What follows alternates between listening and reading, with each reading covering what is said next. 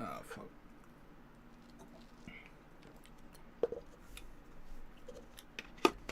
Come on. Send out the...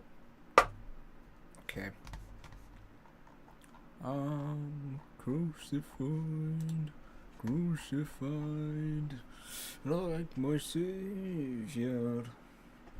No, more like mortified. Well, not really. I mean, I have conflicting opinions. I have conflicting opinions on this. Man, what is this timeline? What is this timeline? Man? This is some ass. This is some cheeks timeline. Bro, imagine going for a debate. Like you're doing a tour for a debate around the US, and on the very first day, in the very first, like, for the event, you get clipped by a motherfucker that apparently has decided, nah, you're too moderate.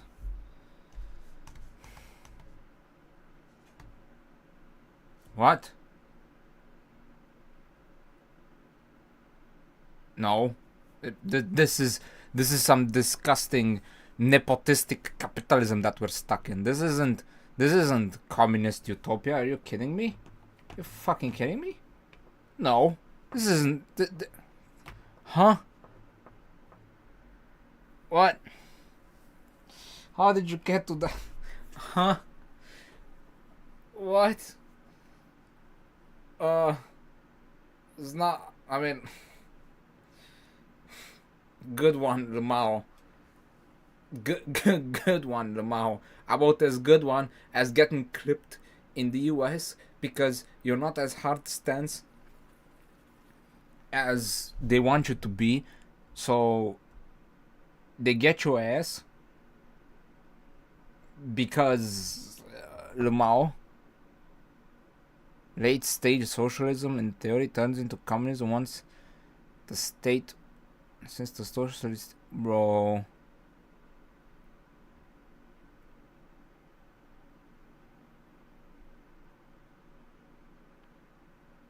It's a meme. It's a meme. It's like, bro. It's first one because I have to play the first one, bro. I have to play. I've never played a single Doom game. Actually, I did, but like it was in 2020, and I don't remember shit.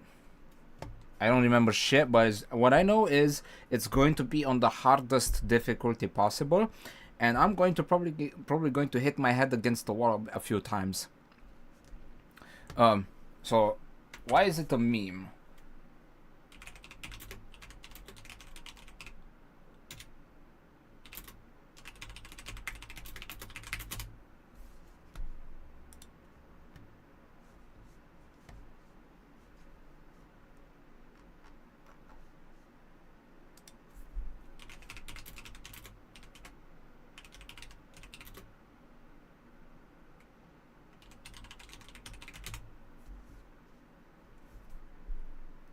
Bro.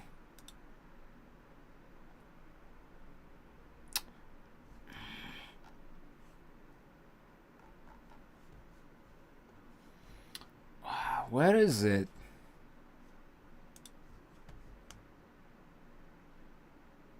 I don't know. Probably.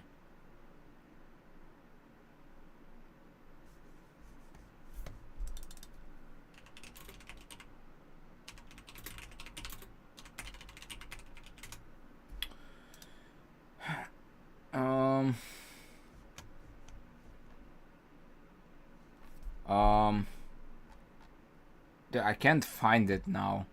There was a meme about a, like, hey fascist catch. It's like a Helldivers 2 meme. I'm not joking. That is an actual Helldivers 2 meme.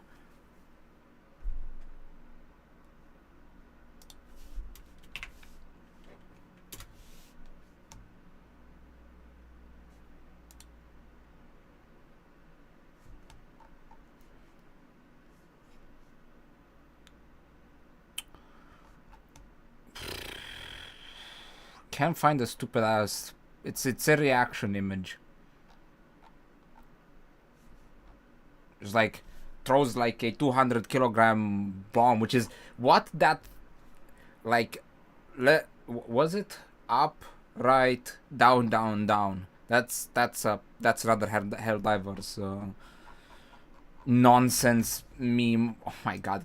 I actually want to check. What does Helldivers 2 view page? Let's see the reviews.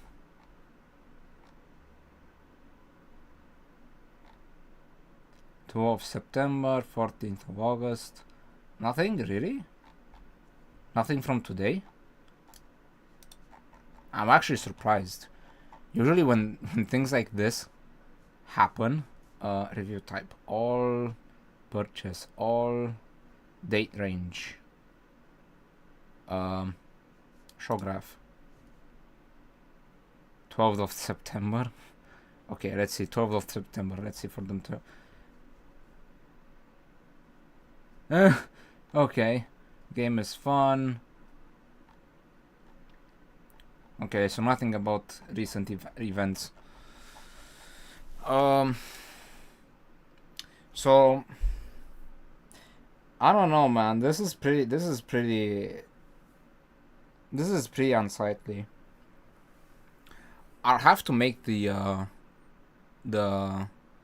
this world is ruled by selfishness, because oh my god, imagine actually shooting a guy because he is not as hard stance as you are on specific topics. This is, if it wasn't a disagreement, it was a disagreement. But how can you get clapped IRL by a bullet that has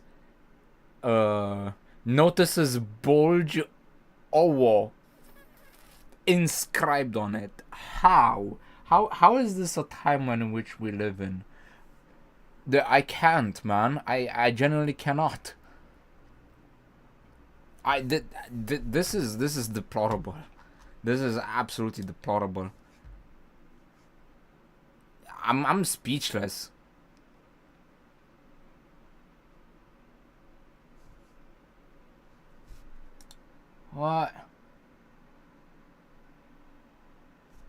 What the error? Your account is being. Oh, yeah, I got debated. Also, this motherfucker Hassan. I'm so through with this guy. This guy is not even a left. I mean, actually, hang on a second. No, Hassan Piker is an actual left-wing person, but he's a tanky left-wing person, bro. He's an authoritarian communist. Like, he is as close as actually, like, not quite as Stalin, because Stalin actually like committed genocide against a bunch of people, but this is as close as you can get to a modern autocrat or like authoritarian communistic tendency person, bro. Hassan's viewpoints are basically Western world bad because imperialism, which is in direct contrast to what I believe in, which is communism, but I want only my version of communism to be the right one, which means that I'm going to pull out the tanks and roll you over if you disagree with my version of perfect society. It's literally a tanky. He is a motherfucking tanky. He should not be called a leftist. I'm gonna be honest. He should not be fucking called a leftist. He's not a leftist. Actually, he's not a left liberal. He is a fucking authoritarian tanky, which is just so happens to have a few left-leaning positions. He only wants his outcomes. In his mind, Israel is not a state. That is what bro thinks. Bro thinks Israel is not a state.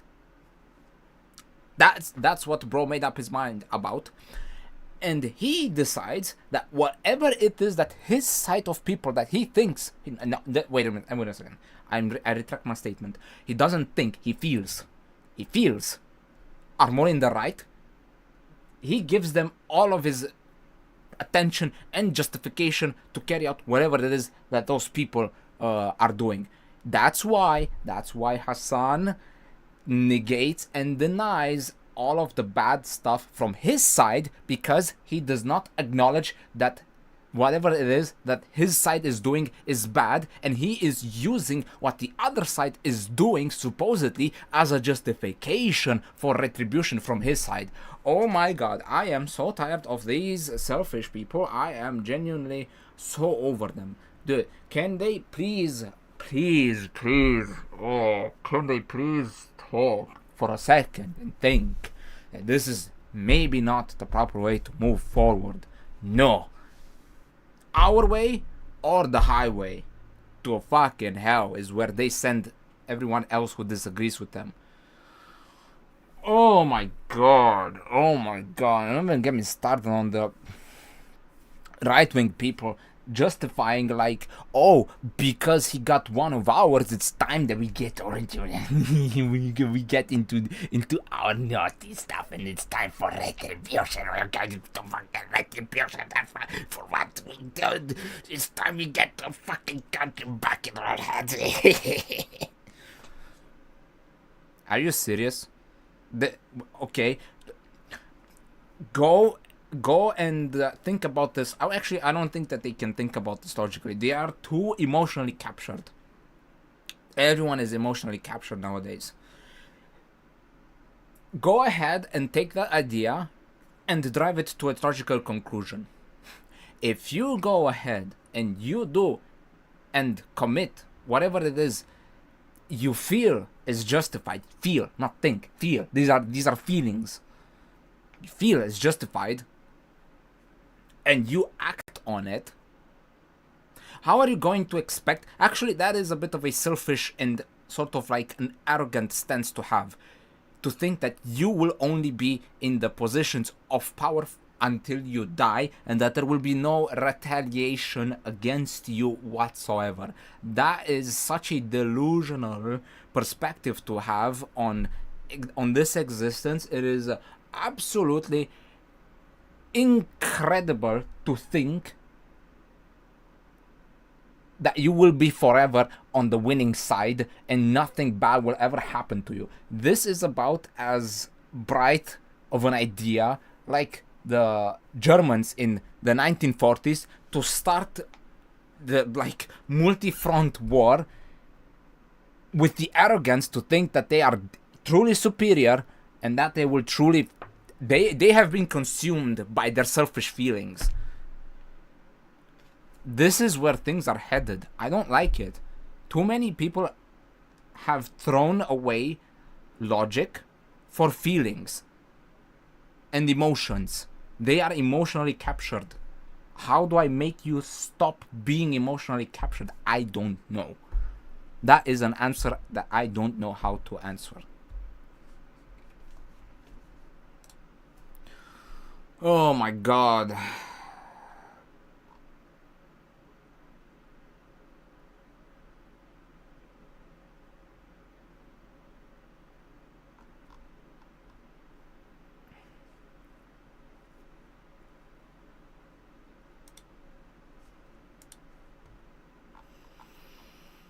Oh, this world is cooked. This world is cooked. Oh my god. Oh, look at this. Oh my god, dude. Oh, look at this motherfucker, man. Okay. So, we got Mr. Tectone over here. Gacha guy. He pulls gacha nonsense. Immediately getting into an argument. with, oh my god, do they all think about Hassan? Dude, this is why Hassan is left where he is, because he is such a good straw man for the right to attack. It is absolutely incredible. Even Destiny, like, but Destiny got actually banned because he makes, as much as he is riddled with personal nonsense, Destiny at the very least, Destiny has the logical capacity to go toe for toe with these motherfuckers that want to pin everything on like a specific side, because they feel they have made up their feelings and their emotions about how they feel about this particular topic, and you cannot convince them otherwise. How can you use logic to convince people to feel in another way when they've already, like, it would mean that you have to invalidate their feelings. That is why we cannot get anywhere in modern discussions, because it's dominated by the fucking animalistic part of the human brain, the feelings, the emotions. My fight is daily with feelings and emotions, because I can't understand my own, but I very clearly can understand others, and I understand their perspectives. This is the same as arguing for something like, I don't know, like, let's take an example. So the right-wing people will retaliate and be even more racist because they see clips and reactions to Charlie's death as being overjoyed, happy, or like whatever, expressing some form of glee for what has happened to that man. They will see that, they will take it, and they will use it as ammunition to justify their racism against them. Their already prejudiced brain, it will feed on the racism that they got thought, experienced. Like, it's many different there's many different parts that like have led them down this path. It is very much a selfish assumption to make that every single one of them is like this, and then they see whatever they see whatever they see on Twitter with the reactions. They take it for granted that the entire group is like that, and then they go and take it and use it as ammunition to justify their racism even further, to push back against what they feel is a reaction to the community, which only then will drive up more of this nonsense. Because then the other side is like, oh, so you will only enforce your racism against us and like whatever. Like, oh my god, man, I genuinely cannot, man. And we're going to end up nowhere's land, because we're going to actually end up in like the cycle of pain and suffering and retribution and revenge, because so you attacked my side because of your preconceived notions, and you've made up your mind because you saw reaction images or like memes being shared about this dude's death, and so you went out and carried assault on this. Then I'm going to attack you back for attacking us first, and then it's like going to be back and forth. I'm so sick of it. I'm genuinely so sick of it. And no one wants to hear like the people that like want to break up these fights, because they already made up their minds. They're not even making up their minds. They've already made up their feelings about a specific thing, and they will act on it, because not acting on it meaning that they are denying their feelings, which I mean, it's like a I don't know why it's such an irritant, but denying someone's emotions aggravates them all that much. Maybe it builds up frustration, anger, whatever. Tectone Tectone, Asmongold, Nuxtaku, Destiny, Hassan, you are all complicit in this if you continue to argue in this way. Like, there was a recent two recent Asmongold videos that have been published recently. I seriously need to get on the business of like making some more talking point videos, because they do much better as like videos than where was it?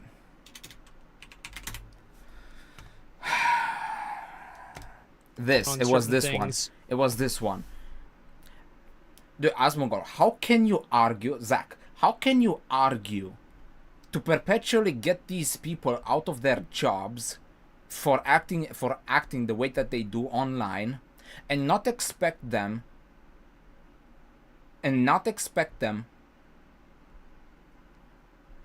to go after you?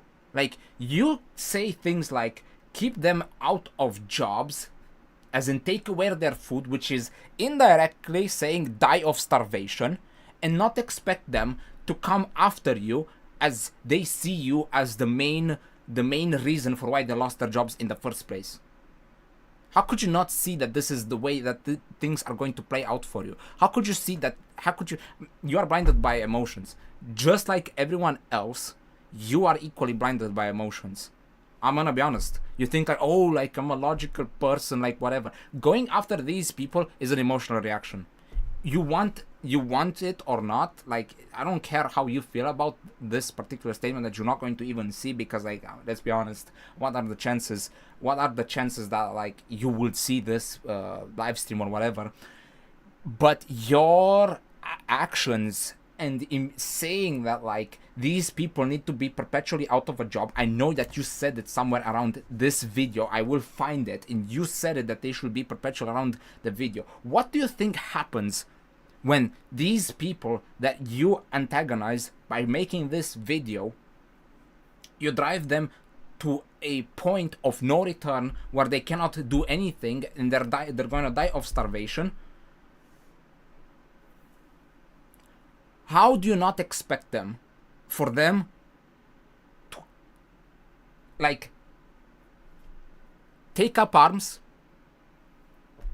and use you as a bullseye target? How could you not expect this outcome?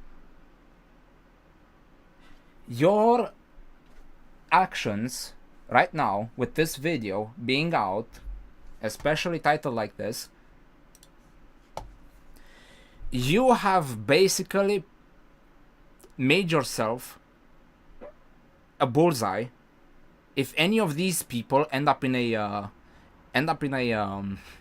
place of no return, like a point where they have nothing else left to lose. You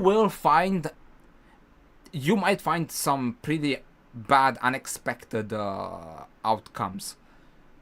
Genuinely, like I genuinely fear the people that have nothing left to lose. The people that have nothing left to lose and act out and lash out at the larger community, at the larger society, like those are the most dangerous people, because those are the people who have literally nothing else left to lose, so they are going to torch the entire fucking town as a final act of retribution. Like, how could you not see this?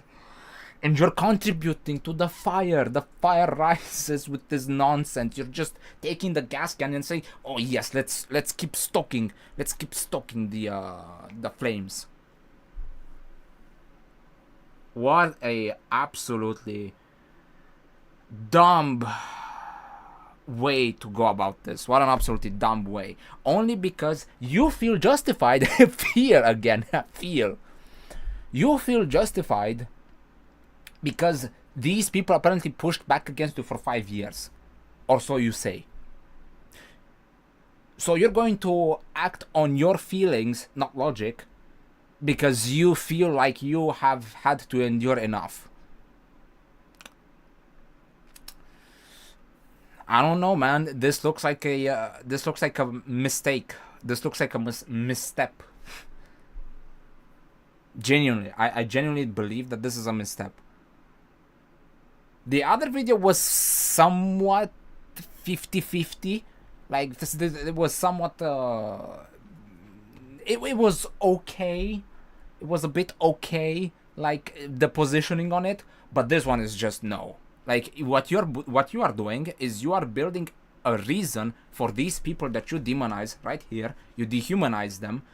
You build yourself a case for them to go after you actively. And if memory serves right, there are places in which you actually got doxxed. So I would be actually careful. I like, listen, man, for your own safety, I would like you to not take these stances. These are popular stances to take, but they're not worth it. You acted on emotion. I don't know if this will end up hurting you in the long run or not. All I can say is that it was a mistake. I genuinely think that this video is a mistake. Let's see, what do the comments... I've actually never read the comments. Like, I said, okay, I watched it as it came out. I said, okay, I'm going to let it simmer. Be safe? Yeah, be safe. Should have not made the video like this, I'm gonna be honest. Should have not said keep them out of their jobs. Because what that means is let them die of starvation. These people will actually resort to violence. They killed the last guy willing to talk to them. Here's another thing I don't like. Willing to talk to them. I take issue with that because what Charlie Kirk was saying, it wasn't just words in a vacuum. Those were words that like ended up emboldening some people to take his words and turn them into action. Like anti-abortion stuff. Like you say, oh, I'm not for abortion. Oh, I am pro-life. I want every single child that is conceived to be born. You say that those are things in a vacuum, but what happens is the people in your group that agree with your statements go out and take protests in front of abortion clinics because of their selfish worldview that they want to impose onto other people. That is the most selfish aspect, and that's where evil starts coming into play. When you want to impose your selfish worldview and how other people should behave according to you, that is evil. That is the definition of evil. When your selfishness actively hampers other people's actions that they want to take willingly for themselves, that do not directly harm you, that is evil. I'm sorry, but it's just evil. That is the part that people ascribe to evil. And your discourse with demonizing black people because they commit more violence or whatever, like your preconceived notions of how black people behave, ended up with more blatant racism that you could see on Twitter. They actually said oh, we're going to start using the N-word now, as if what, you had no prior reason, but now this is the triggering point. What is this? You actually needed a reason for I already knew you wanted an excuse. You wanted an excuse, not a reason. You wanted an excuse to use it. I don't know. All I'm saying is all of those words are not in a vacuum, and there are people that act on them. It's not everyone, but there is enough people that act on it that make other people's lives worse. And that is the part that people do not want to acknowledge because it is selfish. It is selfish. It is absolutely 100% selfish and emotional as well. Because you feel that the world can only be right if insert reason here, and as such use that as leverage and justification to carry out your selfish worldview onto other people. That is evil. That is evil. You hamper others people's freedoms to do things morally gray or disgusting according to you, but do not actually harm you. I'm sorry, but like I cannot agree with that. I actively see people that like want to impose their selfish perspectives on how the world should work onto other people, no matter what. That I just feel like that is evil.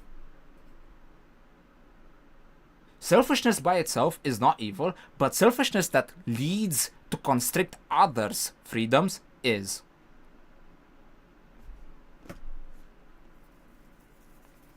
I don't know. I feel like that feel. The accent is on feel. I feel like that is a pretty decent categorization of evil. Like, think about it. Is getting rich evil? Depends. If you only want to get rich to like live out a particular lifestyle without endangering anyone else, like you want to collect cars for like a passion, like specific cars from a collection, I wouldn't call it evil. But if you want to be rich so that you can use it to flex and derive feelings of pride and antagonize those who have less in the end, and you want to boast about it and constrict how they live their lives using your riches, that is evil. Oh well. So yeah, this is going to be a bit. This is going to be a topic of discussion that I'm going to make, and like I have some video ideas that like I cooked up while reading some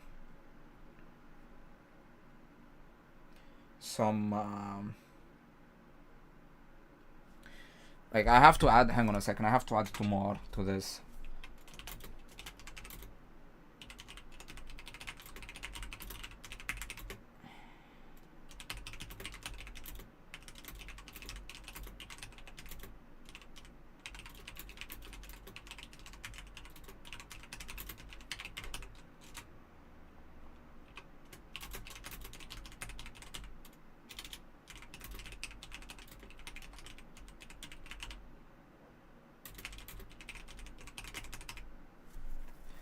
Okay, cool.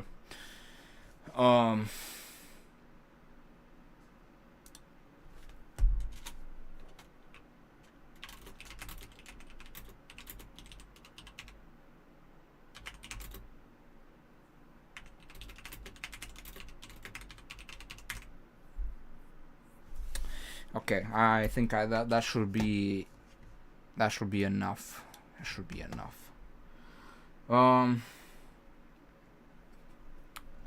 So, I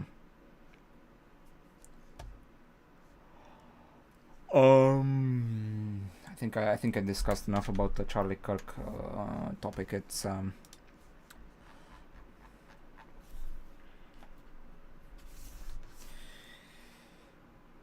it is quite the experience these past 2 days. I don't particularly like the cheering all that much. The cheering, I feel like it will only add more fire, more like gas to the fire, and tensions are already at an all-time high in the US. So I don't know, like it's a bit it's a bit of a touchy subject.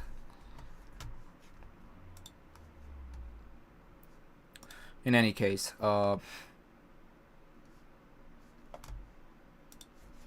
I have actually downloaded it because I wanted to play. No, I don't think I'm gonna watch it today. I'm gonna be honest. I genuinely want to play Doom. Like OG Doom. Not quite OG Doom. 2016 Doom. It's long as fuck. Isn't it like 2 hours, 3 hours? I'm gonna be able to play shit after I watch that.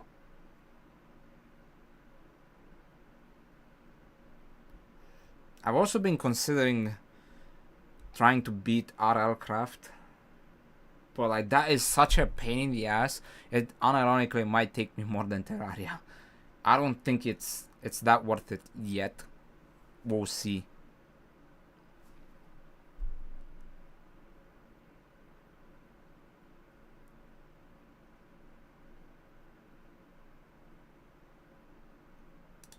I don't know, like,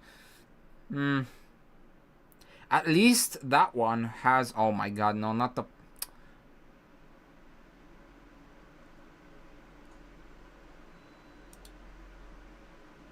It like messed up my.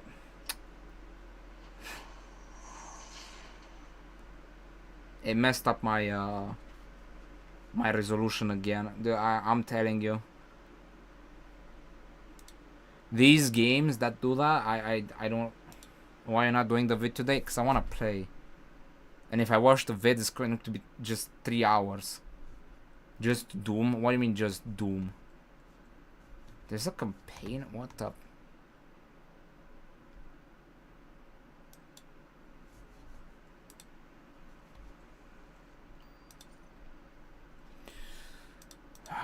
What the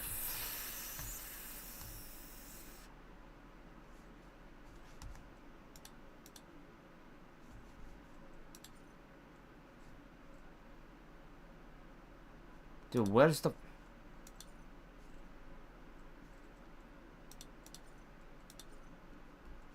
Okay, settings. Any day later, got years to play it.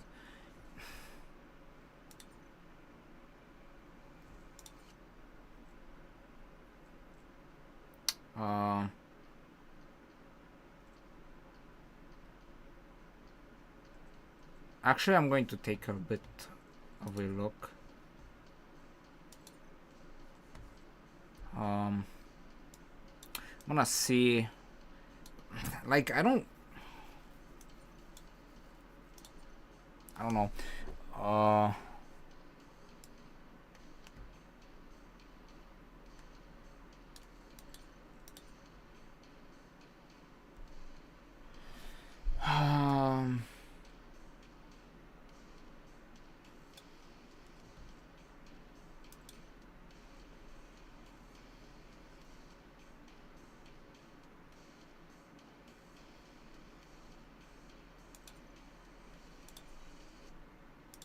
Whatever. I'm gonna. What the fuck?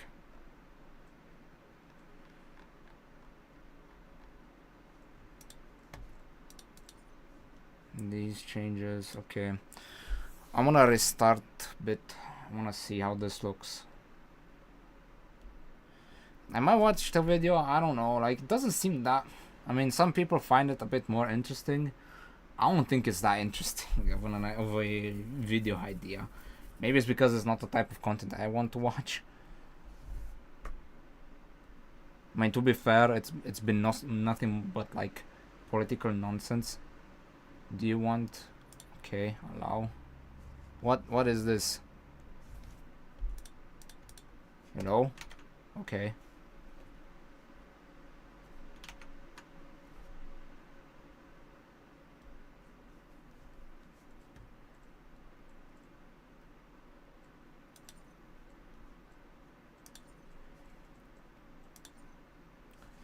Full screen.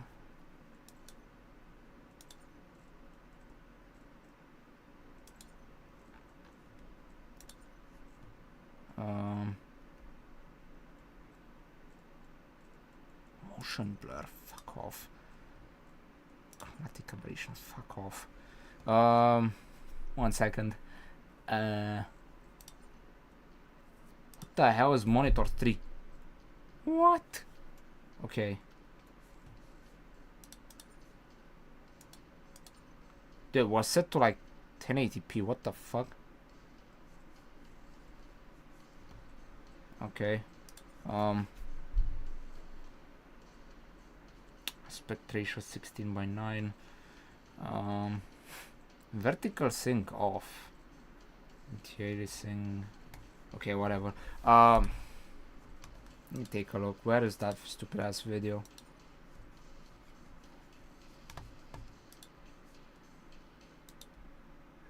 Okay, I tweaked some settings. Should be just what the fuck? I saw 0.0 FPS. 0.0 FPS. Am I still in like React? Yes, I think I'm still in the React nonsense. Okay, well.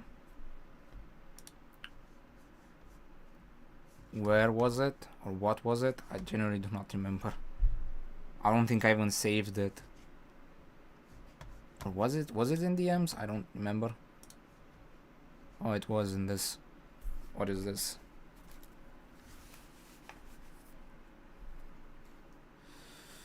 Alright, let's see. What is this? What did you link? Dude, it's 2 hours and like 34 minutes.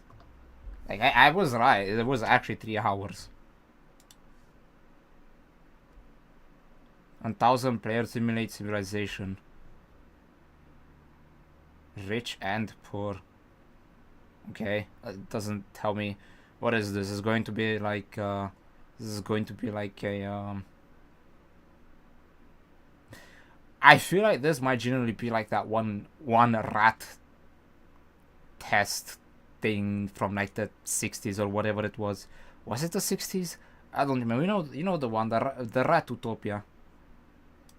In the biggest social experiment in Minecraft history, I scattered 1,000 people across 2 massive islands to... This genuinely feels like a Mr. Beast.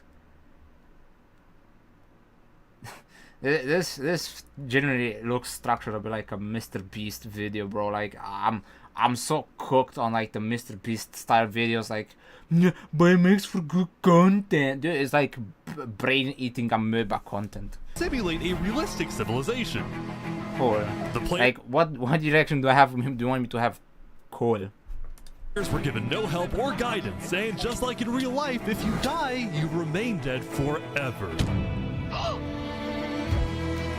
Now each player... Lamau. Bro, seriously? Come on, man. Forever. How you gonna fall like that? That's like, bruh. Like, come on, man.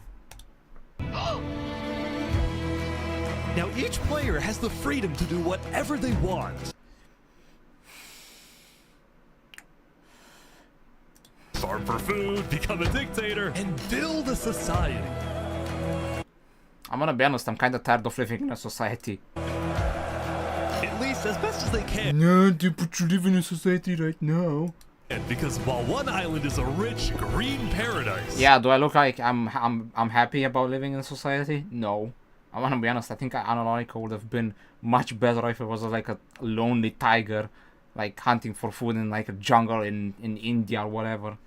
I'm gonna be honest, I probably would have been way happier. The other one... You're kidding me. ...is a barren wasteland. It's up to each player to work with what they've got. Will there be peace between the islands, or will there be war?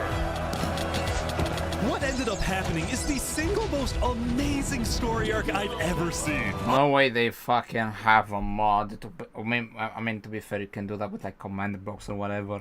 Like pistons, I suppose. But like, what the... All I will say is pick a nation to root for and enjoy the video.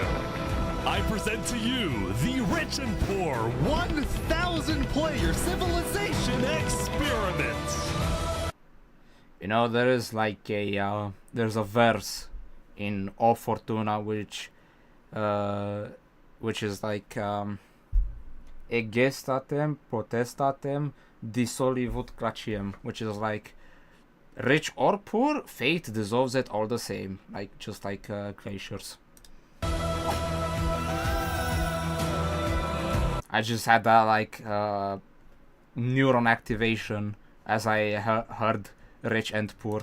Don't forget, if you want to participate in these videos, join my Discord server, and of course, subscribe to my channel. Alright, we got 1,000. Good luck. Oh my god, most.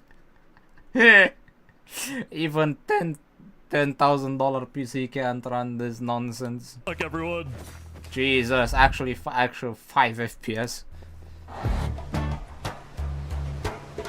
It was the beginning of day 1, and all 1,000 players began to explore their new homes.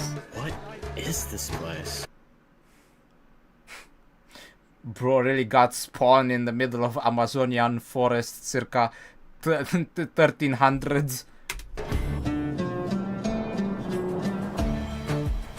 Before the first day, I had made everyone choose randomly between Island 1 and Island 2. And I didn't tell them that one of the islands, the first one, would be a barren wasteland. Hey, you guys having a good time? Dude, this is like asking... Oh my god. This is like asking people in Western Sahara, hey, you guys are having a good time in the dirt huts? I mean...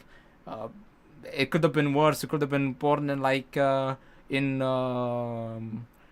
Dominican no, it's not like Dominican Republic. Democratic Republic of the Congo.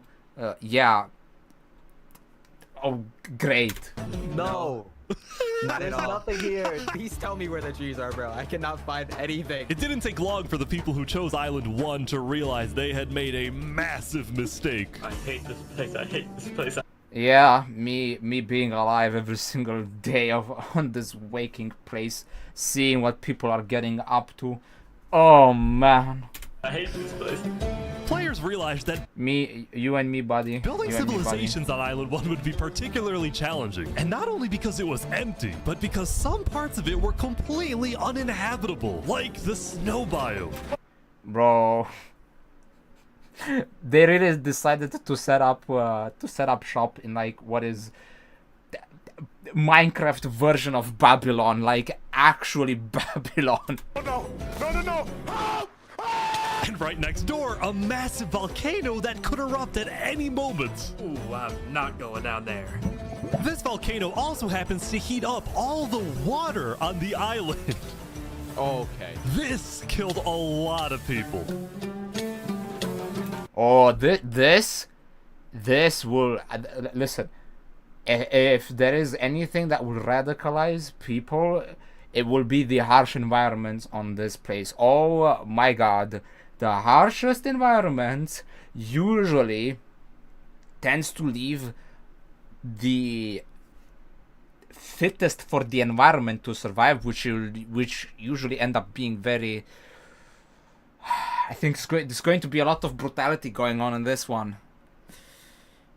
Might lead to conflict if this will inevitably lead to war. If there are unequal conditions, there is one thing that the human mind can do best, and that is to realize and recognize inequalities, and it will immediately seek out to level the playing field, which is usually brutally destroying the side that has been able to like flourish. Oh, this is gonna be not good. Now, to begin building civilizations, the players needed to find a tree. Please tell me where the trees are, bro. Wood is an essential material, and without it, you really can't do anything. Now, luckily for Island 1, there was one tree on the island, and it was pretty big too. But, of course, it was completely surrounded by boiling water. You've got to be kidding me. Meanwhile, let's go over to Island 2. Oh, you can build to it, I guess.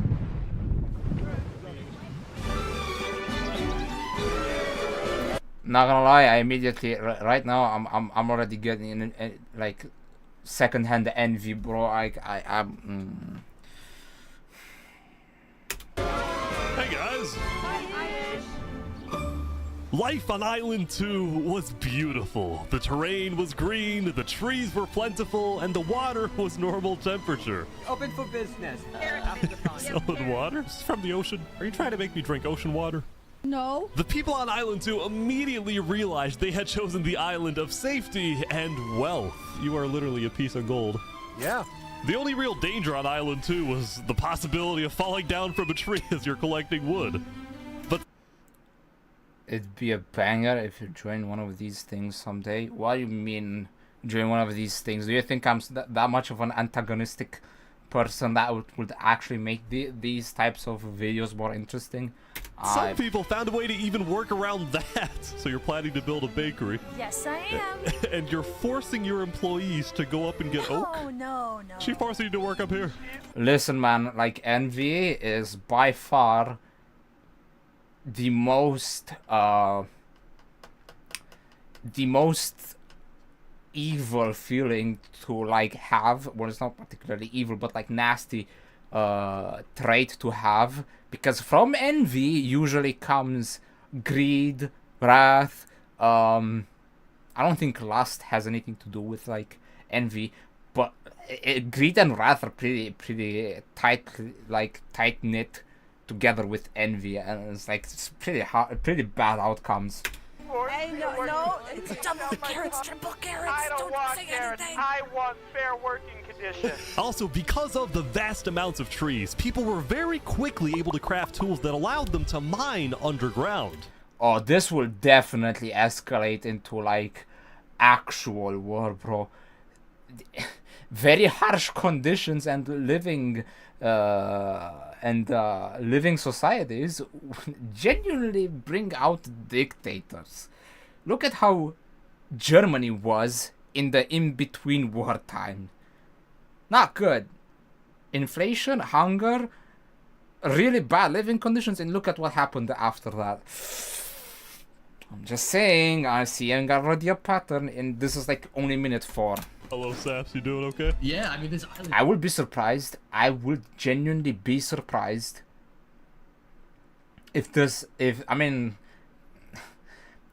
I'm already calling it. This is going to end up in like a war, because what happened? Like, yeah, the Germans got together and like worked whatever to try to improve their living conditions, like like disregard the Versailles Treaty and a bunch of other nonsense. But what happened right afterwards? Revenge happened right afterwards. That's what happened.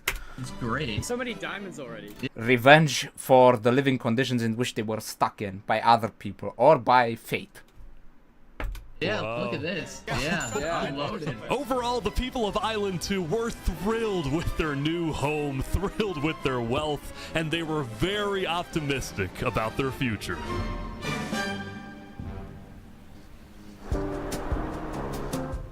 By the end of the first day, players on Island 1 had finally reached the big tree. You realize how high up you are? Oh yeah, no, we're not scared. No? No pain, no gain. Island 1 was still pretty far from having fully fledged civilizations, but there were communities starting to form. For example, this player named Remy the Rats made a small restaurant to feed those who were starving. Remy the Rat, what are you serving them here? It's very popular. Bread? Man, fucking Chuck E. Cheese light in Minecraft. Oh my goodness. And you can... What the frick? Why? I mean, Wait, is this a bread line? yes. Oh no! I also got word that there was a small group of people who had chosen to settle in a weird location. People at the volcano. What type of people would choose to live on a volcano? Hey guys. Usually the same type of people to live in like the Ozarks, Arkansas. I'm not gonna say more than that, okay? That's all I have to say. What the? Hey, how's it going? Welcome to the mafia. Yes, yes, exactly. Golini, and he had recruited about 20 people to join his Italian mafia. His goals were very simple: make friends and get rich. Hold on, can we tell you a little secret? Oh my god, bro, his Mario acting. We found some netherite. Oh, really? Yeah, don't tell anyone though. I fucking... Was that Scooby-Doo? That sounds like a Scooby-Doo laugh. We're trying to keep it between us. We'll check back in with these guys later, but in the meantime, on Island 2, there were actual huge civilizations starting to form. I don't care about power. I don't care about government. I just want to make a nice place for my people to live. Oh, what a socialist utopia. Okay, that sounded really bad. This player named Call Me Cass was the leader of about What a naive perspective. 50 people in a nation she named the Cass Coalition. And a coalition it was of very different types of people, including pirates, bankers, Canadian cartels, bakery owners, and their employees. Want fair working conditions. How much even being paid to work up here? Paid? People are getting paid? Now, later in the day, Island 2 would face its first conflict. Would you look at that exactly like clockwork as I predicted it? Hey, you guys can't be destroying the beach. Who are you? A group of about 20 people were extracting sand from the shore. Oh wait, this is the wrong island. Bruh. I thought he said Island 1. Then I saw like beaches and like what the hell? I don't remember beaches in the Island 1. Right next to the Cass Coalition. Cass was obviously not happy about this, but these people didn't care because they were from a much bigger nation called the Commonwealth. We're actually 5 nations combined into one, so we have strength in numbers. The Commonwealth was a massive civilization that was formed on day 1 when 5 distinct groups were close enough to each other that they just decided to come together and unify under one nation. As a result, the Commonwealth had a government with 5 leaders at the top and over 150 citizens. We're going to turn this mountain into our city currently. Ah, okay. The Commonwealth leaders were very ambitious and wanted to make the Commonwealth the most beautiful, the most respected, the most powerful nation on Going down the right wing path. Island 2, even if it came at the expense of others. Overall, by the end of the day, Island 2 was much further ahead than Island 1, as would you expect anything else? expected. But let's see what happens in the following day. And then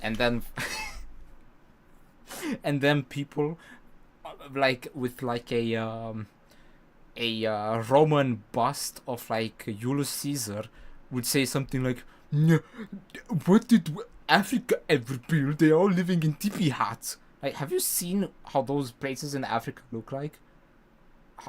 How could you expect anything else to develop out of a place that looks like that? As barren fucking wasteland with no water inside for kilometers on end. What did you expect, brother? And then they use that as like a sort of like to project their racism. Yeah. As players logged back in the next day, nobody was expecting that the beginning of day 2 would end up having one of the most consequential moments of the entire event. The volcano erupts. GG. Revy the Rats was running his restaurant when he received a visit from a player named Spood. Does anyone... Knight, I need food, I'm dying. Yo, Spood. Well, yeah. I do have food. You're private, but I need worry. food. Oh, it's the mafia. God, I'm too kind. I care about everyone else before myself. It's such a problem. Now, this player, Spood, was a rising leader on Island 1. He was known for always giving away his own food. But some people started to suspect that Spood's supposed generosity was merely a method to gain popularity, to further his political ambition. Oh my god, not the... Oh my goodness. Yo, what's up? What's Adriana Robles? No, it's not the... It's no. I recognize this strat. It's the same one used by politicians to get them voted. They're going with like bread baskets and olives, like not olives, like olive oil and bunch of other goods, and like vote for me, haha. And then you're going to keep receiving such gifts. They never end up receiving such gifts again. They only wanted to be voted. Oh my god. Classic. A classic. That is until... Oh! Oh my god. Oh my. He was trying to assassinate Spoon. Oh boy. No, I'm not gonna make that joke. I'm not gonna make that joke. Spoon had survived an assassination attempt, which brought him exactly the attention. Oh my god. Do not tell me that this is a Butler, Pennsylvania moment in Minecraft. Come on, man. I mean, this isn't just like recent. Like, many people politically have been trying to be assassinated, but my god, bro. He needed to cement himself as a legend on Island 1. People were drawn to him, and on day 2, Spoon used this leverage to establish an empire named Westhelm.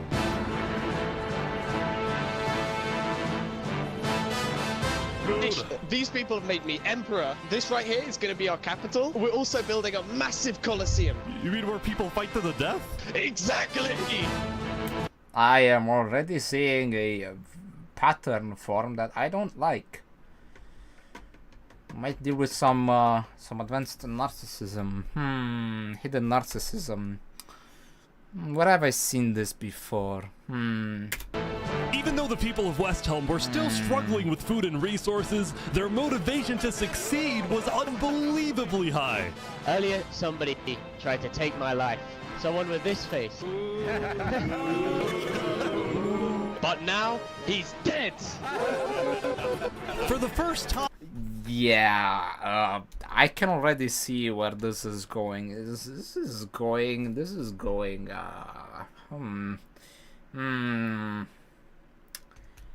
I've seen this before. It seemed like the people of Island 1 had hope. The Ballad of Emperor Spoon. Nearly killed by some dude. Oh my god, the proximity thingy bugging out because there's too many people cheating.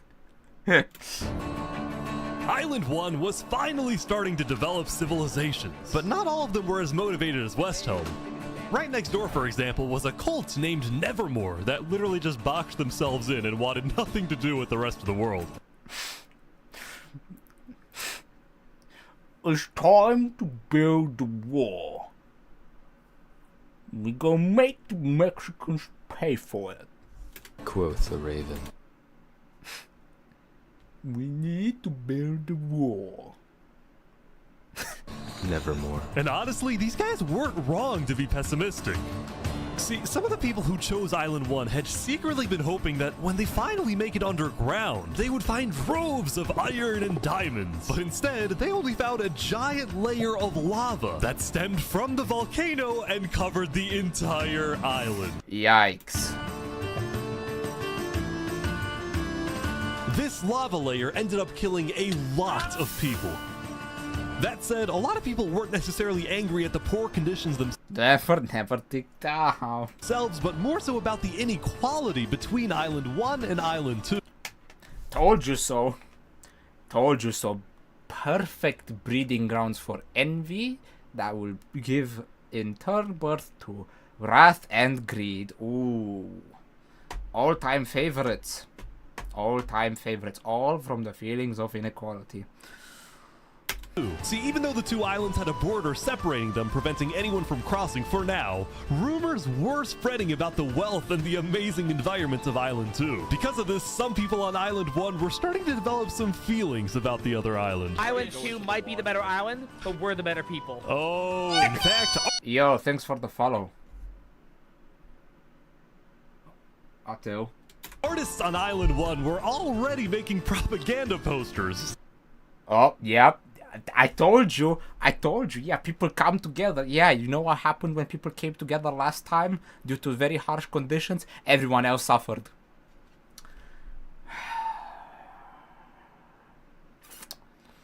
Tale as old as time. Some of which were rather concerning, including a few creations by our... Oh boy. Yeah. Oh.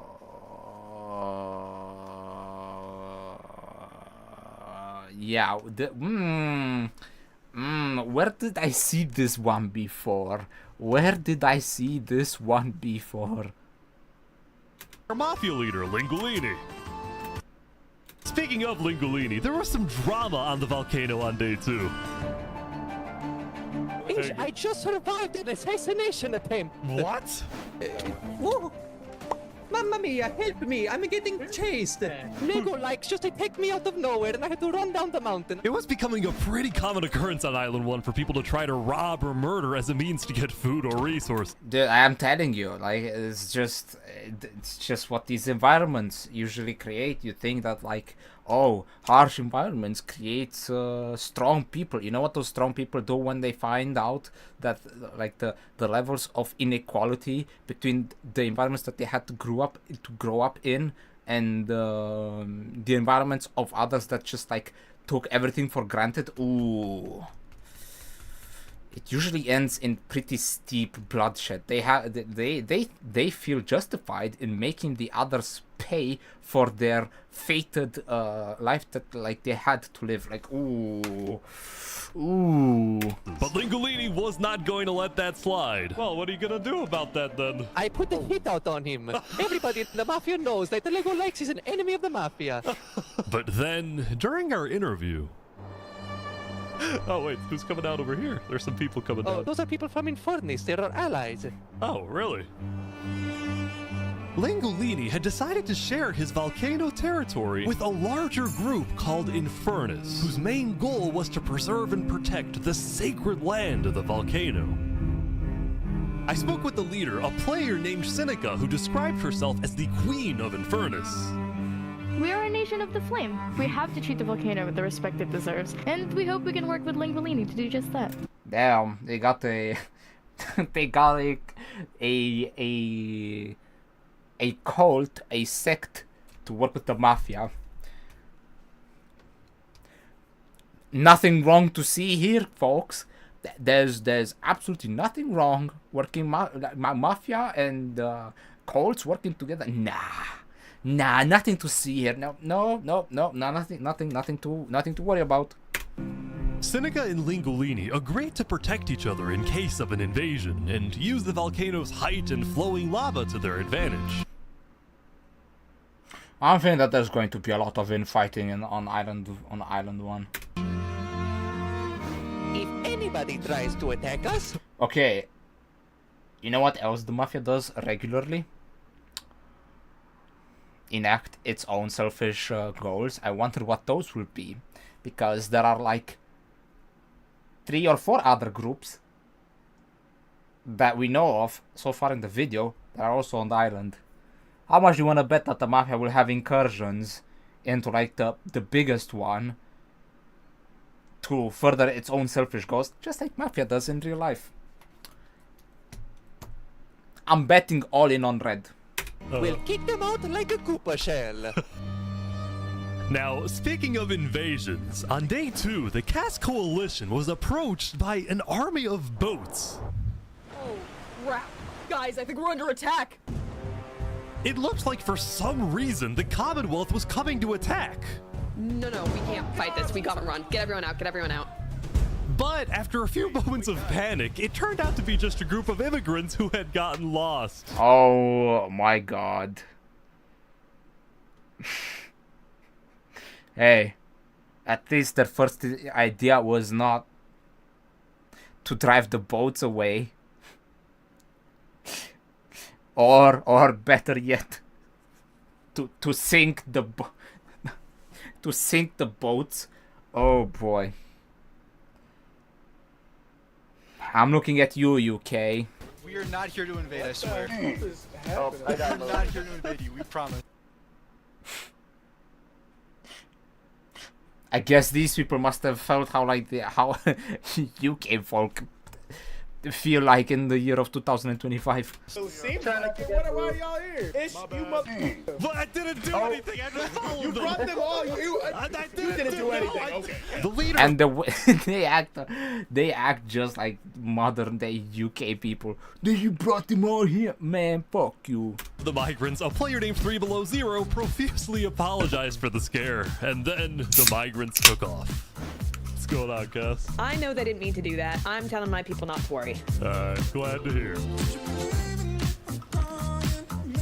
Now, on day 2, players had finally realized that Island 2 was not technically an island at all, but an archipelago or chain of islands. Yeah. The northern island was an optimal place to settle with open fields, trees, and wildlife. So naturally it had the biggest civilizations, including the Commonwealth, the Caste Coalition, and a huge kingdom named Tricolor ruled by a What the fuck, Romania? monarch named Jofil. The red stands for the underground. Damn, close. Close. If this was replaced with yellow, it would have been actual Romania, bro. The green for plains, and the blue for the coast. The center island, meanwhile, had pink cherry blossom trees and was the home of a small nation called Barbie Land. What is this? Life in plastic? Oh god. It's fantastic. Okay. And lastly, the southern island was big, but also extremely dense, flooded with jungles and swamps. As a result, nobody really wanted to stay there, although I did find one person. Saps, what is this? Can't you tell? This is my vacation home. How's this a vacation home? They rich US people in the Vietnam War be like. Oh, I don't see any lawn chairs or furniture. There's no roof. Hold your horses there, cowboy. It's not done yet. Saps was one of the few players who chose not to join any civilizations because he didn't want to get dragged into politics and drama. Ooh, actual centrist, non-involved. Based. Still, he made lots of friends across Island 2, his best friend Flux actually being the second in command of the migrant group. Speaking of, 3 Below Zero and the migrants had finally reached their destination all the way up north. Now, other than accidentally invading, reached their destination all the way up north. Now, other than accidentally invading the Caste Coalition, these guys seemed pretty insignificant. But little did people know, this new civilization was about to change the entire world. Why? Because oh no, it's because they were migrants and they were always on the boat. They would be the first ones to head out to the first island and make first contact and bring back the news, bro. Am I watching Columbus head out to like India, but like in Minecraft and it's not the 1500s? What is this? We are blessed to live where we live, and we intend to use it for good. We are enlightened. We are the light. Oh no, it's devolving to a cult. We cooked. Are Luminara. The migrants had decided to call their civilization Luminara. What are those chests on the oh my god, okay, I genuinely did not think of. They saw themselves as the light of Island 2, the innovators, the inventors. See, what is this? This is, I swear, if there's like a furnace in the middle of this thing, it's like, what? The reason 3 Below Zero had chosen this specific location to settle, well, it wasn't by accident. After the first day, 3 Below Zero had used content and propaganda released by the people of Island. What? Excuse me? Play that again? I need to hear that again. Well, it wasn't by accident. After the first day, 3 Below Zero had used content and propaganda released by the people of Island 1 to estimate the location of the other island. Oh no, like I was right. They're trying to have a Columbus. We are making it to India. Meanwhile, what they actually, oh my god. What they're going to find out is not pleasant. They will think, oh no, oh no, oh no. They will think that they can bring some peace with like prosperity to the barren wasteland of Island 1. But what's going to happen is like, oh, you were given all of these riches and like you are giving them to us. First of all, how dare you choose the place that is more more wealthy and throw it away on towards us, and then they're going to get wrathful. Oh.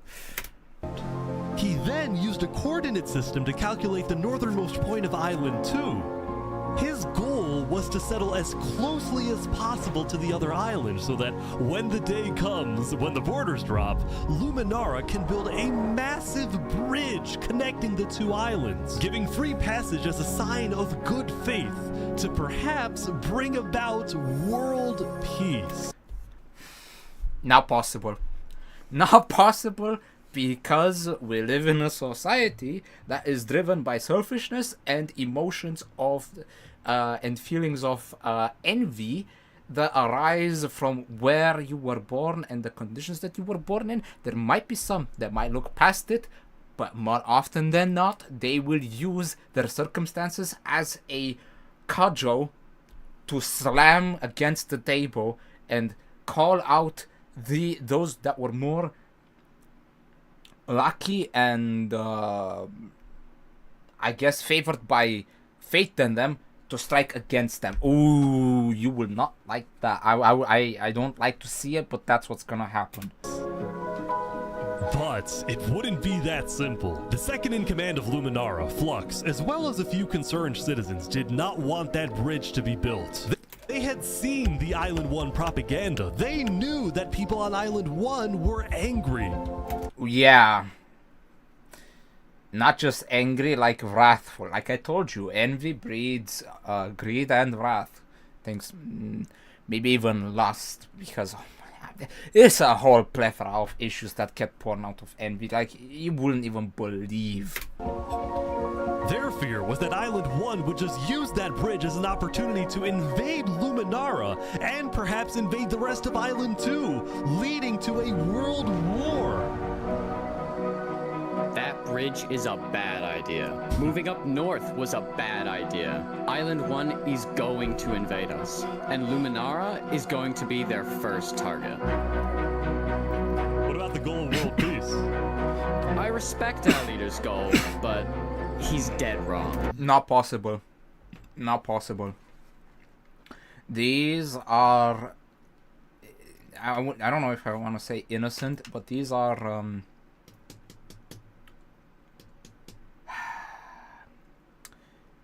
It's not innocent. Naive.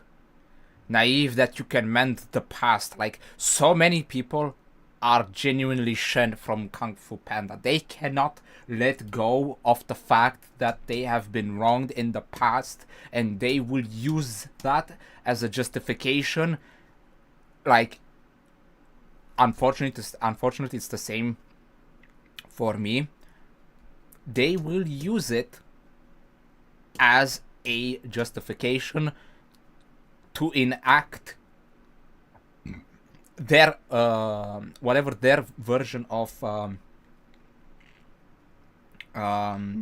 equality is, which is like, I was forced to live in misery, now you shall too. It's not enough for them to prosper. No, they have to make the other side feel how it is to be miserable. Ooh, this will be. Mark my words. That is exactly what's going to happen in this video. Like, I know people too well. We shouldn't be trying to befriend our enemies. The way we're going to achieve world peace is by uniting Island 2 against Island 1. What if 3 Below Zero says it is? Actually, it's neither of these two options. Like, you have to genuinely appeal to their emotions if you want to see any sort of fruit come to bear. How though? Well, wouldn't it be nice to know it? Because if I would know it, I would have solved world peace by now. No. What if they finish the bridge? Okay. Well, then at least they'll know I tried to warn them when Island 1 comes and kills us all.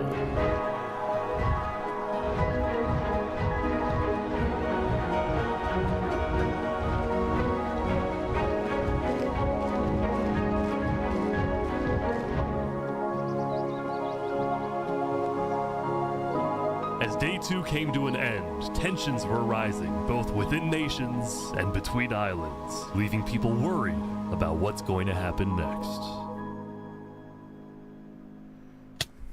Ooh, that's pretty rough. That is pretty rough. Back on Island 1, I was watching a small group of pirates who called themselves Al Karasina. Al Karasina, my friend. We're the baddest pirates around. Now, oh my god, no. Dude, Al Karasina? Really? A name that is very closely, I mean, it's not related in any way, but like resembles Al Qaeda. Like, come on. if you look closely, there was a person of interest hanging around with the pirates. Lego likes just to take me out of nowhere and I had to run down the mountain. Well, what are you gonna do about that then? I put the hit out on him. So to be clear, Lego Likes had a bounty on his head, and he was hanging around pirates. You could probably guess how this ends. Yo, Lego Zanga's here. So is this is everything you guys got, huh? Not much.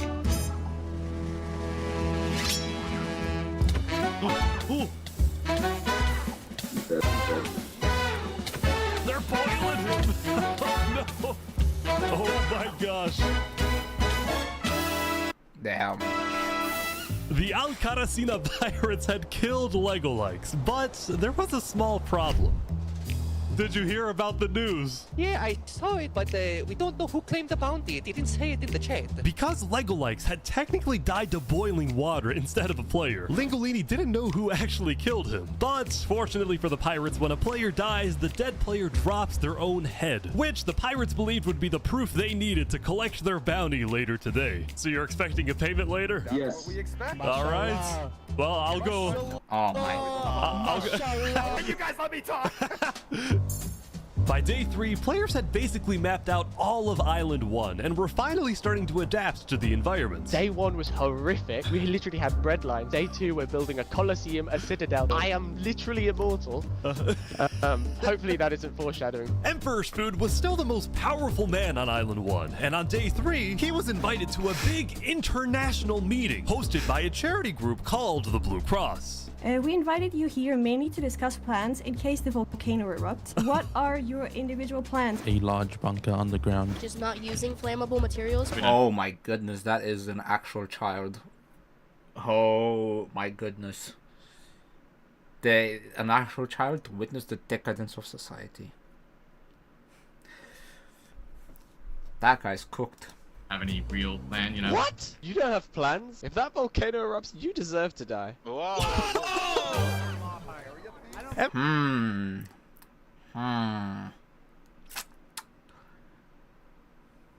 Looks like this island is a bunch of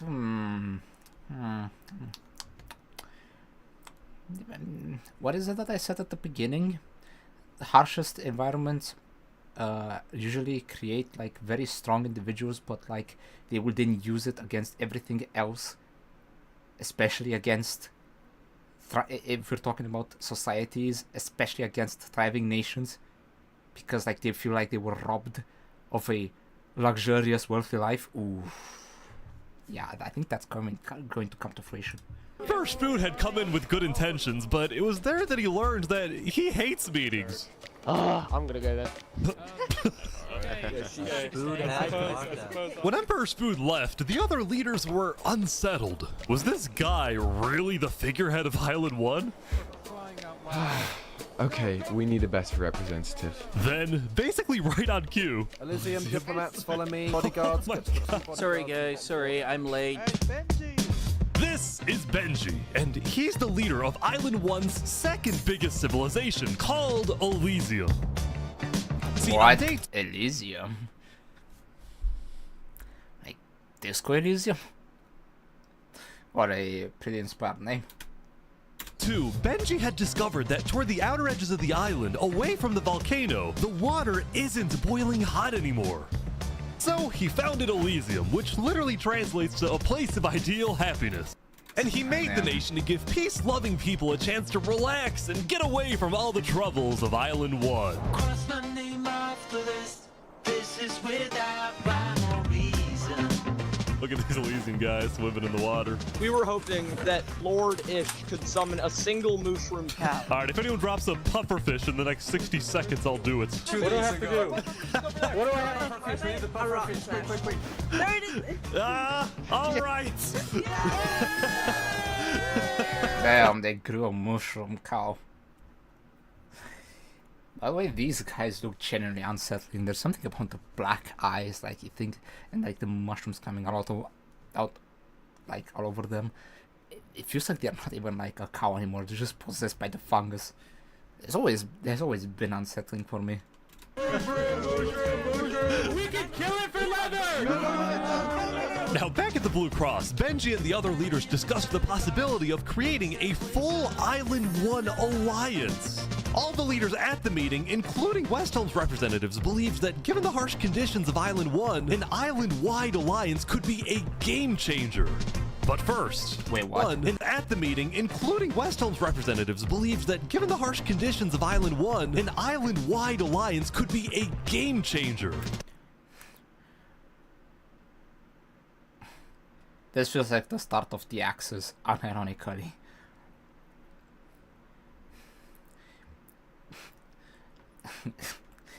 Italy, Germany, Japan,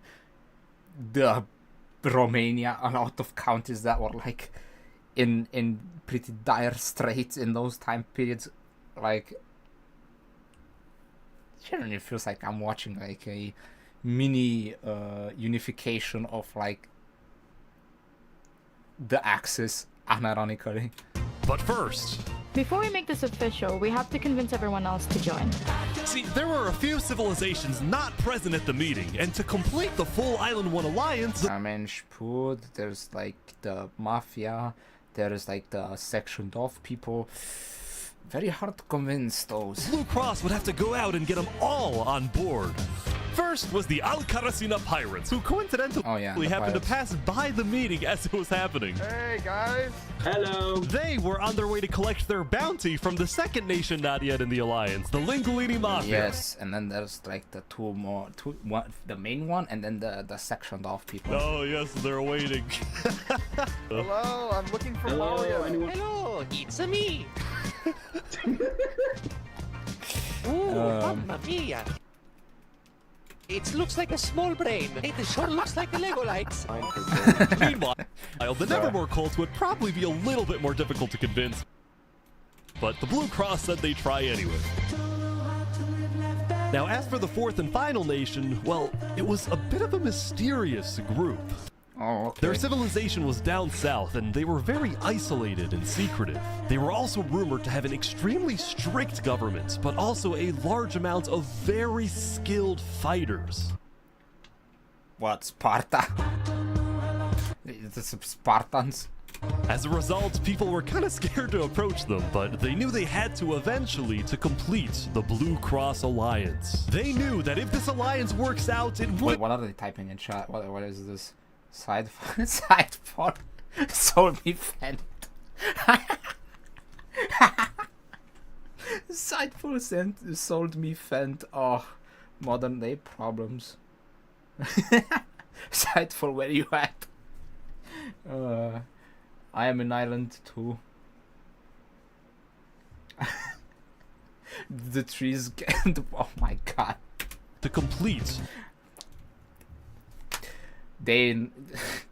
Actually, I have nothing else to say. The Blue Cross Alliance. They knew that if this alliance works out, it wouldn't matter that they all lived on the poor island. All of a sudden, out of nowhere, the most powerful force in the world would become Island 1. This is giving. This really is giving remilitarizing the Rhineland vibes. Genuinely. At first, Island 1 was supposed to lose, but now they were on the verge of turning their lives around completely. Wait, hang on a second. Where did they find diamonds? Didn't they say that like diamonds were scarce? What?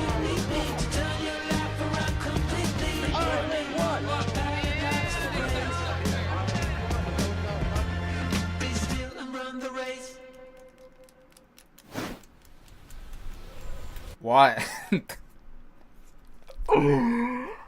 Oh no.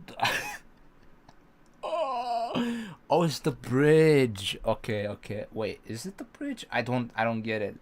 This is giving me this is giving me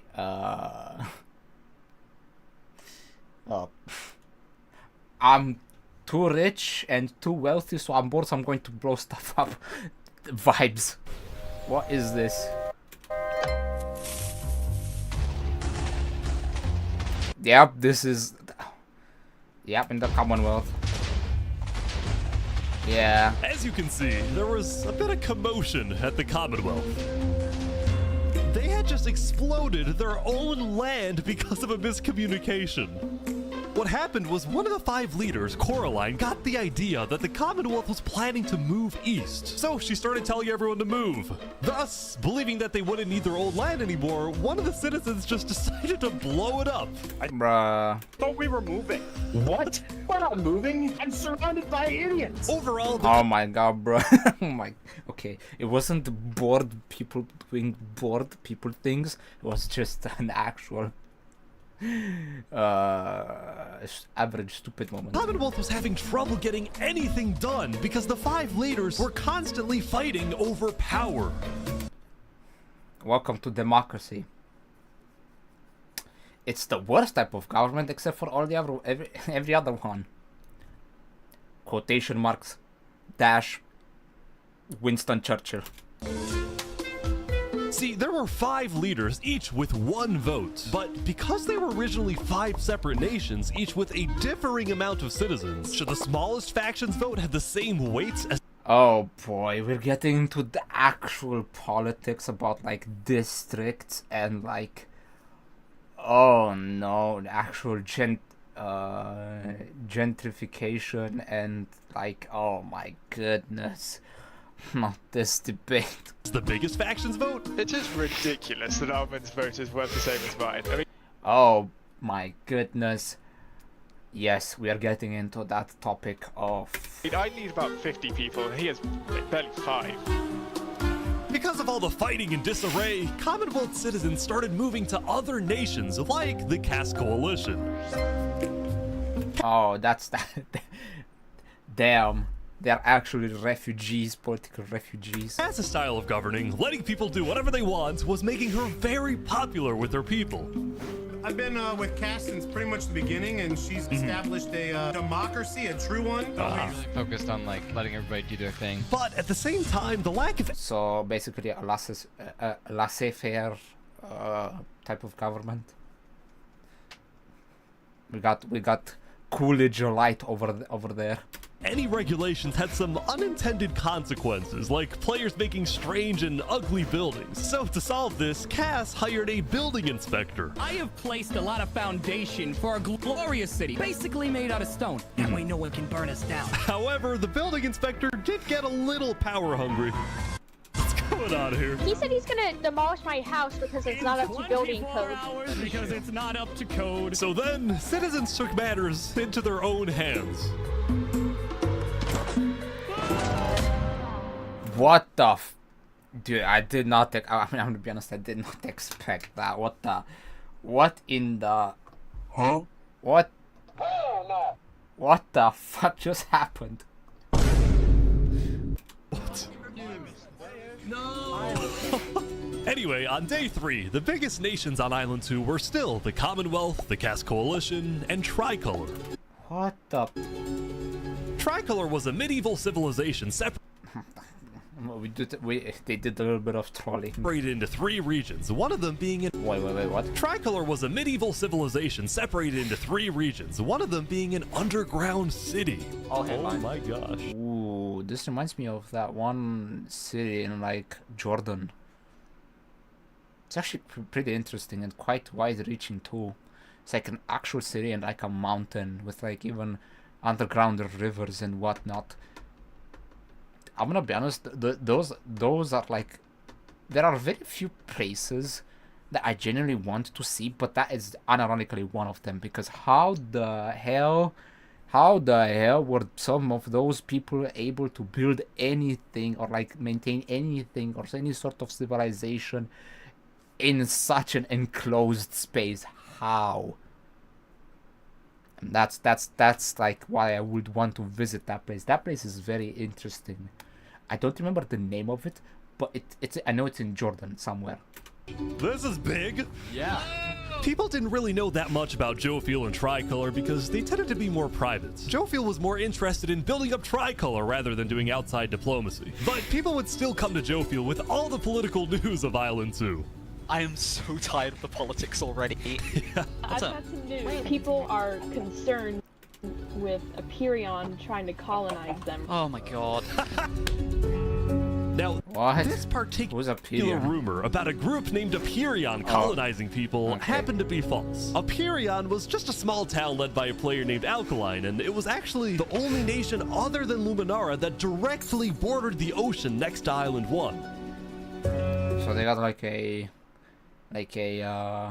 Rotterdam outpost type situation going on. Okay. That said, the rumor that Island 1 was uniting was true, which got some people worried, especially the two border states. So Jofiel invited over all the major leaders and diplomats of Island 2 for an emergency meeting. The only leader who declined was 3 Below Zero because he was busy building the Luminara Bridge. So he sent in his place his second in command, Flux.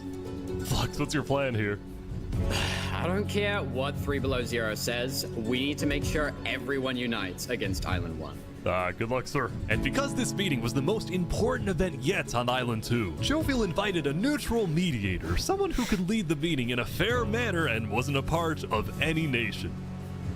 Saps, where are you going? Wait, what? Jofiel invited a neutral mediator, someone who could lead the meeting in a fair manner and... Dude, no way that they... Bro... They actually invited the neutral stance. Damn.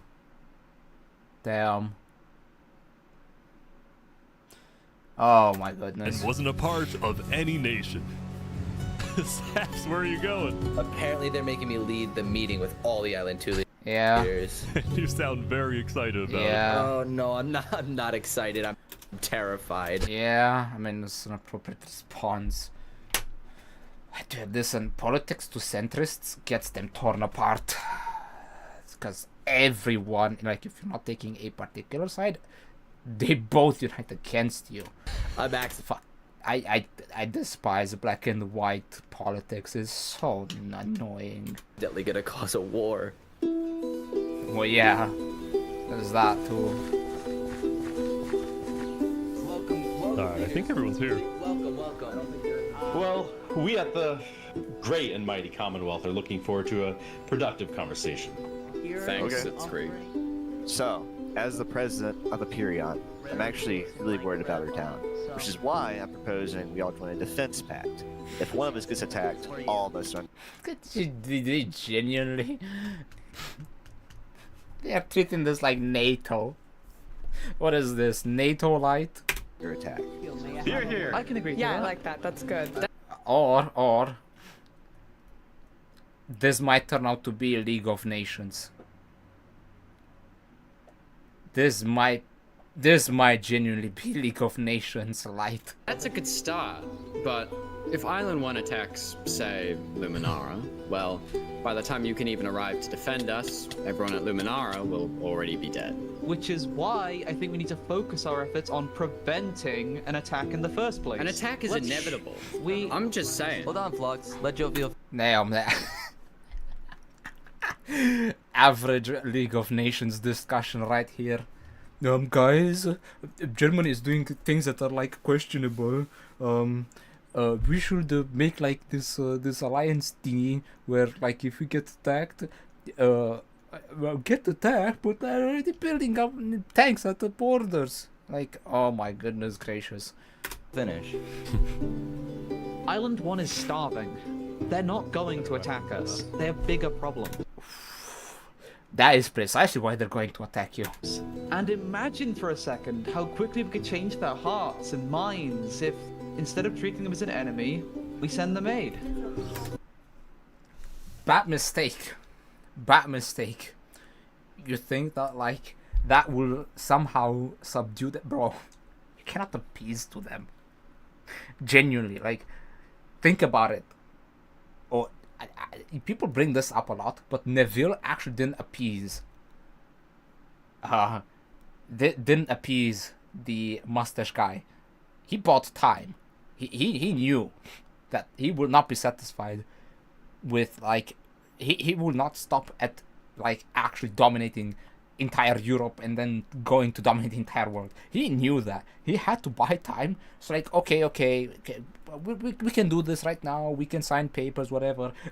So please don't invade Europe, Mr. Adolf. Yes, please. Thank you. He still invaded. However, the same cannot be said about Putin. Oh my God, you cannot appeal to those people because they want the entire world. They are entitled to the world, and they will use their past trauma as justification for why they deserve it. Don't ask how I know. I think Joe feels right. We do the defense pact, but we also send aid to Island 1. Basically, we're ready for an attack, but we try our best to prevent it. Yeah, that's it's. Hey, you try first. See, this is diplomacy right here. First, you try to mediate and like try to soften your adversary. Not like to try to attack them first, although some people might get that idea. But first, you try First you try diplomacy. If diplomacy doesn't work, well, at least you try, then you can prepare for like the opposite of peace. I'm on board with that. I can agree to that. The Commonwealth agrees. Guys, no, this is ridiculous. Island 1 is literally making propaganda saying death to Island 2. They're jealous that we live in a paradise. No, it's not jealousy. Jealousy is okay. Jealousy and envy are two separate things. The people always mix them up. Envy is when you don't have something that you want from someone else. Jealousy is when you already have, but you want, but you want to defend it. Like, for example, a girlfriend. You are jealous of a guy with like pecs or like whatever it is that you're jealous of because your girlfriend likes those people more, but she still loves you. That is jealousy. When you don't have a girlfriend and you see someone else with a girlfriend and you want that particular person to be your girlfriend, that is envy. And they're gonna invade us no matter what. And you wanna send aid to them? Guess what? They're gonna take whatever you send them. Food, armor. Not enough. They'll say not enough. It's not enough. You live in paradise or you live in this hellhole? Not enough. You need to pay in blood. That's what they say. Weapons, and they're gonna use all of that against us. He might have a point. Hold on. Island 1 isn't evil. They're not savages. They just need help. You cannot be this naive. Well, there's a guy under the table. There's a guy under the table. Everyone is super on edge. They're worried about traps. Guys. What the? Bro, they sent a spy. What is this? They sent the traitor of Sparta into this meeting. Island 1 is united. They have hundreds of people all aligned in the same goal, to kill us and take our resources. If they decide to attack any single one of our nations, it'll be easy. All they'll need to do is walk ahead, which is why we need to either merge all of our nations. Right now, we all choose a spot and combine into one civilization. Either that, or we attack Island 1 first. Whoa, are you crazy? Watch, this is ridiculous. What's crazy, Joe Feel, is you leading all of us to our death. Oh my God. You have to listen We can't to me. do that. If we don't do this, it's the end of Island 2. Flex, We can't do that. That's crazy. What is happening? Yeah, that's kind of right. He's kind of right. We can't fight. Let's just vote. All in favor of Flux's plan to treat Island 1 as an enemy, say aye. Aye.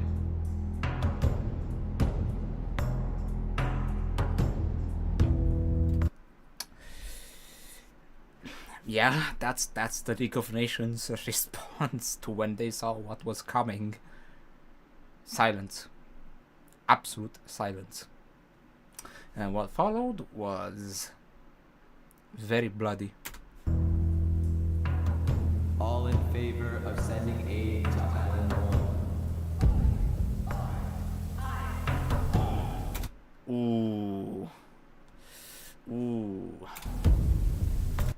Yeah, I'm gonna be honest. I would just pack my. I would do what they did at Dunkirk. All right, it's time to hold. It's time to get out of here. It's time to get the hell out of here, man. We can't. Nope.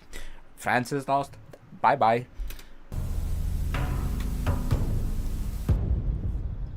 Ooh. This is how you get doomsday preppers, actually. Wait, how many were lost? How many did they lose? From 428 to 416, and the other guys from 493 to 484. Okay. Meanwhile, at West Helm, I ran into something interesting.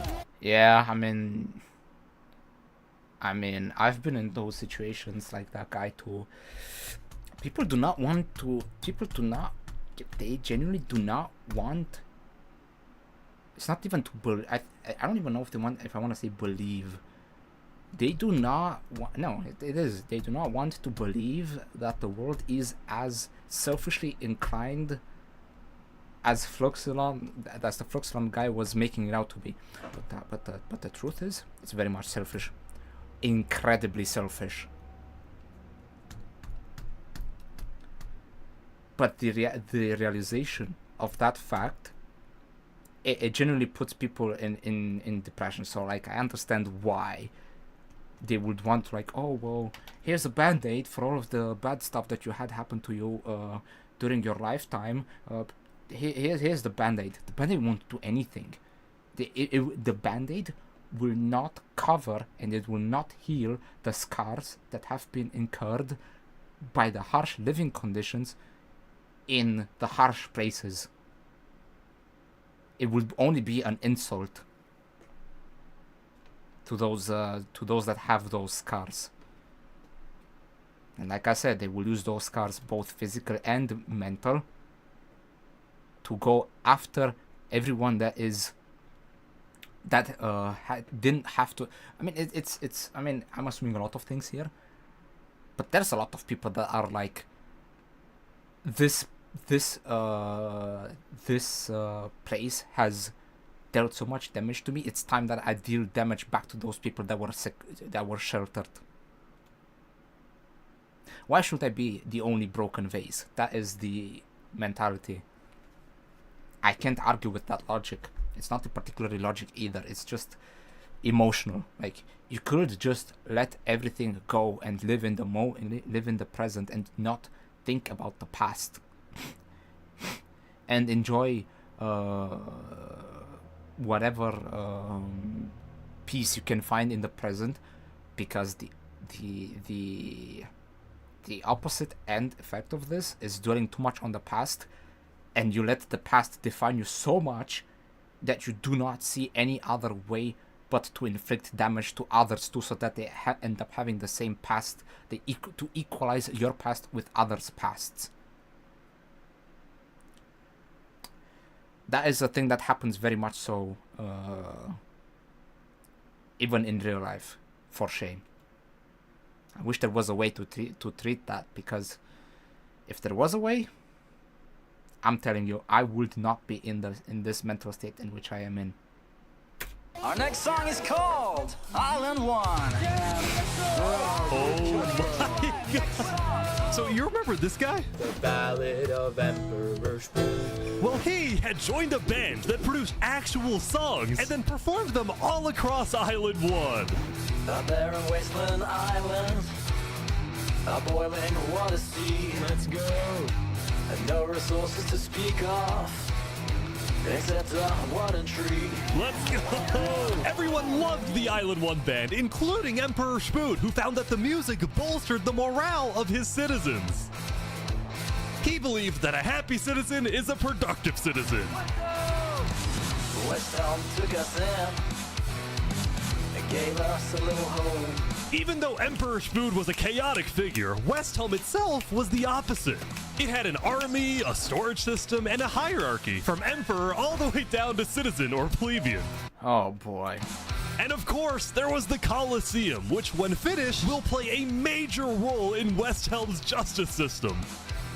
That said, Emperor Spood was not happy when he heard that yesterday, Benji and the other leaders had been talking poorly about him. Okay, we need a best representative. Our final goal is to put Benji Button in here. No, that is a joke. That is a joke. You don't want Benji to die, do you? Well, I mean... Benji and the other leaders were concerned that Emperor Spood is unstable and may one day try to take over the entire island. And their concerns only grew when Spood was caught listening to Napoleon on Spotify. What? But they also... What do you mean listening to Napoleon on Spotify? Like the movie? Knew that if Island 2 were to ever attack, they needed Spood on their side, so they didn't know what to do. Island 1, well, here we are. I just want to say, thank you, Spood, for all your support. You're welcome. I'm the best. Glory to West Helm. Dude, you're giving the narcissist. Oh no, you're feeding the narcissist. Oh oh. Big problem. Big problem.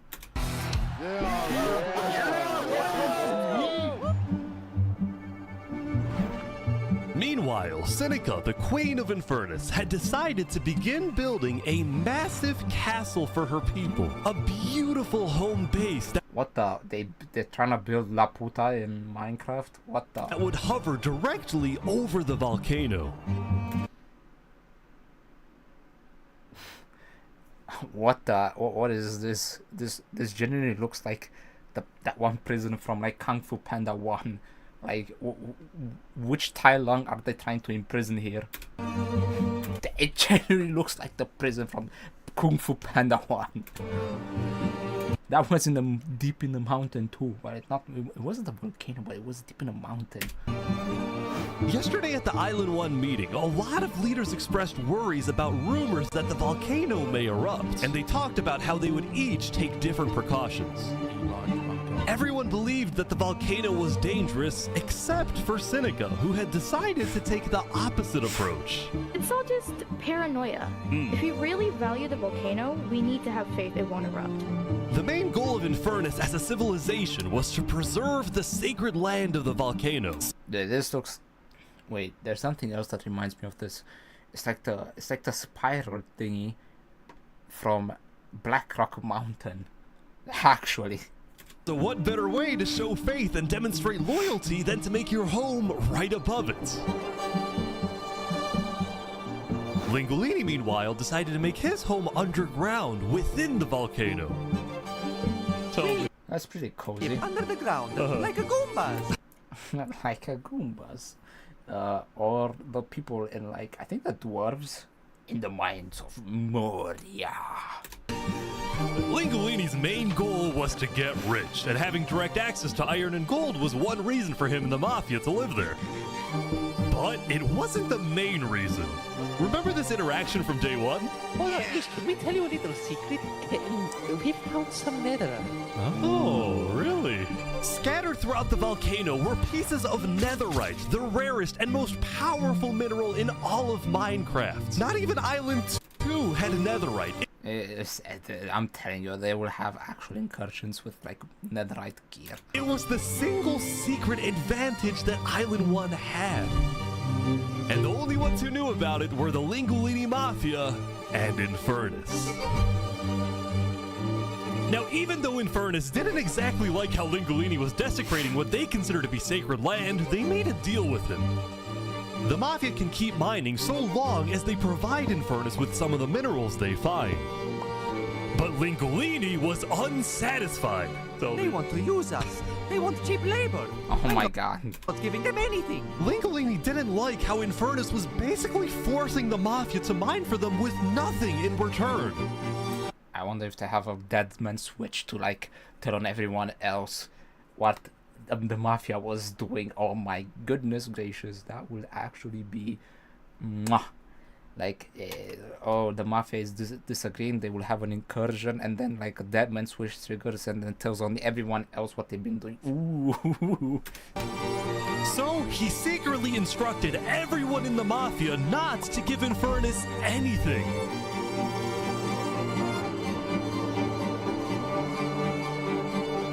Lingolini's hope was that Infernus never asks for those minerals and forgets about the deal entirely.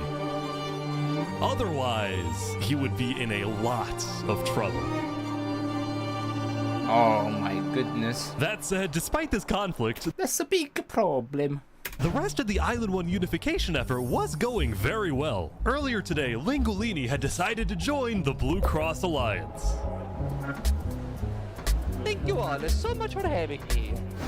The Alcaracina pirates were also eager to join, and surprisingly, so was Nevermore. There was only one holdout. Yeah. This mysterious civilization was called the Covenant, and it was ruled by a dictator named Turntap. How are you elected exactly? By a vote of the people or the vote of yourself? Elected? Turntap wasn't sure about joining the Island 1 Alliance because the people of the Covenant were generally skeptical of outsiders. They only took pride in their own nation, especially in their army, which was composed of really good PvPers who weren't above using torture to get their way. Are they drowning this guy? He's gonna die. Now, I felt a little bad for this player, so I threatened the Covenant. Covenant uses water torture. I'm reporting this to Sidefall News. No, don't go to Sidefall. So I went to the local news reporter. Sidefall, I have a story for you. I just caught the Covenant waterboarding one of their own people. Oh. Well, I'm paid off by them, so I don't really care. What? Dude, it's free money. You know what? It's called a business for a reason. It's not for profit, okay? Sidefall ran a news business with questionable ethics. He was also known for making up fake... Wait, I need to see this. Sidefall ran a news business. What the... Sidefall... Oh my goodness gracious. Sidefall News. The Covenant, oh my goodness. Dude, they went in on this. Mattel, have you ever wanted to pursue your dream career? Do you want to be the writer of your own destiny? You can accomplish anything with Mattel. There is a group based on the idea of making dream a reality. Our goal is to show players that if they work hard and believe in themselves, they can make their own story. Do you want to be a therapist, a beekeeper, a beach enthusiast, or just stay girl boss? Okay. Your aspirations have no limit, and our group here is to help support you in your dream however we can. I mean, it seems like a pretty nice people. No scurvy. Valley of Wheat. What are politics? Strict Valley of Wheat member. The chat has 2.5 armor. Okay, what for the bountiful harvest today? Labor during the whole day. Hasn't socialized outside his commune. 3 days. 3 messages in the ish Discord. Valley of Wheat. Average Christy 2708. Interacting with stream during peak gaming moment right here. The Blue Cross. I want you for... Okay, oh, it's not... Is it Uncle Tom? I don't think it's Uncle Tom. You know what I'm talking about. Uncle Sam, that's one. Okay. This is Uncle Tom. got bootleg Uncle Sam over here. Just with questionable ethics. He was also known for making up fake stories, writing things like "the lava is." Yeah. Sidefall selling Fent. Yeah. Rising just to sell more papers. That said, earlier today he had made a legitimate discovery that could devastate the entire island. Island 1 had a lot of known dangers, from the lava layer to the boiling water to the powdered snow. But there was one last danger that nobody knew about until now. Oh boy. Oh boy, it's the Wardens. Oh no. It's the Warden zone.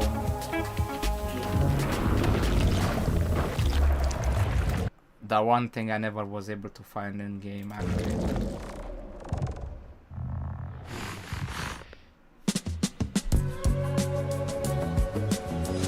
Meanwhile, the people of Island 2 had spent the day building their civilizations and having a good time. Yesterday, their leaders had votations. What is it, bro? These guys don't know anything to do but like sell drugs. Like, look at this. And having a good time. As some sugarcane dealer. why are they treating this like some drug, man?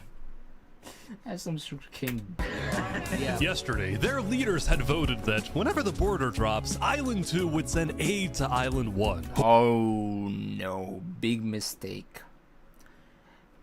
You won't get anything out of appeasing. They will find out. They will find out. Hoping this gesture would lead to peace. But not everyone agreed with this approach. The end of Island 2. Ooh.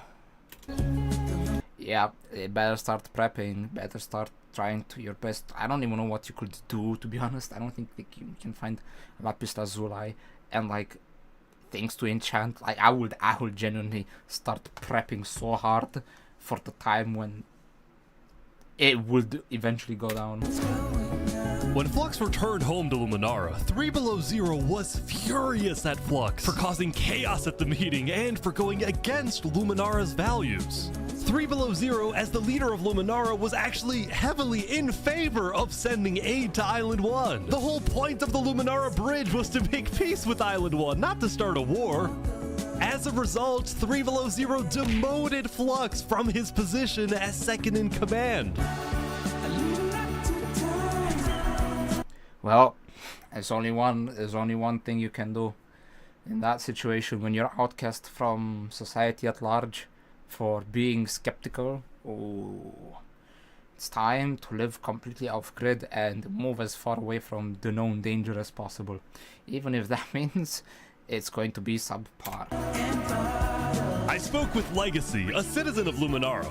Yeah, Flux has been gone all day. People here don't really like him anymore. Flux and his crew had spent the day building a secret bunker under the ocean. Yep. It's for them to I like when I'm being right. hide if Island 1 attacks. And then Flux spent the rest of the day helping his best friend, Saps, finish building his home. Despite all the chaos, Saps still reached out to me after I was demoted. Mr. Mediator, what a good friend. Flux over here can be a little unpredictable, but he's my friend, and I know he genuinely wants the best for us. Even though Flux was much more ambitious than Saps, these two had become very good friends. So many diamonds already. Yeah, Wow. look at this. Yeah. Unloaded. But just as day 4 was about to come to a peaceful end, something happened that would change the course of Island 2 forever. Uh-oh, it's time for... Is it time for the border to drop? US in circa 3 years.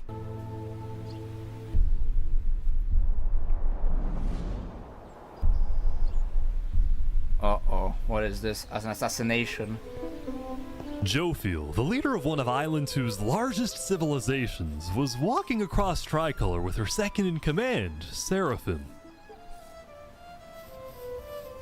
An assassination, bro. Oh no.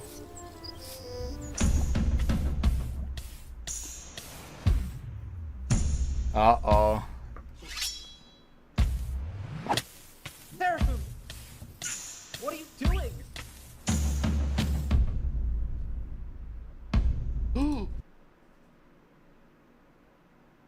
Oh my god, that is... Oh, Trouble in Paradise, Trouble in Paradise. That is cool. The fact that, like, it tells you that it was, like... Why, though? Why? Why do they say a message was burnt to a crisp while fighting? Why? Because he died, the last tick of damage was by fire. I'm confused. That actually kind of... I like it when the tensions are, like, left, because, like, who did it? Who could have done it like that? That builds, like... Man. What? No way. The second-in-command of Tricolor had just killed their own leader. And Bro. Immediately, all of Island 2 went on lockdown. What? Wait, what? Everyone was confused about what caused this to happen. They killed Jofiel. Why? After Seraphim fled, Tricolor was in complete disarray. That's our leader. Back at Saps' place, Flux told Saps it might be a good idea for him to call an emergency meeting with all the leaders. Oh my god, the guy who's not involved in politics and nonsense gets fucking... Oh my goodness gracious. So, dude, like... for the sake of the island, Saps agreed to host a meeting tomorrow. But for now, he and many others headed to Tricolor to help them restore order.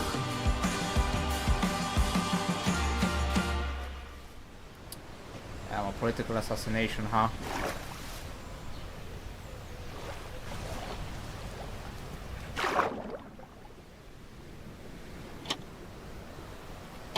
Bro, what an inside job. He got actually JFK'd. Now, Island 2 wasn't the only place that would face tragedy. Oh, what? The leader of the Al-Karasina Pirates, Noble Bucket, died very suddenly. Alright, they sent me the footage of what happened. Oh no. He doesn't know the lava layer's there. Oh! No. I think I'm dead. I think I'm dead. I think I'm... GG. Actually GG. Oh my god. He cooked himself to a crisp. He turned himself into KFC. With world leaders dying left and right, the media had plenty to report on. The most trusted news company was from Elysium, called Daybreak Media. We're number one because we actually report the truth, unlike that bozo Sidefall. And later into day 5, the news would get even crazier. For purposes of unity, the Covenant had finally decided to join the Blue Cross Alliance, thus successfully uniting the entirety of Island 1. But right away, the strength of this alliance would be tested. Strength of the entirety of Island 1. But right away, the strength of this alliance would be tested. By what? Earlier, a citizen of Infernus had accidentally told someone outside of Infernus that there was netherite in the volcano. And this news spread all across the island. Oh boy. Well, Mafia was going bust. This was a disaster for Infernus and the Linguolini Mafia, who had been trying to keep the existence of netherites to themselves. Immediately after hearing about the netherite, the Covenant sent a mining expedition into the volcano without telling Infernus. And lo and behold, they confirmed there was netherite. It's cooked. Oh, it's cooked.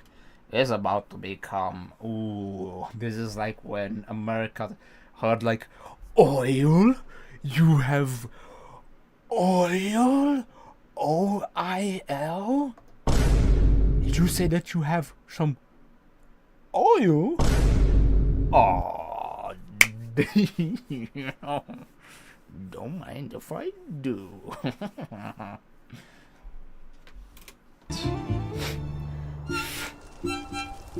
Oh, it's cooked. Because the Covenant had a scary reputation and a ruthless army, Queen Seneca of Infernus felt it was in her best interest to allow the Covenant to mine. But when other nations like Westhelm started asking if they too could mine in the volcano, Seneca said no. People are saying we're being selfish.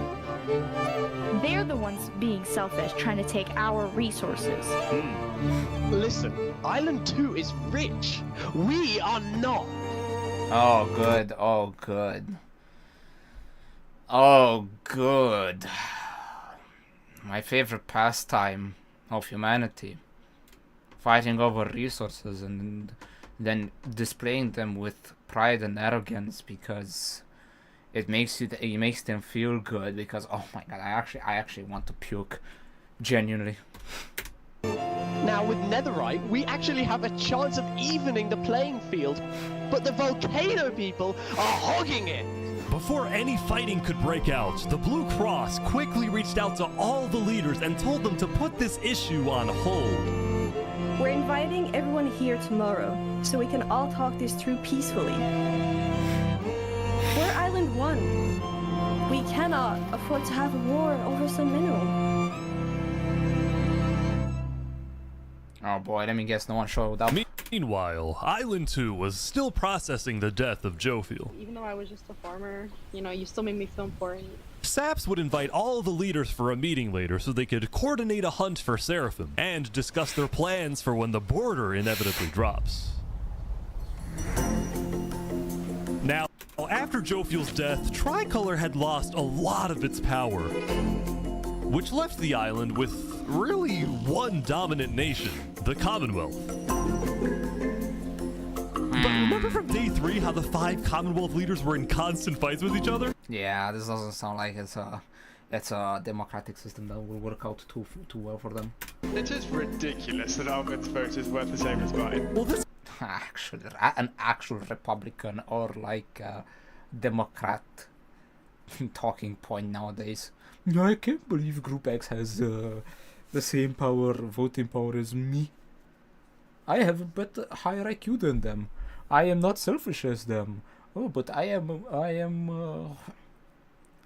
honoring the traditions more than them. Oh my God! Just please talk.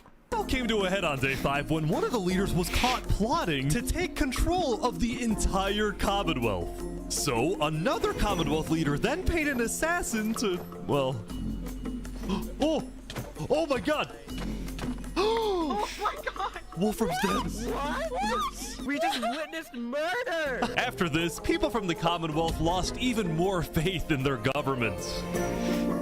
This Commonwealth citizen went to the Cass Coalition to complain to Cass directly. I got information that there might be netherite on the other island. My leadership said, quote, netherite is useless. Netherite is, of course, not useless. I think that's a foolish statement. As the Commonwealth erupted, the Cass Coalition thrived.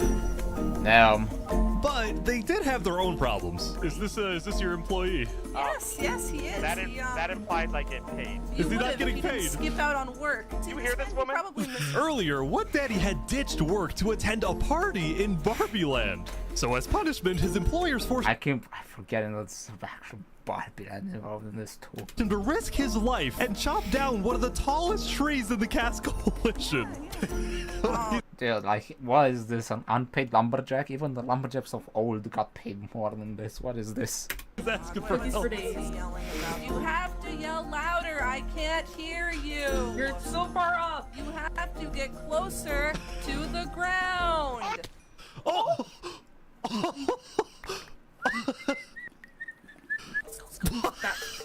What the? Bro, what the fuck was that? Bruh. Now, because of this recent tragedy, Cass decided to stay home from Saps' meeting. That said, every other major leader was Would that? What a name to go. Now on their way. Ooh, tensions rising. Me likey. Let's go. As the leaders and representatives arrived, there was one person who would be notably absent, banned from attending the meeting. Before the meeting started, Flux called me to his underground bunker because he had something, quotes, important to tell me. Flux, what are you gonna do? Well, first, let me just explain. I'm not allowed to attend this meeting because the leaders of this island are utterly incompetent. They can see that Island 1 is gearing up to invade us. And their response is, let's give Island 1 more gear. It's completely brainless, and it's going to result in all of our people dying. Is it going to do like a Turkish classic and is going to put TNT underneath the city like they did in like the 17 whatever invasion of Vienna before like the what were they called? Then the winged hussars arrived. Like the Polish winged hussars I think that's what they were called. Is it time to pull that? Because like, I don't know, bro. Like Bayazid tried to pull that one off, it didn't work. So you got a plan? I had a plan, but nobody listened. They all voted against it. Look, we can still save this island, but the current leadership has to go. What do you mean has to go? Ooh, there was a plan. Ooh, there was an inside job. Has to go. Removed. And I'm done waiting. It's gonna happen today. No way, they actually had a Operation Valkyrie. But like in reverse, like what the... Man. Bomba. Alright, leaders, welcome. Thank you all for coming. Oh no, bro, what the... They actually... Man, that actually sucks. That actually sucks. We have a lot of very important stuff to talk about. You know, during the first meeting, there was one person there. Yeah. I mean... Oh my god, no. This sucks. The empty space underneath. Oh my Who actually god, bro. understood what I was saying. Seraphim reached out to me, asked me if they could help in any way. I told Seraphim to kill Jofiel. What? And today, we will Yeah. finish the job! I thought so.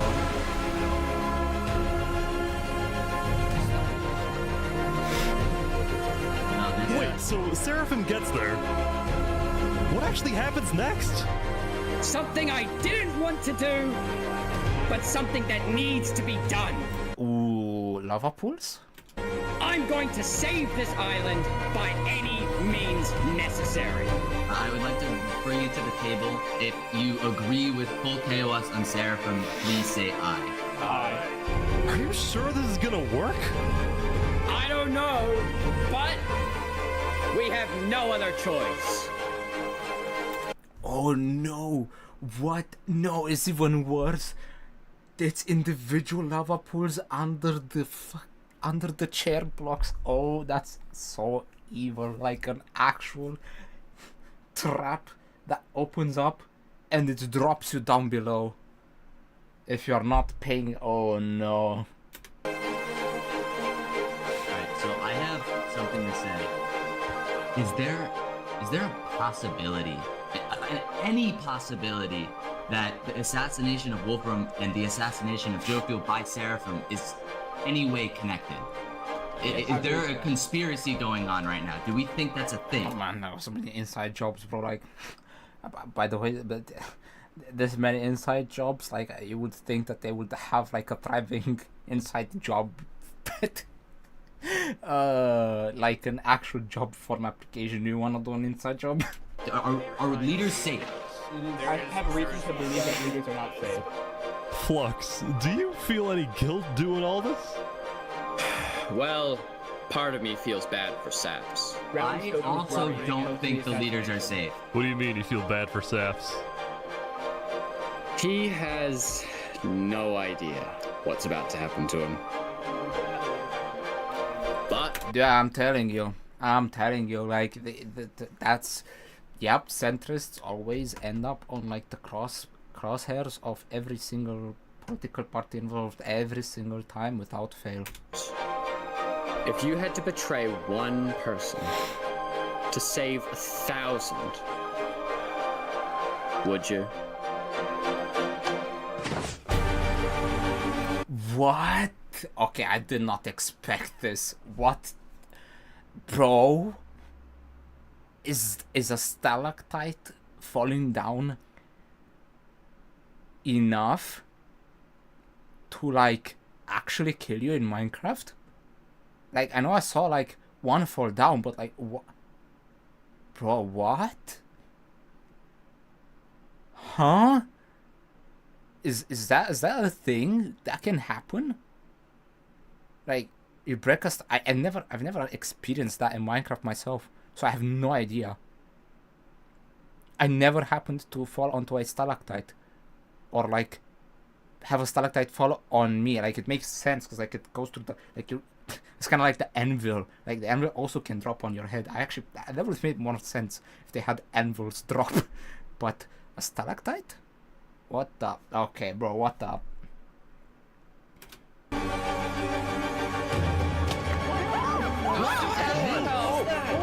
What just happened? What happened? I didn't do that. I didn't do that. Oh my god! Why is there a trap? Is this all a setup? Saps. Where's Saps? Where did he go? Did Saps do this? Wait, Saps? You have to find him. Put him down! Kill him! Kill Saps! No way, it's actually worse. Not only were you like actually set up, you have to live as if you are the perpetrator of the dude, like there are few moments in writing that actually piss me off. That's actually one of them. When the guy with good intentions trying to like get people together and like try to use diplomacy is either framed, killed because it is to the detriment of others' selfish desires on how they would like to handle things. I hate that so much.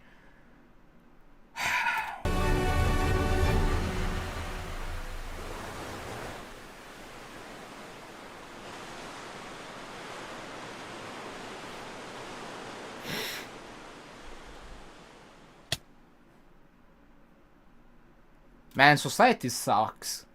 Fucking hate society. Genuinely, I fucking hate society so much. The only problem is I cannot live and exist if society doesn't exist. I hate that so much that I am forced to live in a society lest I end up dead. I hate society so much.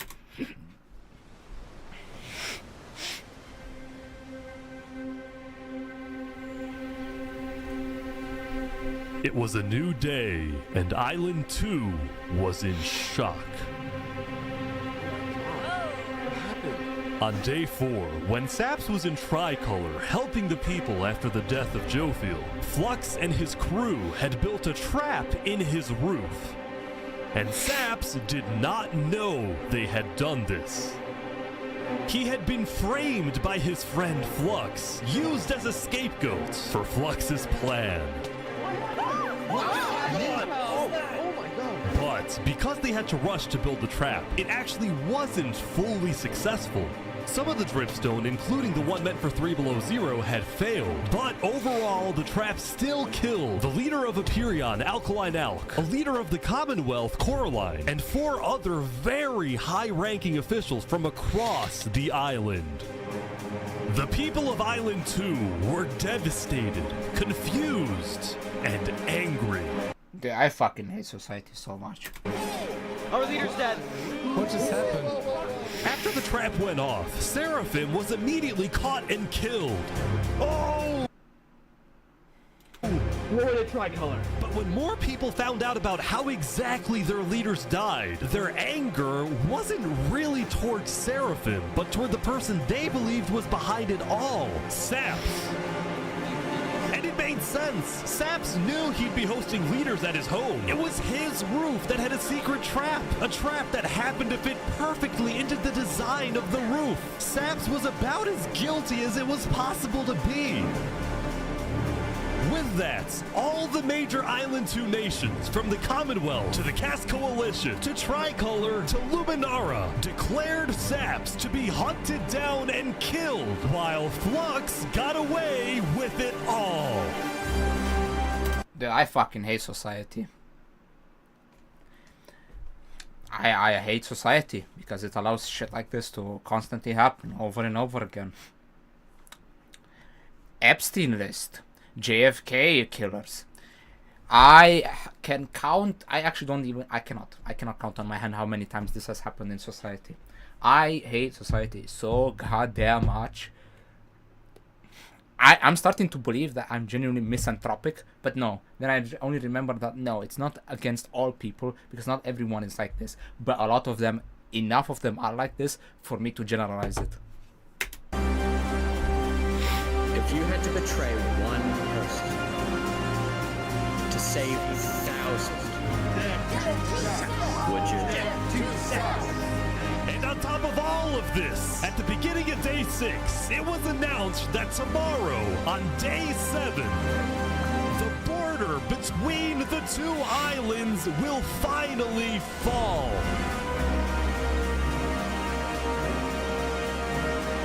Both islands now have 1 day to prepare.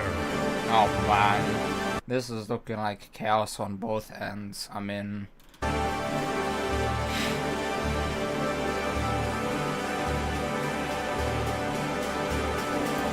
it's kind of crazy how this video like points out the many wrongs, like the naiveties, the selfishness, the self-righteousness, the self-centeredness of so much of society, like that I experienced on a daily basis. Why do you think I want to seclude more, not go out more into the world? From a, I mean, I'm talking about society in general. Like, doesn't mean like in my own nation. No, I'm talking about like society as like worldwide. I want the least amount to do with it as possible. I've generally had enough of this nonsense. The more I learn and the more I realize and use logic to conclude why things are happening in this society, the less I want to do, the less I want to have to do with it. But the problem is, if that's the case, how am I going to make this world a better place? The answer is I can't.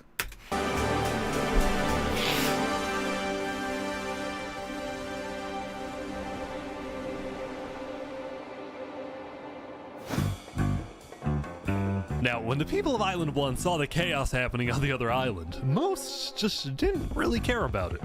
A lot of the hatred against Island 2 that was popular in the early days had faded away. That is, except for this player named Oppenheimer, who was determined to take out Barbie Land because in 2023, the Barbie movie had outsold the Oppenheimer movie. Ain't no way.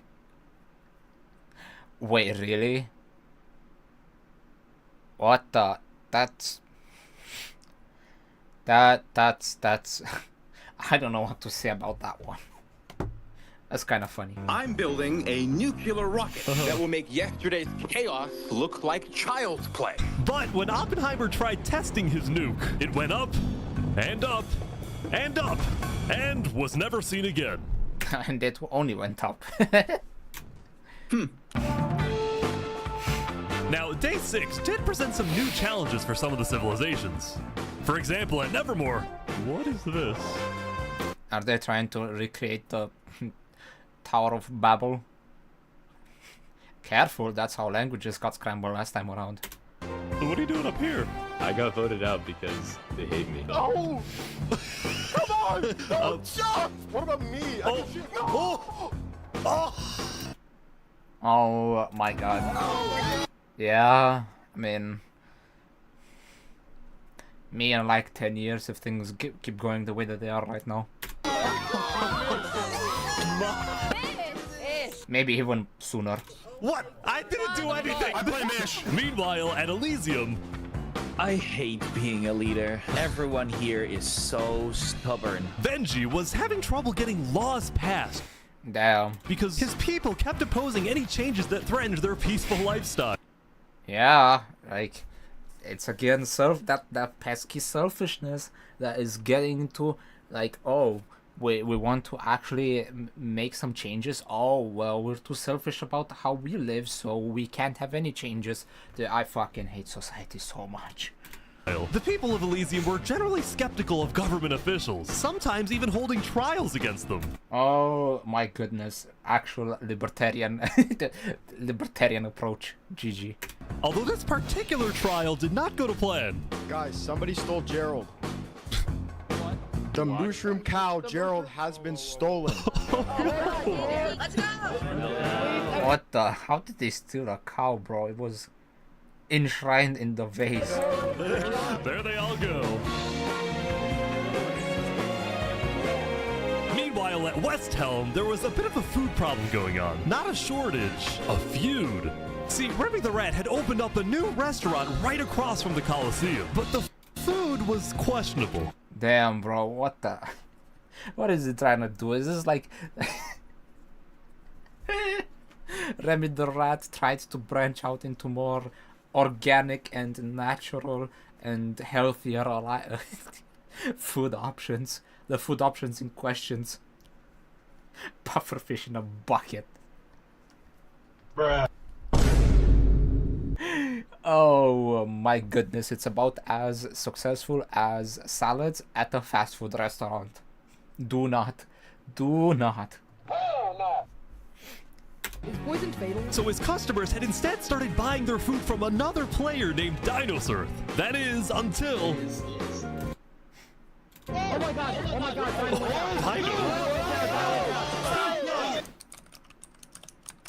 What is going on, bro? He's typing so fast, so hard. What is he? All food is now at Remy's. Permanently closed. All food is now at... There he is. Remy, are you behind the murder of Dinosaur?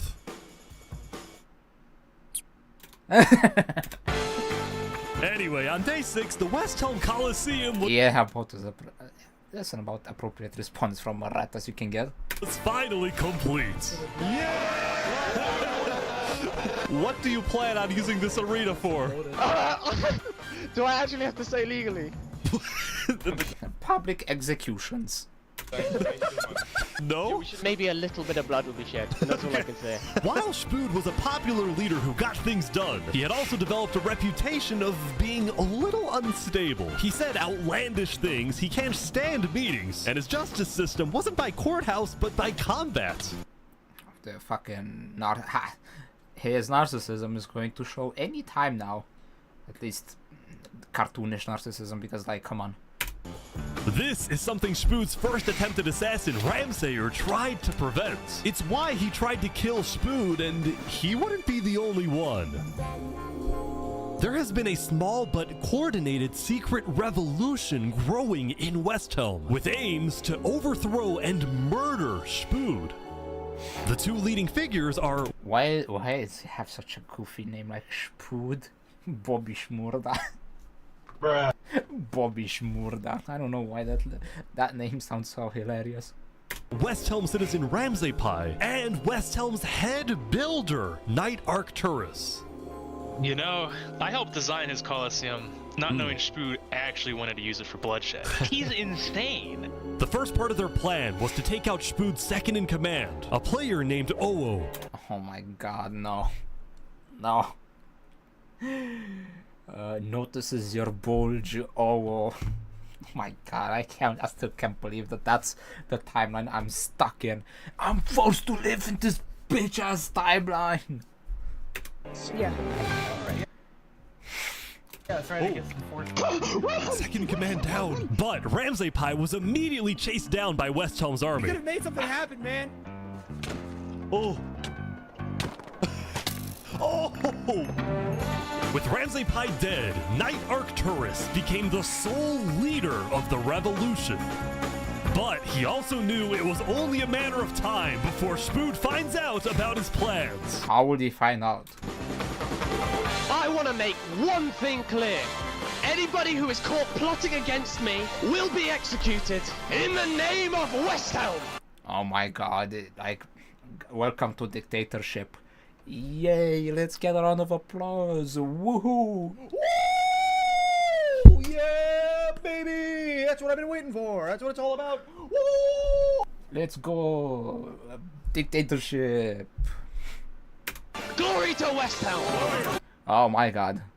This, using the so-called nation as... Oh... Where have I heard this before? Glory for a nation, and in that nation's name, doing things that benefit you? I'm following some breadcrumbs that Hansel and Gretel laid out, and they lead me to a place with like weirdly angled symbol. I can't really put my finger on it, but I think it is something that cannot be seen.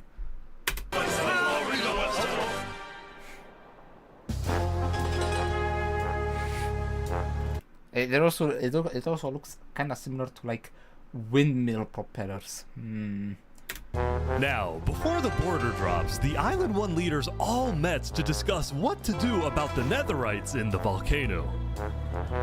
Going into the meeting, people were not happy with Infernus and the Linguini Mafia, who were believed to be keeping Netherite to themselves. Please keep all your weapons holstered at all times unless you absolutely have to take them. The meeting began with Westhelm's representative and Spoot's newly appointed second-in-command, Spider. We asked if you had netherite, and you lied. You said there was no netherite, that you would, you know... Wait, when did they ask if they had netherite? What? Did I miss that one? Or they just... Why would they have netherite to begin with? Like, what, was that like a logical conclusion to like, oh, there must be diamonds, so there must be netherite? Wait, what? No, you had looked in it, and that you hadn't found any. Because people were immediately starting to gang up on Infernus, Benji from Elysium tried to keep the peace. Why is it Infernus' job to report on the netherite? There were people literally going into their territory, mine without authorization, and then accuse them of doing something wrong. Hey, good point. After some more discussion, W debate point. Infernus was asked the big question. Will you open up rights to mining underneath the volcano? Oh boy. I mean, it's... do they really have a choice? It's like, do you let us do this peacefully, or do you want to do this violence? Yeah, great amount of options to choose from. It is still our land. It is still the place where we live. And of course, things like trade are important, but in terms of opening up the volcano, it is an adamant no. Ooh. Wow. Now, Lingolini, Seneca's biggest ally, was about to speak, but what he ended up saying was unexpected. We have to humbly disagree with Infernus of not allowing anyone else to mine in the volcano. This is Island 1. We're all struggling against the nature and everything like that. Shouldn't we all be allowed to mine wherever we please? No way. Let's go. Yes. And that's how you end up being exploited with like, welcome to Romania in World War II. Would you like to be exploited for gas and side with Mr. Adolf, or do you want to be exterminated? Oh, these are some amazing choices. Oh, wow. Such great choices to choose from. Oh, I can choose between being exterminated to death a bunch of times or give up our resources. Wow. Wow, guys, that is such a good choice that we can make. We can all benefit from this. Give me a break. Yes, preach! Soon, people started offering deals to Infernus. I believe we'd be open to give you resources since it is your land. But Seneca still said no. The volcano is still our sacred land. We don't want hundreds of people there mining and ravaging it. As a result, Lingolini went even further. On the day one, Mario was here first on the volcano, and we're able to mine there, but it's not fair that no one else can mine. While your queen is over there with the diamond boots, some people don't even have any armor. Oh, better boots, man. Eventually, people started using scare tactics. That volcano is insanely active right now. It will most likely erupt within the next 2 days. I doubt it. No, that's Sidefall propaganda. That's Sidefall propaganda. Oh, I hate society so much, bro. That's propaganda. And so after... No, it's a psyop, bro. Like all those natural threats. Oh, those are psyops. Oh, what is this? Florida going underwater? No, bro, that's like that's a CIA psyop to move from our based lands in down south, where like the grounding fathers had made some of their homes. No, bro, it's a government psyop. Oh my god, I hate this. played so much. Even more discussion, Westhelm made a final plea. We have a representative from every single nation on this island.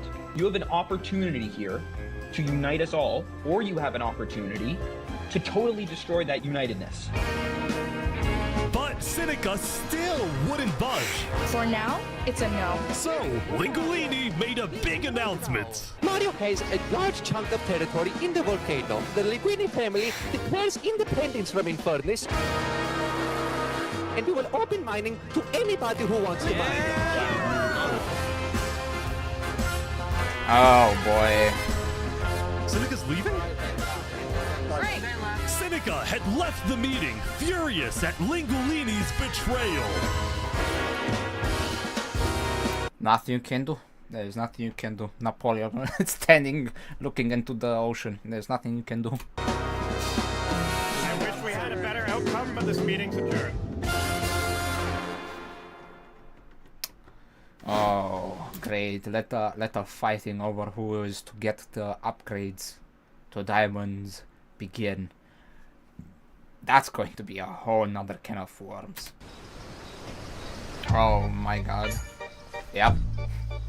What else can you really do but like actual like Vietnam US Vietnam soldier seeing the futility of it all and withdrawing into like the tree lines into the jungles of Vietnam.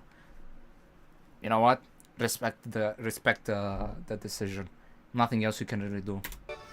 Saps, what just happened? Dude, what just happened? Every leader in front of me just died. And you had nothing to do with it. It wasn't me. Someone was in the roof. I'm getting framed-ish. Yeah. Following yesterday's trap, Saps was on the run, as he was now the most wanted and notorious criminal on Island 2. I'm screwed. What am I supposed to do? I don't know, Saps. It looks like, in the end, you and me both have quite a lot of things in common. Including being outcast by society.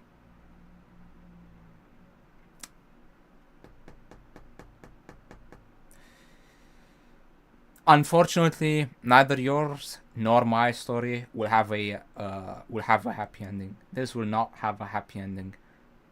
This can only be a tragic comedy.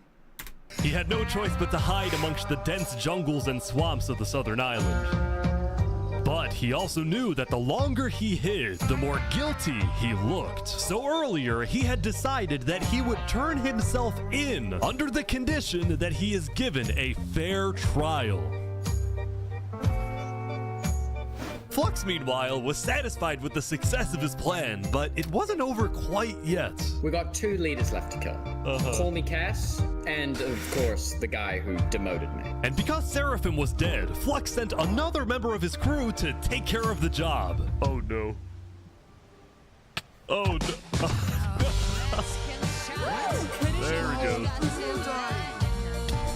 To the world, this looked like yet another senseless assassination. But to Flux, it was the strategic progression toward making the people of Island 2 paranoid. So paranoid that they wouldn't trust anybody, and especially not Island 1. In fact, the new leadership of Tricolor was already preparing for Island 1 to invade. I think we should secure our nation, make sure we have plans when inevitable war and fighting starts. Sending aid to Island 1 was officially off the table, and the construction of the Luminara Bridge had come to a stop. After all these days, Flux's plan was finally working. Now, the Cass Coalition, meanwhile, hosted a diplomatic meeting on Day 6 to try and increase the morale of Island 2 before the border drops, although Cass herself was too scared to attend the meeting. And I want to enter, but my members are telling me not to because there was an attempt on my life yesterday. Bro, every political talking figure right now be like, cancel your shit, man. Everyone's out to like get everyone. Yep, This is the world we live in. This is the society that we have to live in. Do we have another choice? I don't know. Right. Because Cass was one of the last remaining major leaders on Island 2, she now had guards with her at all times. Here, I'll trade you armor. Why? Just want to make sure you guys do not die. Please don't die. That said, everyone would soon be tuning into the trial of Saporada to find out whether Saps will be freed or executed. Several nations argued over who would get to host the trial, but the Commonwealth ended up winning. We've made this beautiful venue to show the world that the Commonwealth is still the strongest. But first, Down in the mines, they've all been searching for something. Down in the mines. Oh boy. Why is it up here? They're moving the warden up. No. Oh my god, why are they doing this? Are they trying to weaponize the warden against... Oh my goodness, they are trying to weaponize the warden against... Uh-oh. The Island 2? Oh boy. No, they're not. Wait, can you come on? They're bringing it to the surface.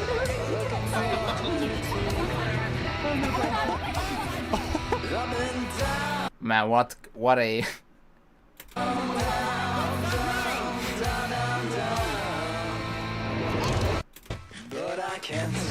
Rising lava, oh my god.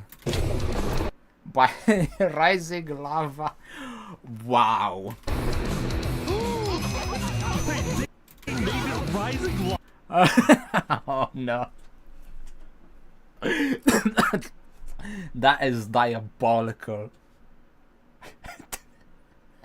Sidefall. Meanwhile, what's like this was sidefall. This was actually sidefall.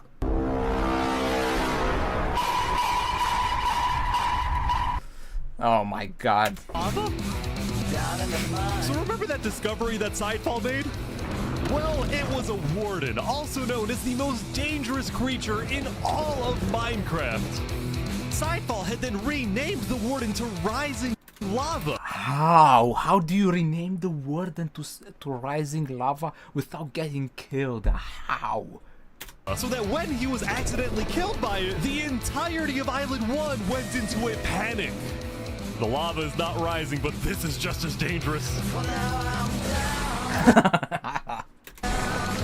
Fucking actually spreading propaganda and misinformation. My god.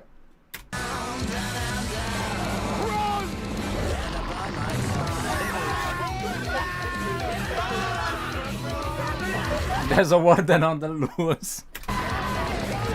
The warden had been unleashed onto Island 1, going from place to place, terrorizing civilizations.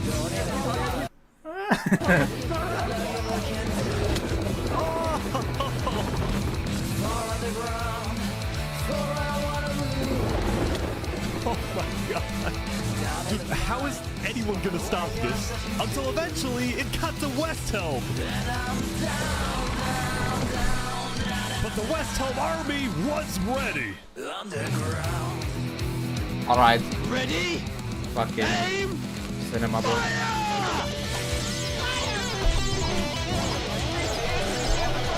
Yo, what the fuck? Get him, get his ass, get his ass. Get his ass. Get his ass.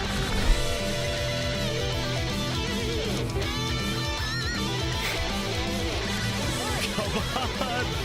Bro. Oh my gosh. Oh my god. How are they going to fucking kill this thing? There's so many people just died innocently for this nonsense.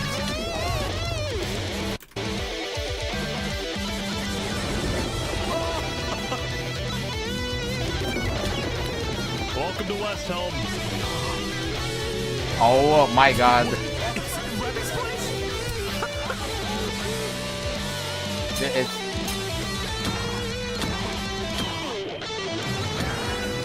Rising Lava was killed.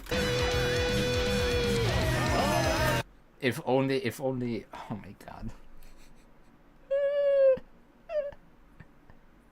If only Pompeii could have done the same, bruh. Should have learned from these guys like 2,000 years in advance.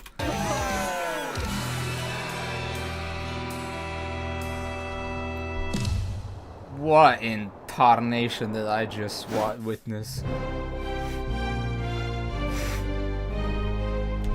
The defendant Saporada is accused of 7 counts of murder, including the murder of Joe Field, the murder of Alkaline Alk, and the murder of our very own Coraline.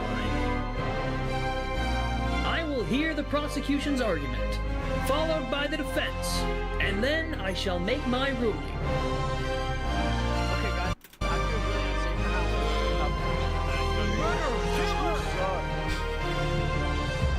Prosecution, go ahead. Your Honor, Saps constructed a meeting hall which contained the deadly trap, pointed at everybody but himself. As a prelude for the meeting, he had his accomplice. No. Do they have one of the like the separatists from the other guy's group inside of this to make the accusation? Oh no.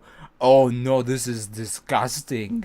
This is disgusting levels of evil. Seraphim, assassinate his leader before running to the trigger, ready to pull the trap. He then fled the scene after the trap went off, just long enough after faking his surprise. He is not only a cold-blooded murderer, but a terrorist. The prosecution then called a survivor of the trap, Zekor, to the stand. We know after investigating that only one seat had no trap. Can you identify who was sitting in that seat? It was Saporada. And who built the meeting hall with that seat? It was Saps. You killed our leaders. You destroyed our island. May your death today satisfy us all. Then it was time for the defense, for Saps to give the most important speech of his life. All I ever wanted for this island was peace and cooperation between the nations. The loss at the meeting yesterday was extremely devastating and came out of nowhere. But I can tell you right now, I'm innocent. It wasn't me. The leadership in Luminara helped me build the meeting area. He's gonna expose them. And we're the only people who knew about the area before the leadership meeting. That includes the prosecution himself, Thomas 5200. What? Gotoga, 5 Rotation, Snowbird 334, and their ringleader, Fluxion. Hold on. When I left to gather the leaders for the meeting, they must have snuck into the roof of the meeting to make the trap. Woo! Yes, baby! That's what I've been waiting for. That's what it's all about. Woo! Yes! Get the ass! Get the ass! Get the ass! The people who I thought I can trust the most used me for their malicious intent and killed the leaders and blamed it on me. Saps had figured out he was betrayed and framed by his friend Flux, but he would end up making a critical mistake.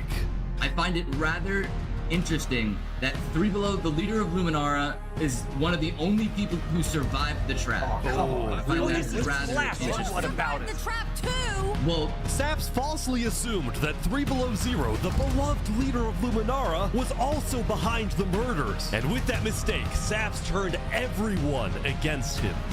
Saps, is that all you have to say? I guess. All right, I'm ready to make my decision. Judge Timebomb, find Saporada. Guilty on all counts. Yes! Bruh.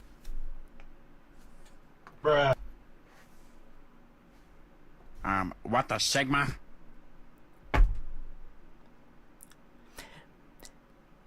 You know what this feels like? You know what this feels like?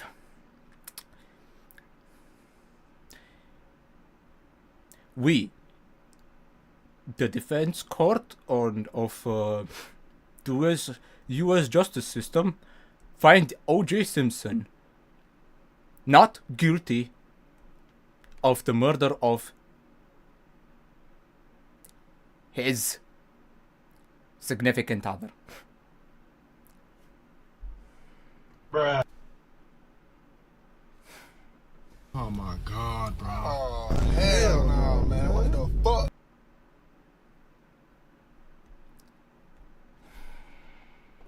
What the Sigma? What the Sigma?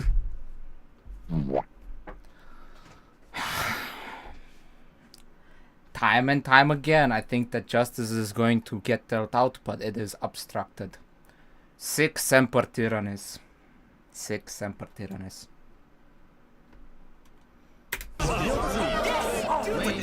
Saps is to be taken to the top of the gauntlet and executed immediately. Executed. Oh, that's it.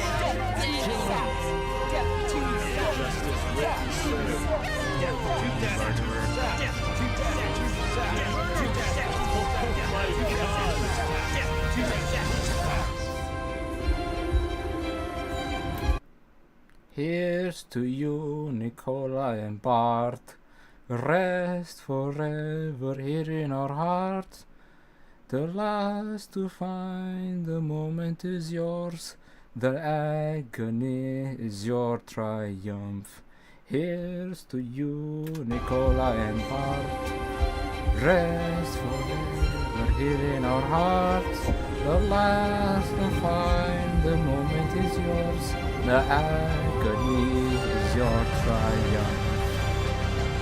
Wait, is he running?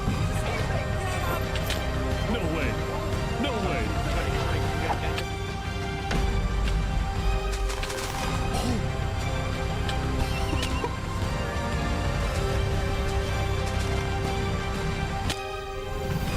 Fall damage.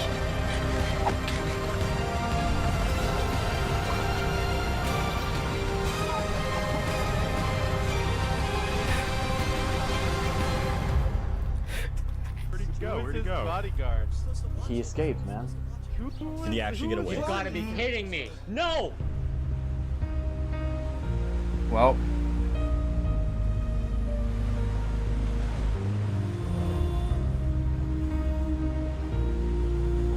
You killed our leaders. You destroyed our island. Murderer. oh my god. Saps, why did you do this? It genuinely, okay, this is genuinely upsetting. Why is this upsetting? Because it genuinely feels like I'm looking in a mirror at this point.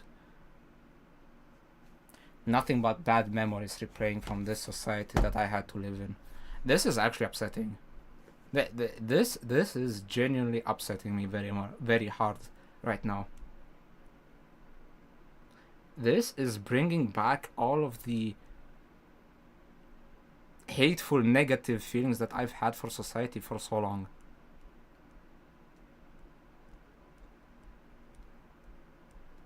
My frustrations are coming back again. Genuinely. This has genuinely made me feel those negative feelings again.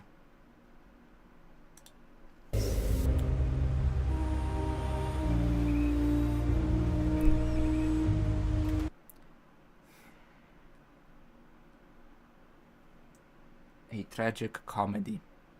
That's what this life is. I guess I'm just destined to be Joker.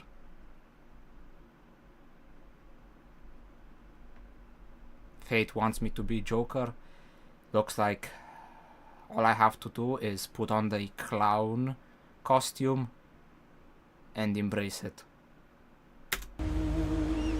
Why bother going against the grain anymore?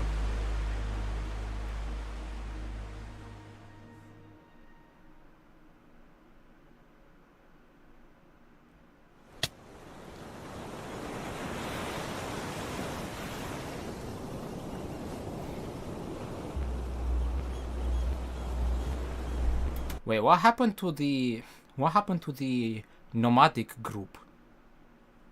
Wasn't there like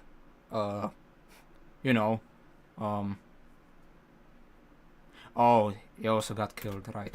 Shouldn't have been dropping soon. Yeah, I think so. The immigrants from the island too.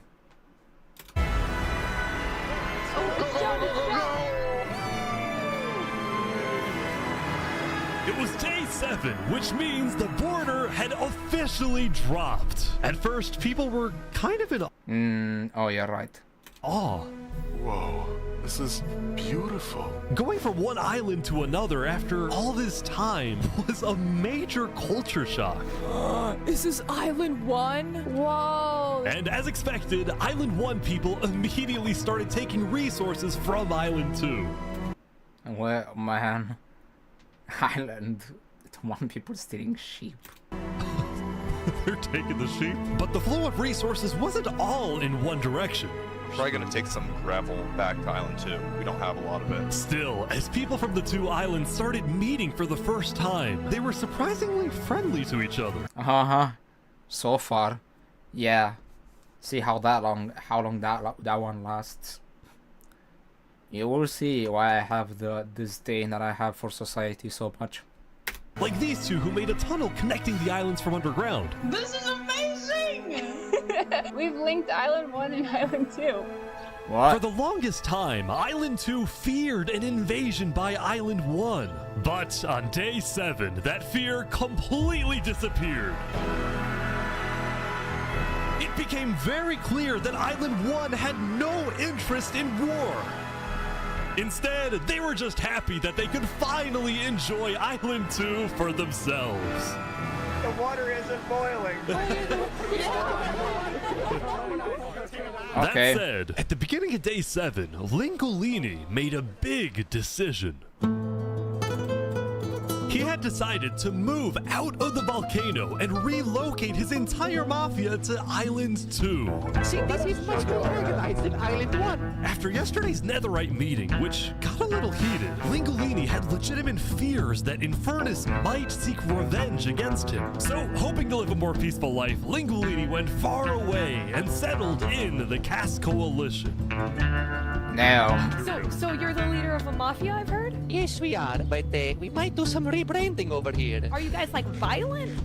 We weren't violent much, but we have done some political talk that has not been taken well, which is the reason why we're here. Sensing potential danger. Damn, we got political refugees. You know what? Not too surprising. Cass decided it was best for Lingolini to set up his home outside the Caste Coalition.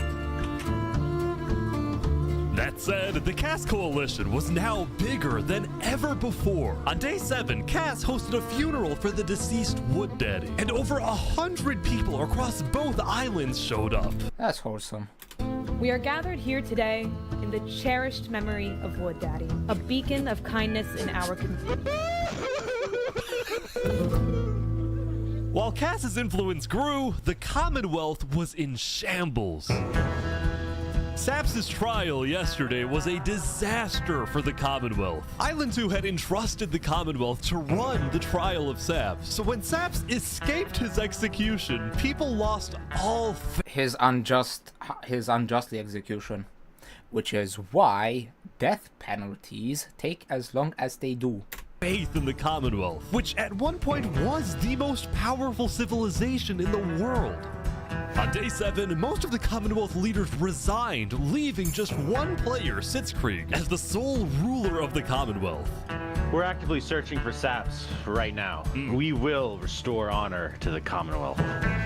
One of Sitzkrieg's biggest goals was to find and kill Saps, but his other big goal was to regrow the Commonwealth's population, which by this point had shrunk by a lot. So he sent out a lot of public invites, especially to the people of Island 1, and it actually did work, until one of the people who moved in was Night Arcturus. Oh boy. The lead builder of Westhelm, who had to flee from Westhelm because Spood had found out about his secret plan. How? Who snitched? And do people not know that snitches get stitches? It's for revolution. Yeah, the Commonwealth is letting us hide out here. As long as Spood doesn't find us, we should be okay. Speaking of fugitives, the world's biggest fugitive, Saps, was back to hiding in the jungle after miraculously escaping from his trial. Although his spirits working in the... Speaking of fugitives, the world's biggest fugitive, Saps, was back to hiding in the jungle after miraculously escaping from his trial. Although his spirits were quickly fading. Everyone thinks I'm a murderer. I just don't know what to do anymore. Saps knew that Sitzkrieg and the Commonwealth soon planned to scout the entire southern islands to hunt him down.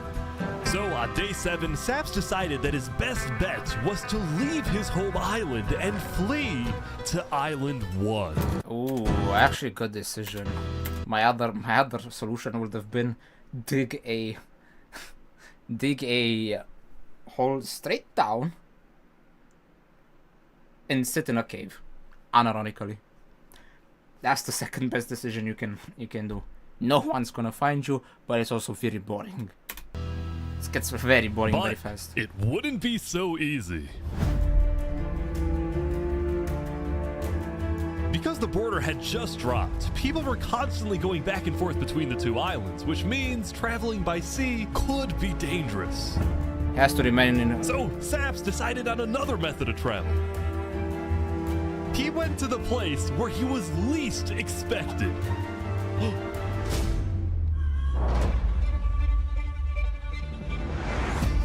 He's trying to use the bridge. What? No way.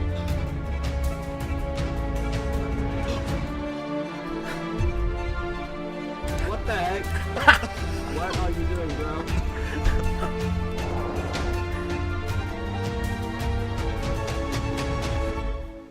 Island 1. Now, instead of chasing Saps, the Luminara builders instead retreated to inform everyone else that Saps was on his way to Island 1. Saps, meanwhile, quickly sailed the rest of the way to the other island, although what happened next was unexpected. Oh, there he is. Hey, buddy. Whoa. You scared the crap out of me. Am I allowed to touch this water? Yeah, right. Yeah, you know, it's good.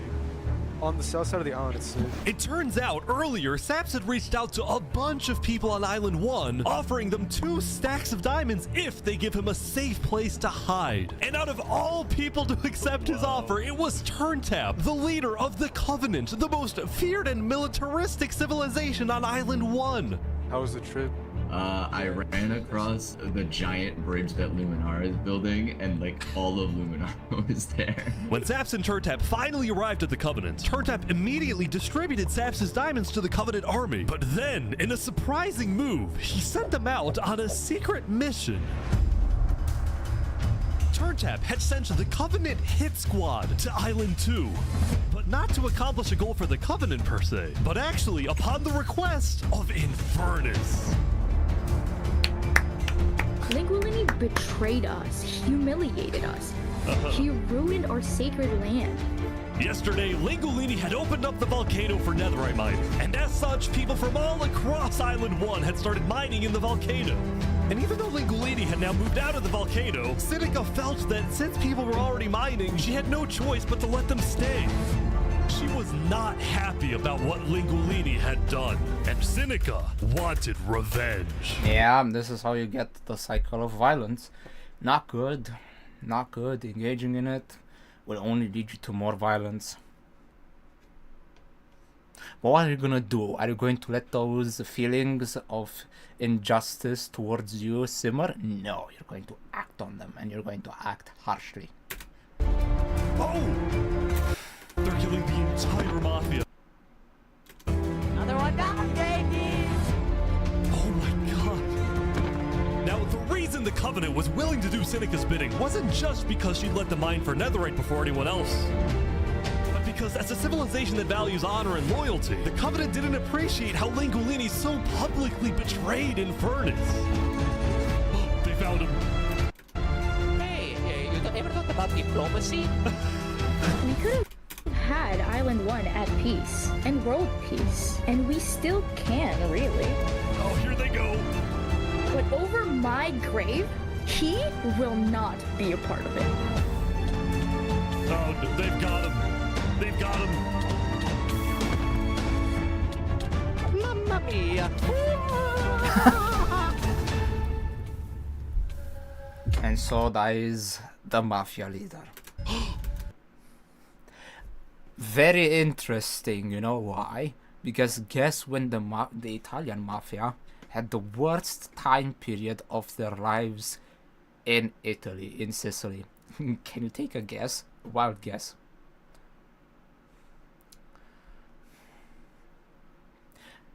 If you guessed 1940s and 1930s, you would be right. The one thing that actually put pressure on the mafia was the authoritarian state of Benito. If this isn't poetry, I don't know what is. It rhymes so well. The Covenant had massacred the Langolini Mafia. Before anyone could retaliate, the Blue Cross announced they would schedule a hearing, calling on the Covenant to explain what they had done. Damn. How do they know, by the way, which ones are affiliated to which part? And like, do you remember names? Like, I still don't get it. Like, how could they suss out which ones were like a part of the mafia? And I don't get it. Howdy, Flux. Oh, you got some fancy armor now. Yeah, got it from Island 1. Wait, really?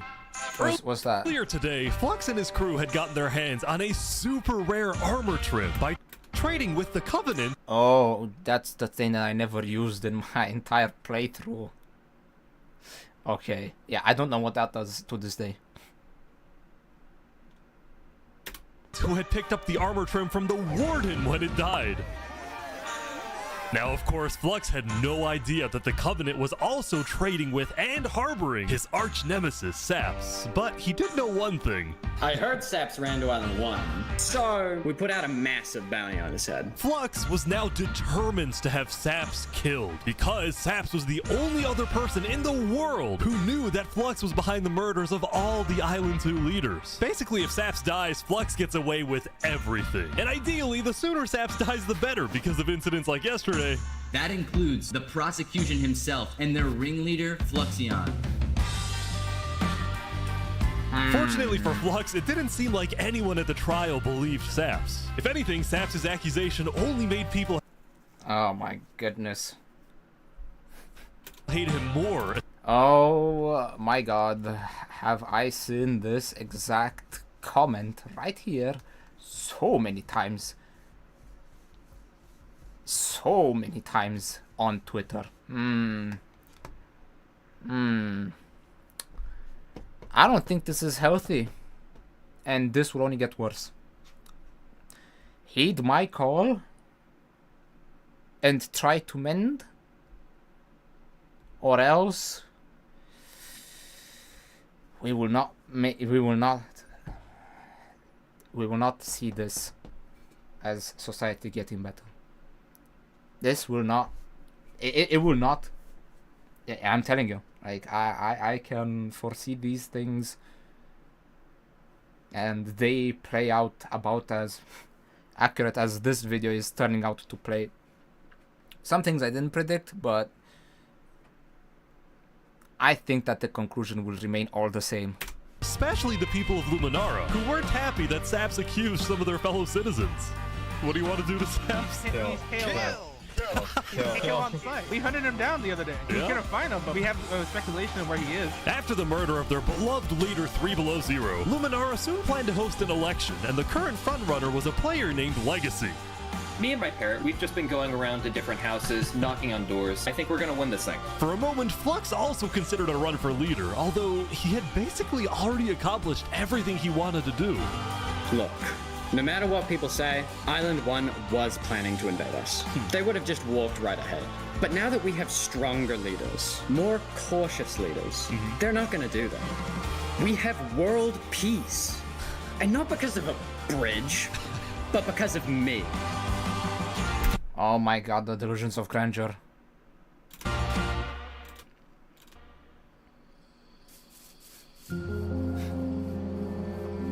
Since the beginning, Flux's philosophy was simple.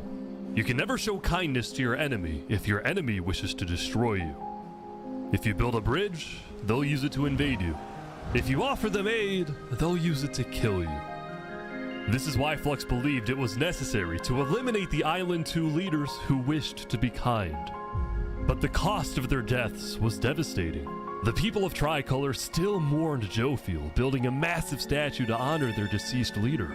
We've just been trying to focus on restabilizing our nation. Obviously, the passing of Jofiel hit us pretty hard. Meanwhile, the people of Aperion had elected a new leader, but Aperion was never quite the same after the death of Alkaline Elk. The people of the Commonwealth were also in shambles, having a much smaller civilization than they started with. I mean, to be fair, there's also less people playing on the server, so like, And even though there was some peace on Island 2, people didn't feel a sense of calm, but instead a sense of unease and revenge. They needed closure, and they were determined to kill the person who they believed murdered the leaders they loved. Saps knew that it was only a matter of time before someone hunts him down, or someone in the Covenant betrays him to collect the massive bounty on his head. So Saps made a last-ditch effort to try and get a strong ally for his cause. He asked Turntap to take him to the largest nation on Island 1.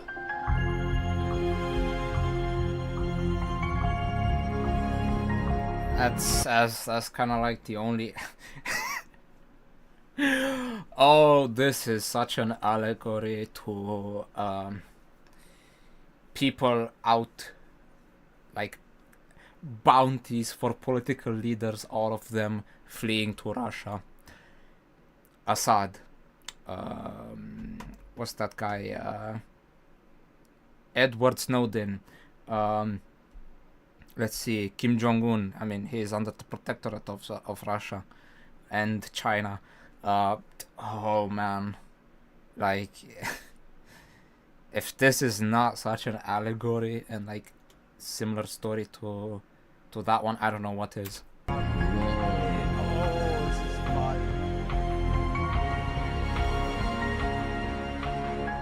But on their way to the Westhelm Capitol building, they ran into a citizen of Aperion from Island 2 who recognized Saps.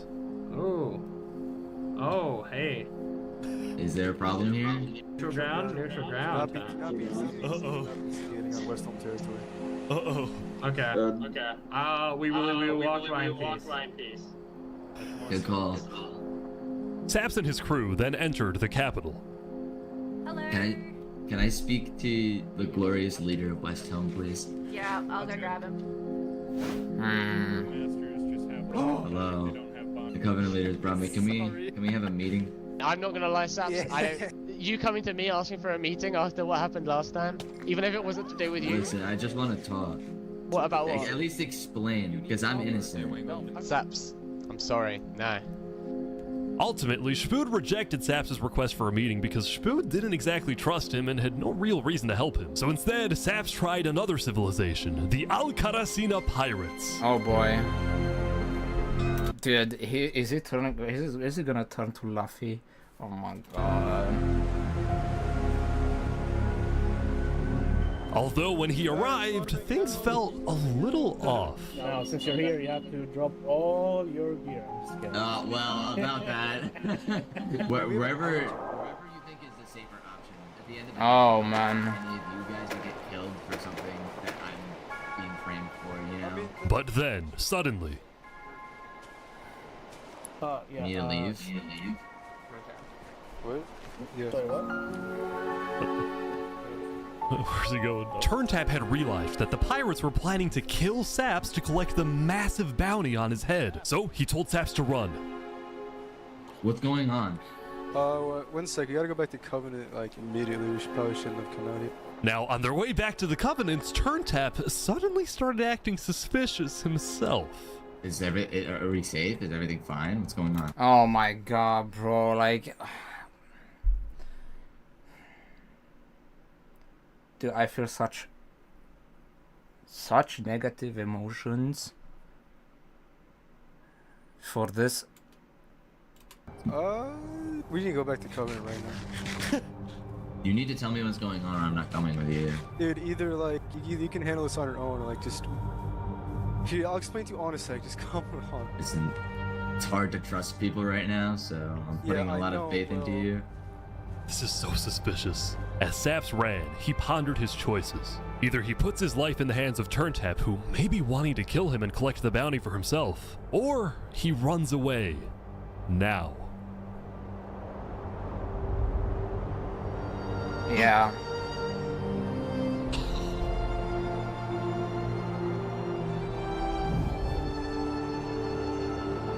It's all alone. Saps then climbed the mountains of Island 1, escaping from the last remaining person he thought he could trust. He was now all alone in a world of people who hated him and wanted him dead. Why are you so like me?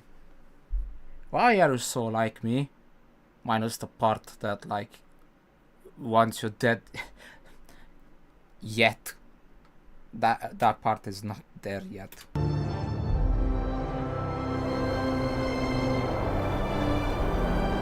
And so he ventured into the snow.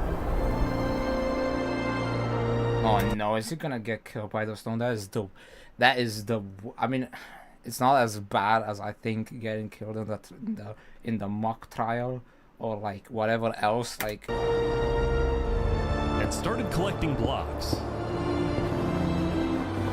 Saps, what are you doing? I can't trust anybody. Flux won. He completely won. Yeah, so there's just no point anymore. Oh my god, is he building the Squidward tower? Yeah. On day 7, Saps built a tower in the tundra, a monument for people to remember him by. Oh my god. No, he's going the same way that, no.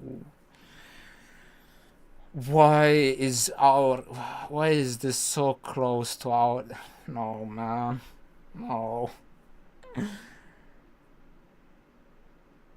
It seems, even though Saps, your story might be fictional, mine will end up being real. A world that has hated us for our existence, well, yours, by being framed and by sheer circumstance, mine for fate and also sheer circumstance. Genuinely, by far, the one that I can relate to the most.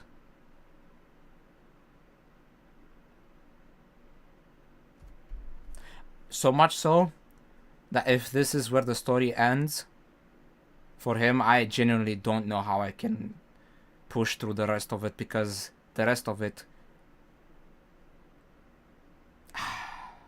it's tough. This might be like, oh, what the fuck, you're stalling for content. No, I'm not stalling for content. I genuinely feel my story and this Saps fictional story have too many things in common. Too many things in common. And he planned to jump off.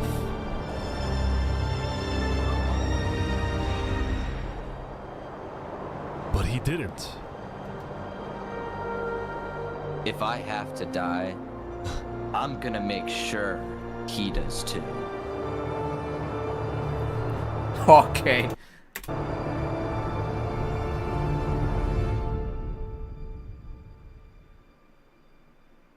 Damn.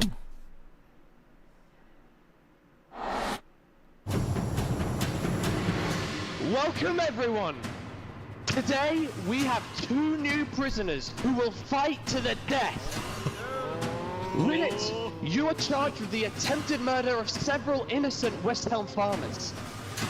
Remy, you are charged with conspiracy to murder West Helm food supplier. Oh my god.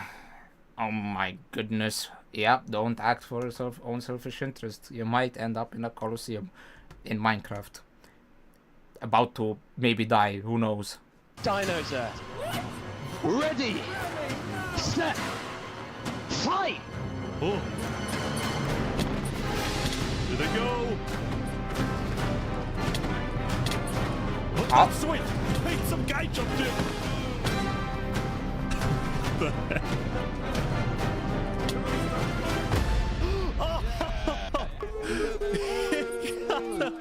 He won.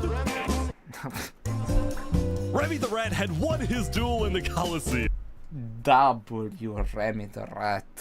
W's in the chat. Let's go. And all of his crimes, including the murder of dinosaurs, were expunged from his record by Emperor Spood himself.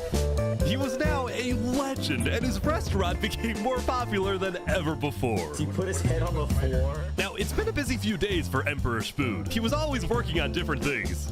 Have you seen our aqueduct?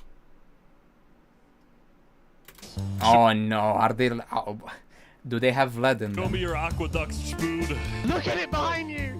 Look at it! So what's the use of this?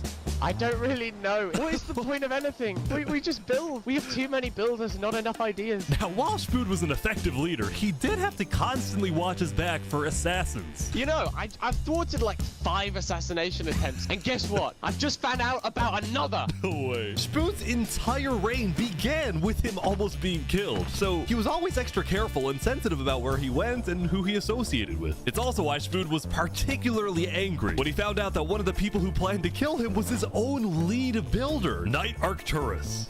According to some of my sources, Knight Arcturus was seen in the Commonwealth earlier today. Really? Spood had sent spies across the world to find Knight Arcturus, and when they discovered he was staying at the Commonwealth, Spood immediately reached out to Sitzkrieg to request he be handed back to Westhelm. However, given that the Commonwealth was low on citizens and needed good builders, Sitzkrieg decided to reject Spood's request. I'm not just going to give up one of my builders. The Commonwealth does not give in to tyrants. This made Spood erupt with fury. Oh, I'm gonna make sure that everybody knows the Commonwealth is corrupt. They did that to me. Yeah. And so Spood went around telling everyone about how much he hates the Commonwealth. This whole situation became a massive drama, and it actually got to the point where the rest of Island 2 was getting annoyed with the Commonwealth. I don't get why the Commonwealth doesn't just hand him over. We don't need a war with Westhelm. Unlike the Commonwealth, Cass had a big population and she didn't care about losing citizens who were troublemakers. For example, earlier, one of her citizens, Addison27, had gone to Tricolor, dug into Jovial's grave, and had stolen Jovial's head. Can I wear this? Hey, Cass, I brought you a trophy. But instead of protecting him, Cass immediately banished Addison from the Cass Coalition and alerted Tricolor of his location, causing Addison to flee Island 2. It was this kind of no-nonsense leadership that earned Cass a lot of respect from not only her citizens, but other Island 2 nations who were now much more willing to ally with Cass than with the Commonwealth. What is this nonsense, bro? Come on, man. Alright, what am I watching? Well. Yo, can I wear this guy's head as a helmet? What? The very existence of the Cass Coalition also provided a sense of security to smaller groups, like this new nation who were mostly cheese merchants and called themselves the Conquistadors. Conquistadors?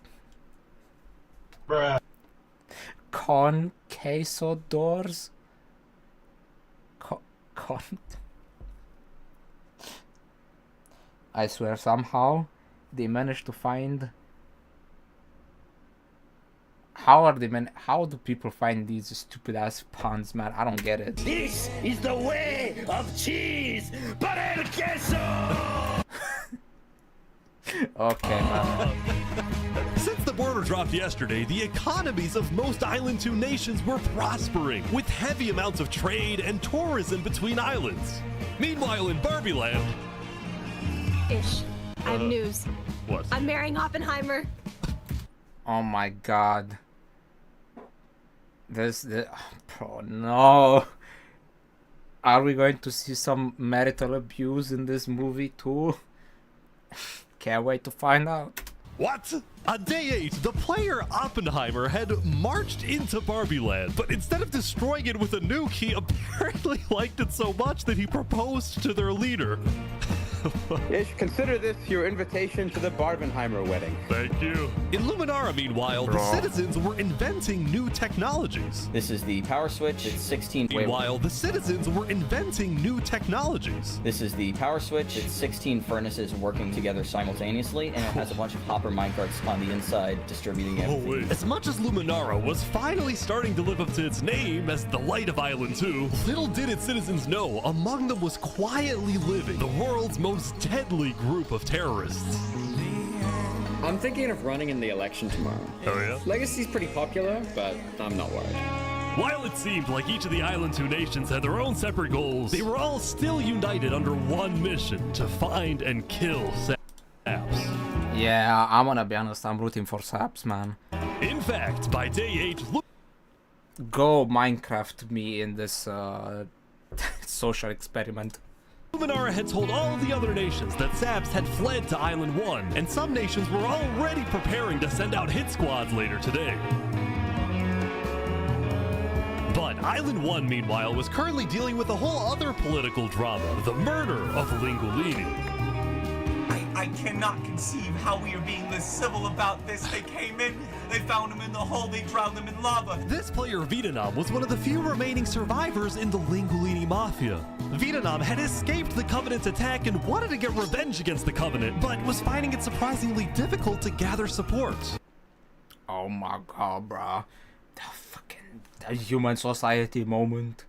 Oh, dude, oh my goodness gracious, these antics. I've seen them over and over and over and over again on social media so many times, bro. I'm so sick of it.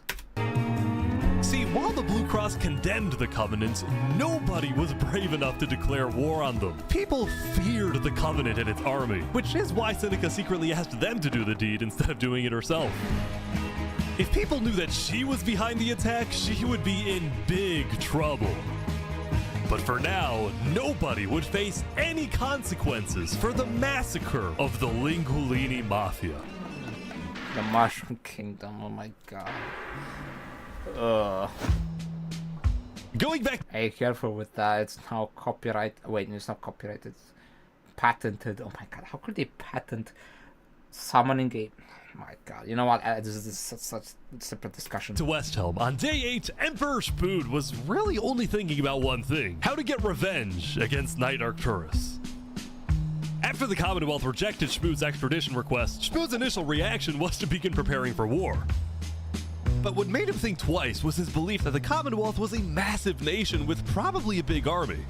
Spood also knew that declaring war could risk the entirety of Island 2 coming to the Commonwealth's defense, and maybe launching a counterattack on Westhelm. So, Spood decided to change strategies. He instead decided to try and bait the Commonwealth. See if he can make them angry enough to do something rash. Something bad enough that would allow Spood to then declare war and have everyone's support. So he's trying to pull a Trump. Trump v Canada, Trump v Greenland, Trump v Panama. Which one? Pick your poison. And Spood knew exactly how to make the Commonwealth angry. He invited back to the Westhelm capital the one person he knew the Commonwealth hated the most. Oh my goodness. Oh my goodness.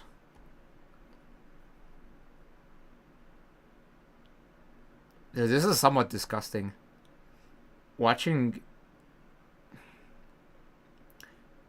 This is basically like the equivalent of like actual carrot on a stick. I say that I am over it, but I'm not really over it. I'm never over it. Can we make a deal?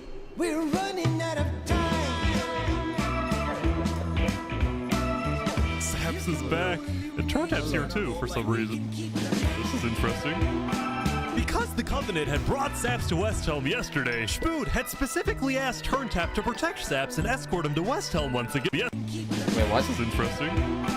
Because the Covenant had brought Saps to Westhelm yesterday, Spood had specifically asked Turntap to protect Saps and escort him to Westhelm once again. While Saps didn't fully trust Turntap, or Spood for that matter, he knew that a meeting with Spood was a massive opportunity, and it was worth the risk. Hey, you can can turn the sun away, paint the moon in blood.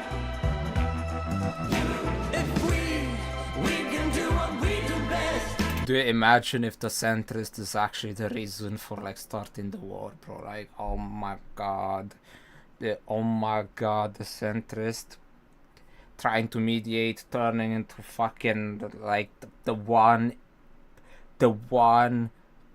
fucking individual to tear both of them apart, bro. Like, what is this fucking script writing? Absolute cinema.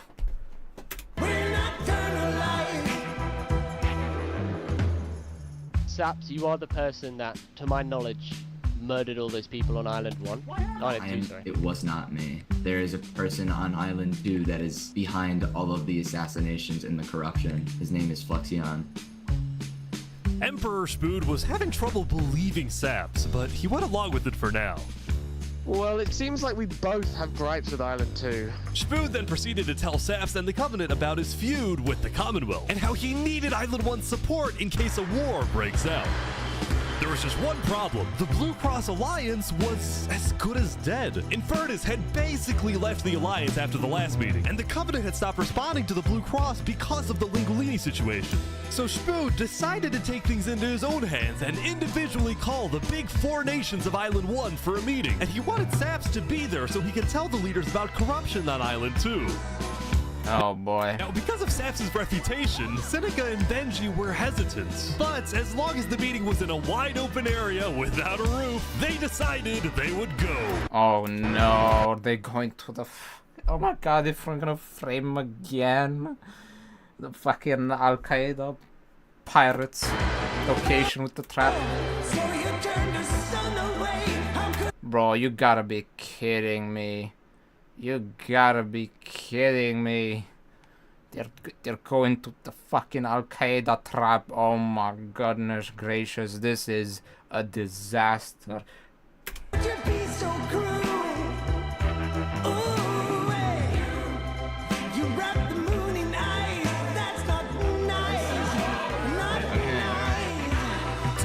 Meeting, Spood first had Saps tell his story. I've been put on trial and sentenced to death for a crime I did not commit.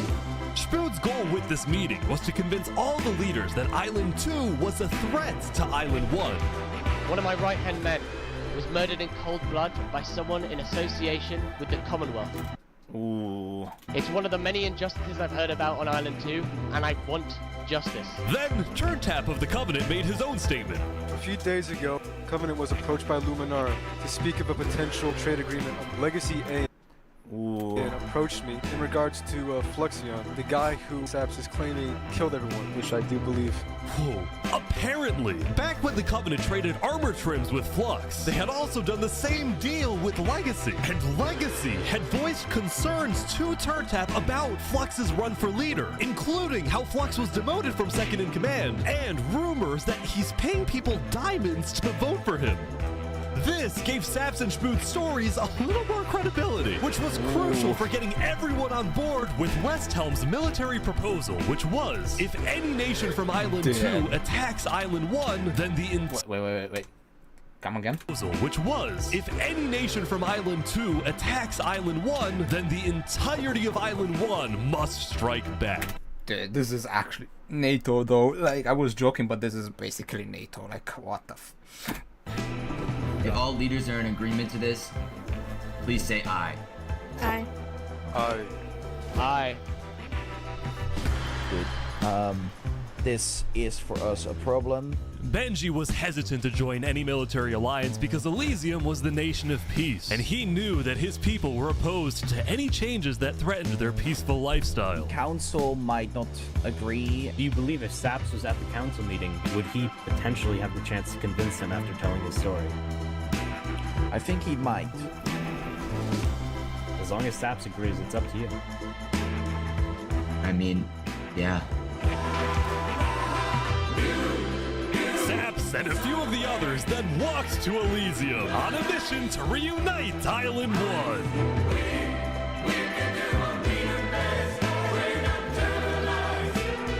And you know, there's a saying. There is a specific saying.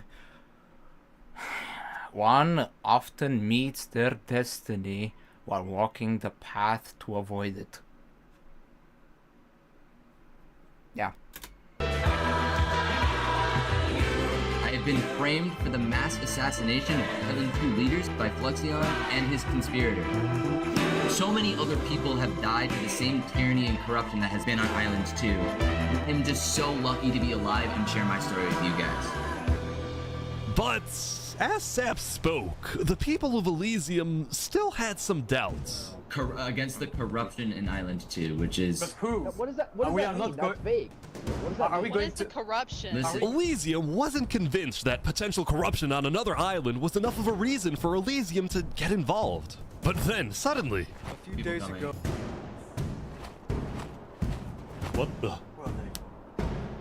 What is this? About 15 members of the West Helm army had inexplicably walked right through Elysium. They quickly left, but it certainly didn't help the tensions. Nonetheless, the proceedings continued. They're being rushed here to pressure us. We're going to be deciding whether Elysium citizens would go to war. I think Elysium citizens need to have a say in that. Yeah. I agree. Damn, true and based, brother.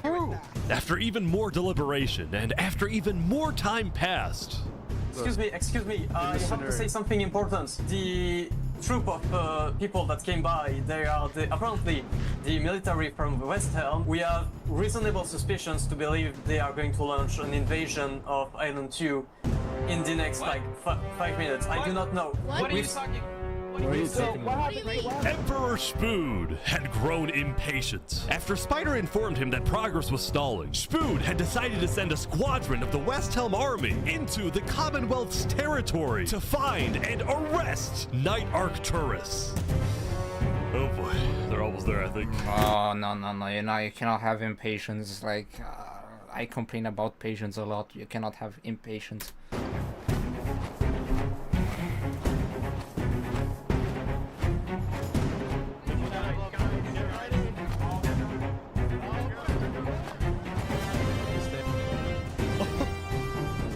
Hello, Ben. We are here peacefully. We're simply looking for a man by the name of Knight_Arcturus. Alright. We don't have him. We do not know where he's at. We have not seen him, nor have we heard from him. We don't have him. Where are they going? With their first plan failing, West Helm went to plan B. Shield wall, shield wall. What the? What's going on? They're forming a shield wall. They're forming a shield wall outside. Everyone leave. We're getting out of here. Yeah. Everyone bail, bail. The West Helm squadron had successfully intimidated the Commonwealth leadership into fleeing their own nation. West Helm then went around, searching every house, every mine, every crevice of the Commonwealth. But ultimately, Knight Arcturus was nowhere to be found. Huh. Dude, like, what the? Meanwhile, at the Cast Coalition. Okay. Hey, can I run something by you real quick? Yeah. You know how everyone's trying to kill Saps because of what he did? Yeah, I'm gonna be honest. I do have a question.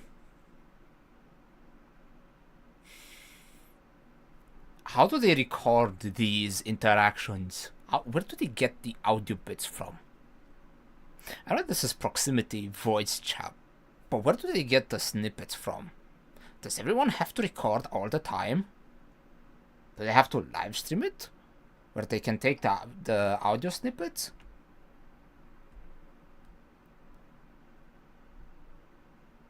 Because I just didn't, like, I don't know, like, it's a bit much to ask everyone to, like, be constantly live streaming everything all the time. Like 1,000 people recordings to sift through. Okay, cool. So there's that question answered. And then during his trial, he was all like, Luminara was behind this. Luminara built the trap. The leadership in Luminara helped me build the meeting area. That includes the prosecution himself, Thomas 5200, and their ringleader, Fluxion. So, I was sailing past Saps' place a few days ago. God, this dude is digging. Or what? Oh. What? You see that? You see that guy? Yeah. Isn't that Flux? Yeah, kind of looks like him. Yeah. What's he doing at Saps' place? And why is he gathering blocks? You go to show Cass. Gotcha, bitch. Gotcha, bitch. What do you think? Interesting.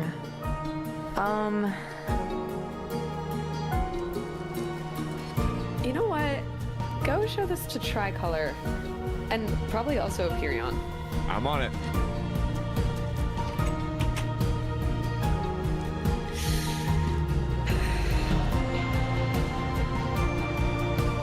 A citizen of the Cass Coalition had been reviewing his old video footage when he happened to notice Flux digging for sand, a prevalent material in Saps' roof. On its own, this wasn't the best evidence. But for some people, it did raise some questions.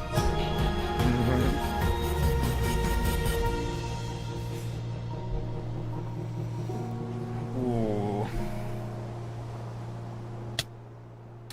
It's not that much lost.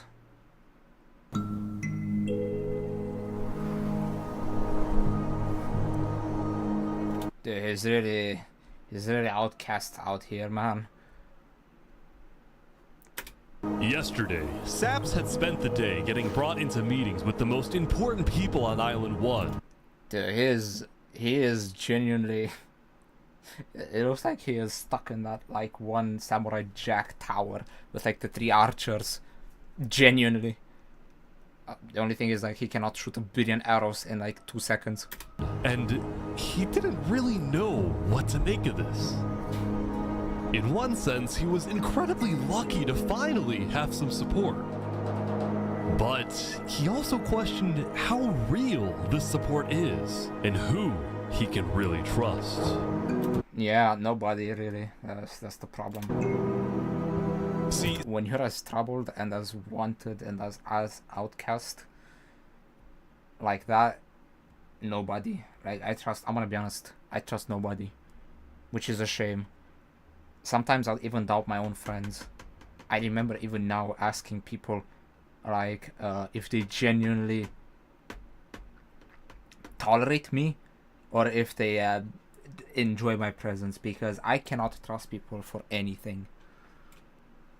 This is what being outcast like that usually does to people. A cautionary tale, if you will. Saps knew that the Covenant generally did not like the people of Island 2. The Covenant believed that Island 1 was the supreme island with the Covenant? With better culture, customs, and traditions. They were also known to be ruthless, having massacred the entire Lingolini Mafia. Oh, no, not the entire, almost entire. Some people survived. It's why Saps was suspicious of Turntap's offer to continue protecting him, especially after he ran away. But Saps knew he needed powerful allies as world tensions were ramping up. The fire rises. When Spood invaded the Commonwealth yesterday, he got a lot of criticism, mostly from his own neighbors, who were blindsided by the move. Spood could have dragged all my people into war. Elysium is a nation of peace. Like that, any hope for a Big Four alliance was basically dead, especially since the other nations were now dealing with problems of their own.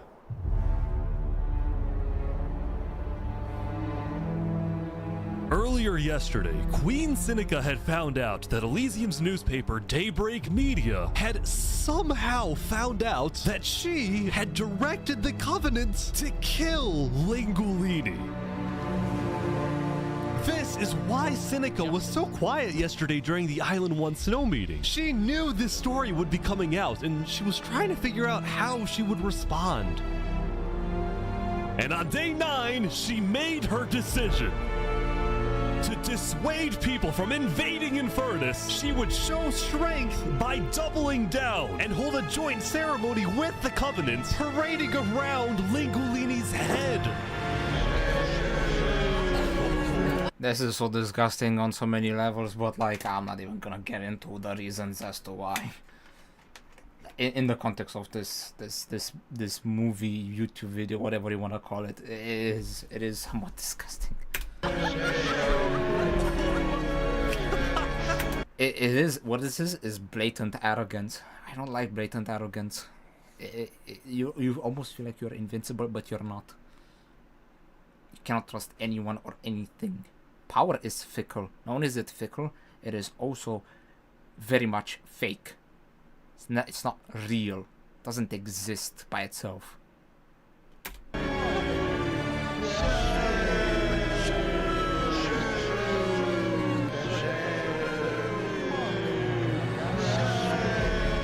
Let this be a lesson. Shame to those who disrespect our volcano.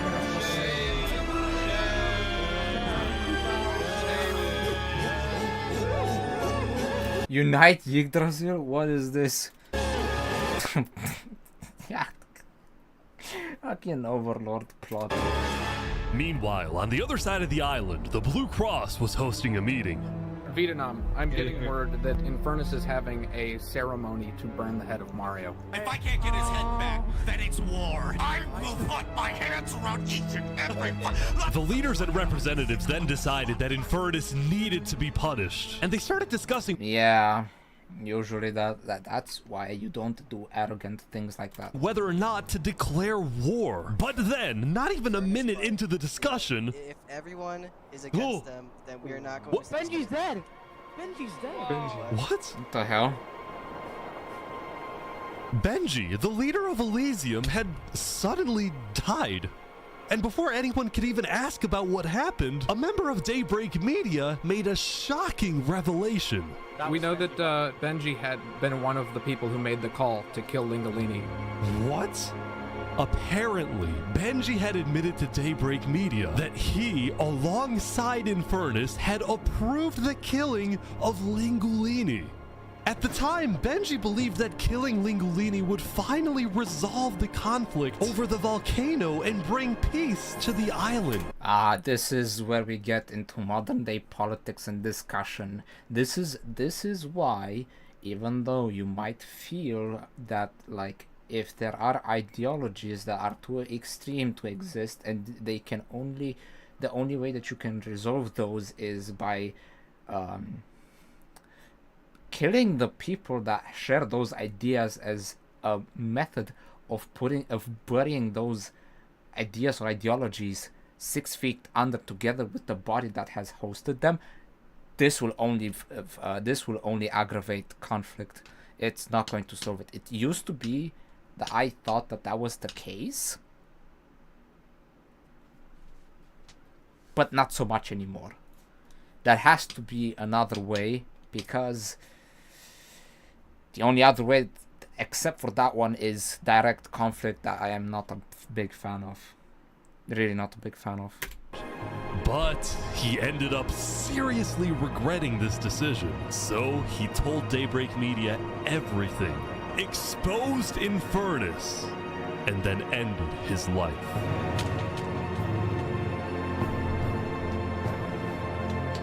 Now, because Benji had repented, the Blue Cross Conference decided not to punish Elysium, and instead focused on Infernus. I don't know about war. Maybe a trial? Give Infernus a chance to tell their side.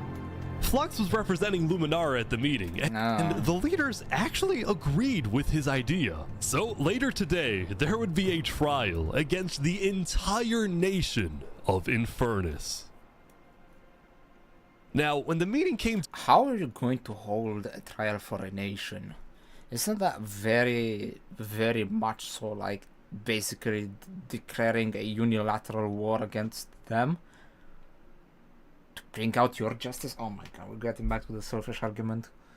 But they were selfish too, like, this is everyone is a big asshole in this story moment. To an end, Flux was approached by a few guards from Tricolor. Wait, what?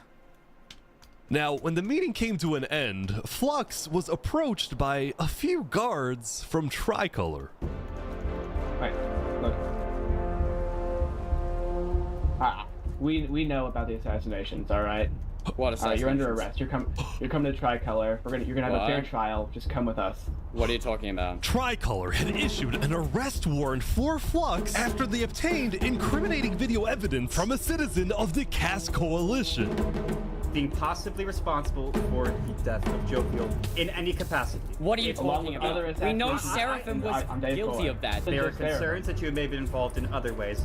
If you believe yourself innocent, I believe that you are. I trust that you're innocent because you told me you were. But right now, the most important thing you can do is simply go to the trial and prove that you're correct, which I believe This you is are, an outrage against Luminara. I cannot believe that you would accuse me of this. Now, the truth was, Tricolor wasn't necessarily convinced that Flux was guilty. They just wanted Flux to go to trial so that he could answer their questions about the videotape. Why didn't you not bring this up beforehand? So if you were guilty, run away. You're seriously scared that I'm going to run away from a trial? You agree after what happened with the Commonwealth, we could never be too careful about stuff like that. We're both Fine, I will go. But this is an outrage. All right, let's go. We're gonna Oh, his We will ass is stand for this. his ass is on the line. Flux is getting arrested by His ass is on the Tricolor. line.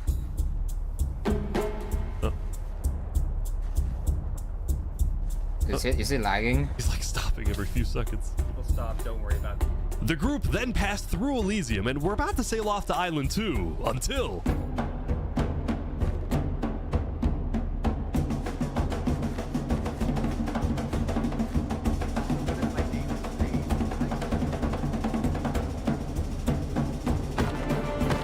Oh, hey, what is this? What? Wait, Flux is getting away? What is going on? It turned out Flux had secretly told a member of his own crew to come and attack him so that he could run away from his arrest without looking guilty. That this guy is genuinely a narcissistic psychopath.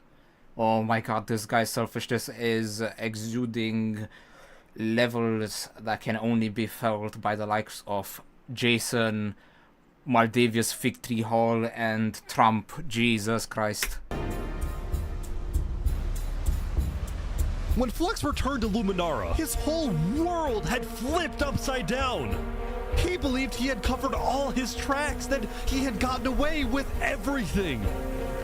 But for now, he had to remain calm and decide on his next move. Legacy. Yeah? We've just been informed that you have ties to the Covenant, and they're working with Sax the Traitor. So the problem is, we're afraid you're a national security threat. You have two choices right now. You either drop out of the election this instant, or we can do this the hard way. Oh, that's tough. Alright. By forcing Legacy to drop out of the election, Flux had automatically become the leader of Luminara. Which means if Tricolor still wanted to arrest him, they wouldn't be able to just walk ahead and take him. They would have to invade Luminara itself.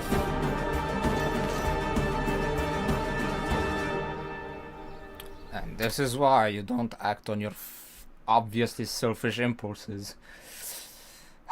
I'm seriously rooting for Saps, genuinely. But we're almost at the finish line. Can you believe it? I can't. Yesterday, Emperor Spoon had caused a lot of chaos with his failed attempt to capture Knight Arcturus. So he spent day 9 repairing relationships, but also forming new ones. For example, earlier, Spoon had received a message from a player named Addison27 who wanted to sell Jovial's head in Bro, exchange. oh my god. This is the most hood thing you could do, man. Hey, you cash this drip I just got of this dead dude. Would you like some of it, man? This looks pretty slick. Like, what the fuck? This is the most rat behavior. Jesus. Jesus. My god. There are some selfish inclined people in this whatever documentary this is. For Netherite. Spood accepted the deal, gave Addison a place to meet him at, but then he gave Addison's location straight to Tricolor. Oh my god. Uh-oh. Show us the head. Yeah, there it is. Oh no. Give it right now. Brock. Oh man, he got his swag taken back. Oh. What? What the Sigma?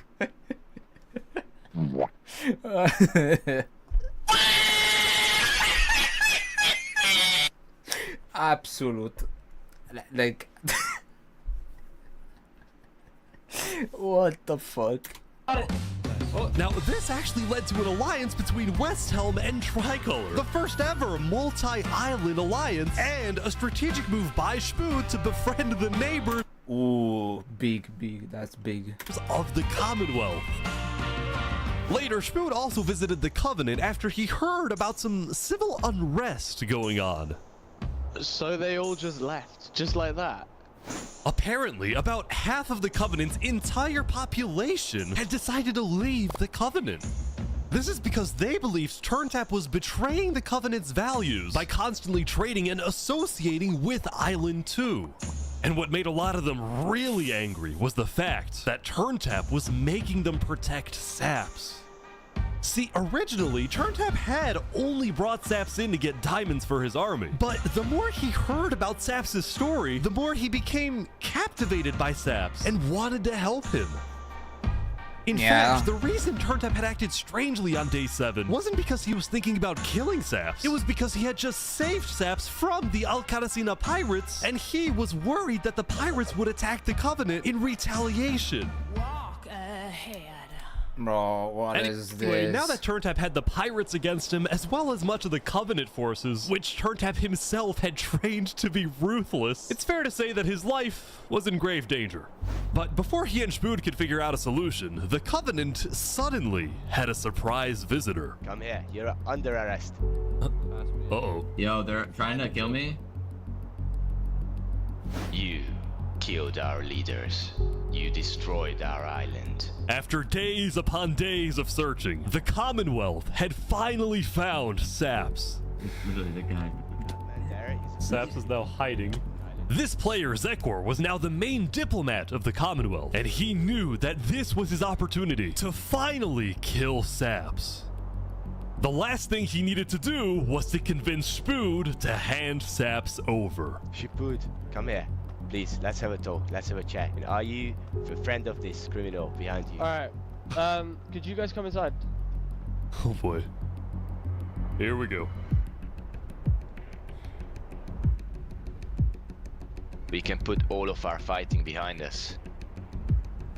I propose a trade. You give me Saparada, and the Commonwealth gives you Knight Arcturus. Oh wow. RT for Saps. I mean, where would this happen? You can let us take Saparada now, and then we can kill our... Yeah, right, Putin. Yeah, right, Putin. Oh, come over here to Moscow, Zelensky. We can have a little chat about like how our friendly nations can build back together, and we can get back together just like we were. We can even have a little tea party, if you will, on the most beautiful scenery at the top of the Kremlin's Red Wall Tower. Yes, we can drink and have a little discussion there. Or would you? Or would you? Oh my god, bro, the god on these people. Just for you. No, don't kill him. He needs to fight in the Colosseum. Alright, we can make that work as well. Wait, so you're saying you know where he is? It's interesting because Sitzkrieg said he didn't. Okay. We don't have him. We do not know where he's at. Look. Ooh, it's backfiring. You think you are so eager to dish out justice how you see fit and trying to use mischievous tactics to get your way. Well, sometimes it works, other times it backfires. this might just be where it does backfire, and I'm clamoring for it. He comes back every now and then. We'll find him. Really? Is that so? Why would I lie? So you'll find him for me. Spood, don't do this. Look, Spood, I have to be honest. I'm shocked that you're defending this criminal. Either you accept this deal right now, or I tell everyone from back home that you're harboring Saporade. They'll all declare war on you, and this will be the end of Westhelm. You and what army?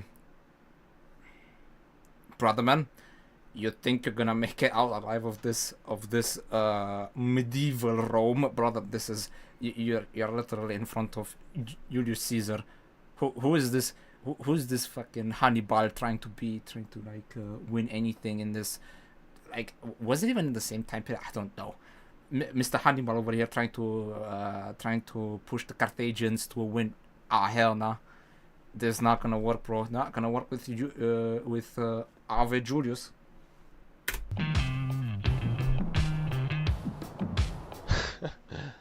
So, just to make the terms of this deal very clear, because I want to be accurate, you expect me to give up an innocent man in exchange for a terrorist? Is that really your offer? He's not innocent.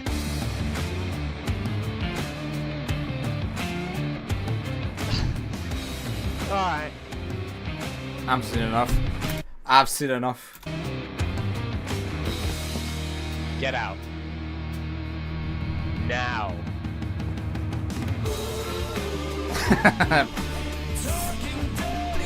Cinema. Get your ass. Get your ass.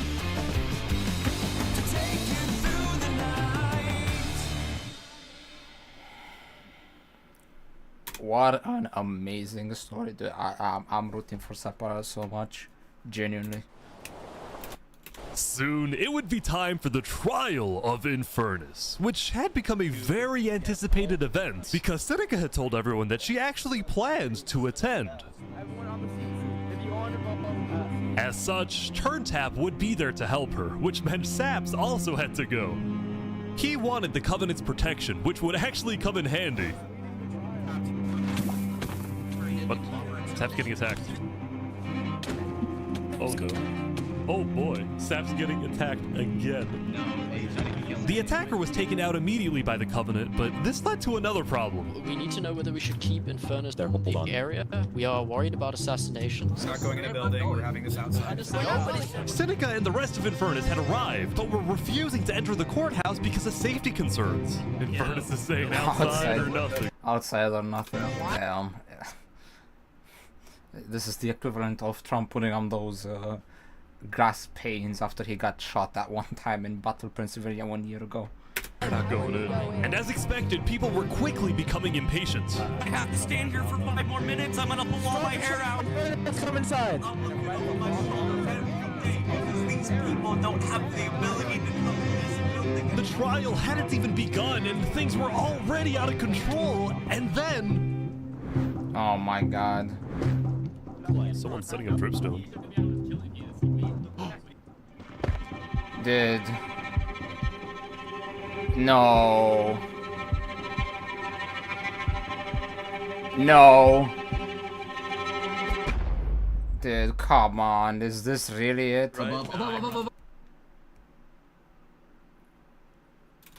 Oh!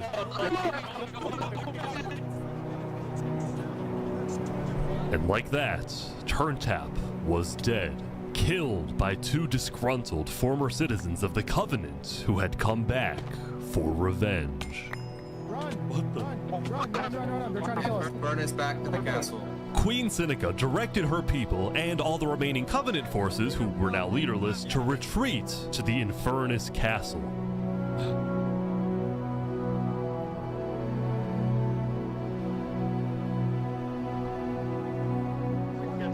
Both Infernus and the Covenant were eventually found guilty of murdering the Lingolini Mafia. But now that Seneca had adopted the entire Covenant army with all of its netherite weaponry, it would be impossible to try and arrest anyone. Saps, meanwhile, was abandoned at the courthouse, so he ran all the way to Westhelm to Emperor Spud, who was apparently dealing with a new political crisis. It appeared that Spud had finally made the Commonwealth mad because, according to a Westhelm spy, it looked like the Commonwealth was preparing to go to war. And on top of this, Spud had received a message from Sitzkrieg inviting him to the Commonwealth for a meeting. Ah, yeah, for some polonium tea, yes. Now, of course, Spud suspected this was a trap, but his second-in-command Spider had an idea. Let me go instead. Let them kill me, and if they do, we'll have the right to obliterate them. Basically, if Spider goes to this meeting and actually gets killed, then in the eyes of the world, this will give Westhelm permission to finally wipe the Commonwealth off the map. You're a hero, Spider. Glory to Westhelm. Hey man, I doubted it for a second, but hey, for democracy.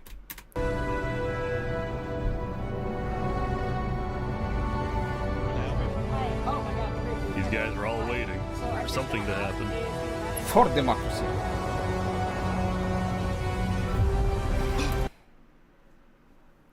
Oh my god. This is it.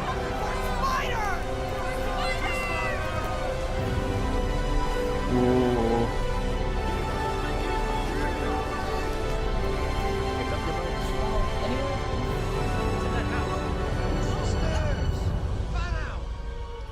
Oh, it's empty. It's a trap. Oh no, it's Moscow all over again. Retreat, Napoleon, retreat. Where is everyone? The Commonwealth had been completely abandoned. See, after Zekor's meeting with Spud, Sitzkrieg had tried to rally all of Island 2 against Westhelm, but not a single nation joined him. Throughout its days, the Commonwealth had faced chaos, infighting, global humiliation, and now Sitzkrieg was utterly defeated. So, as a final jab against Westhelm, Sitzkrieg decided to kill Spider before what is this Vlad the Impaler tactics? Dissolving the Commonwealth once and for all. Sitzkrieg and his remaining citizens then decided to pack up and relocate to the one place in the world that Westhelm wouldn't be able to infiltrate.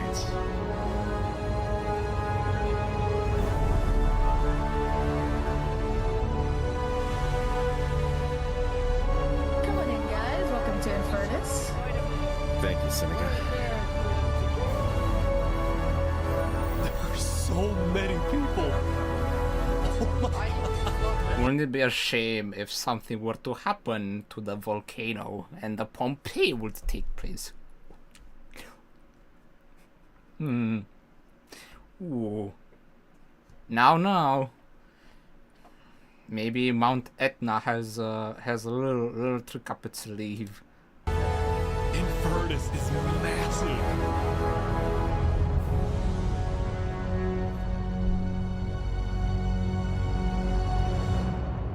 Yeah.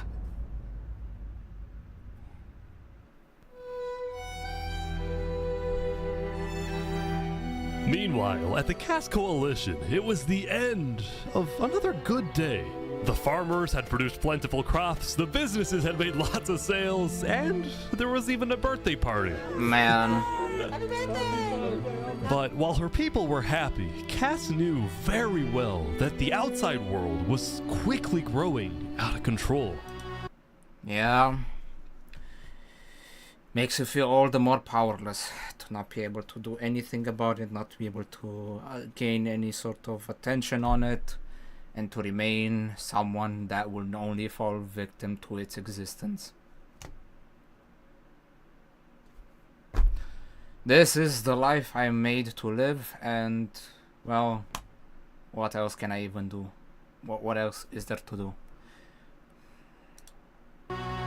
As leader, it was Cass's duty to keep track of all the world conflicts. But by day 9, they were simply overwhelming. Too many. She watched from afar as the Commonwealth fell apart. She watched as world leaders died left and right. She watched Infernus avoid justice by blocking themselves off, with Netherite at their defense, as well as the volcano's sheer height. Yet despite all the turmoil, Cass spent most of the day trying to solve what was now the world's biggest mystery.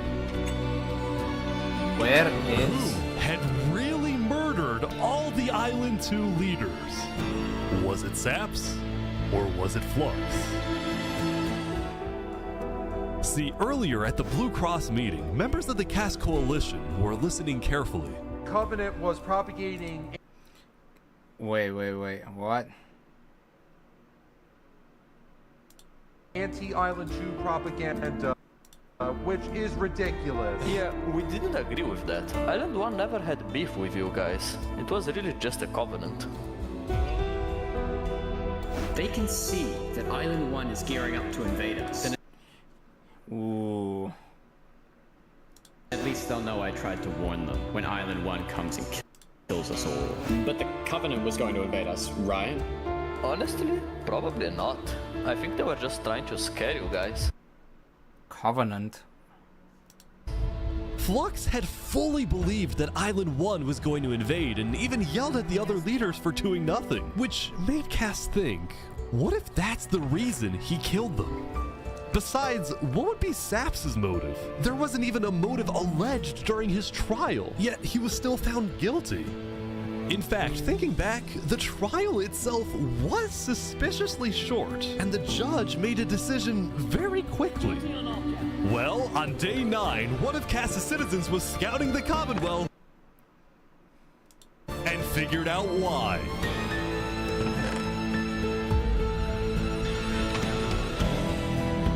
Flux had bribed the judge to ensure Saps was found guilty. When Cass discovered this, she immediately called for a meeting with local leaders. It's been Flux this whole time. I'm so mad. He needs to die. I never thought I'd say this, but you have my permission to invade Luminara. Okay, I'll tell my guys to prepare for battle. No, there won't be a battle. We go in, we take him out, we leave. Got it? Sounds good. See? All right, first thing tomorrow.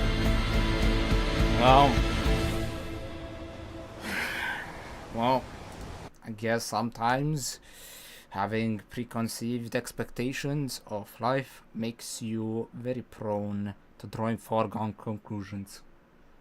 And so you should wait and make the conclusions after you have the bigger picture. Oh, I hate this so much. Oof. So from 500 we're down to 300 and 400 about. Approximately.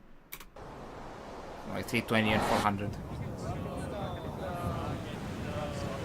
Welcome. Rock and stone. Oh, heck yeah. Cock and beer. Welcome everyone. Welcome. We gather here today because, well, we never got the opportunity to properly mourn our previous leader, Three Below. What's going on here? He was more than just a Luminaran, he was a friend, and I'm very much excited that we can continue his legacy and complete the bridge which he would have wanted. GTA 6. Dude, we got Society 2 before GTA 6 launched. By the way, Red Dead Redemption better than GTA, period. Stories and everything else in gameplay, it's just much better. World building, dude, like GTA is kind of like it's as wide as a sea, but as deep as a fucking rain puddle. Meanwhile, Red Dead Redemption is not as big as like a sea. It's more like a let's just say somewhere between lake and like a pond, but it is, oof, it's like 200 meters of depth in it. Very, very, very, very good game, by the way. Never played it though. Only heard great things about it and a bit of story, and from what I've heard.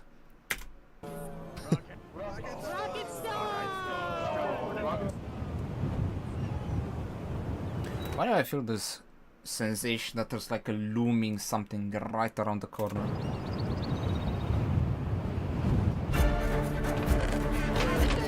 I completely got the premise.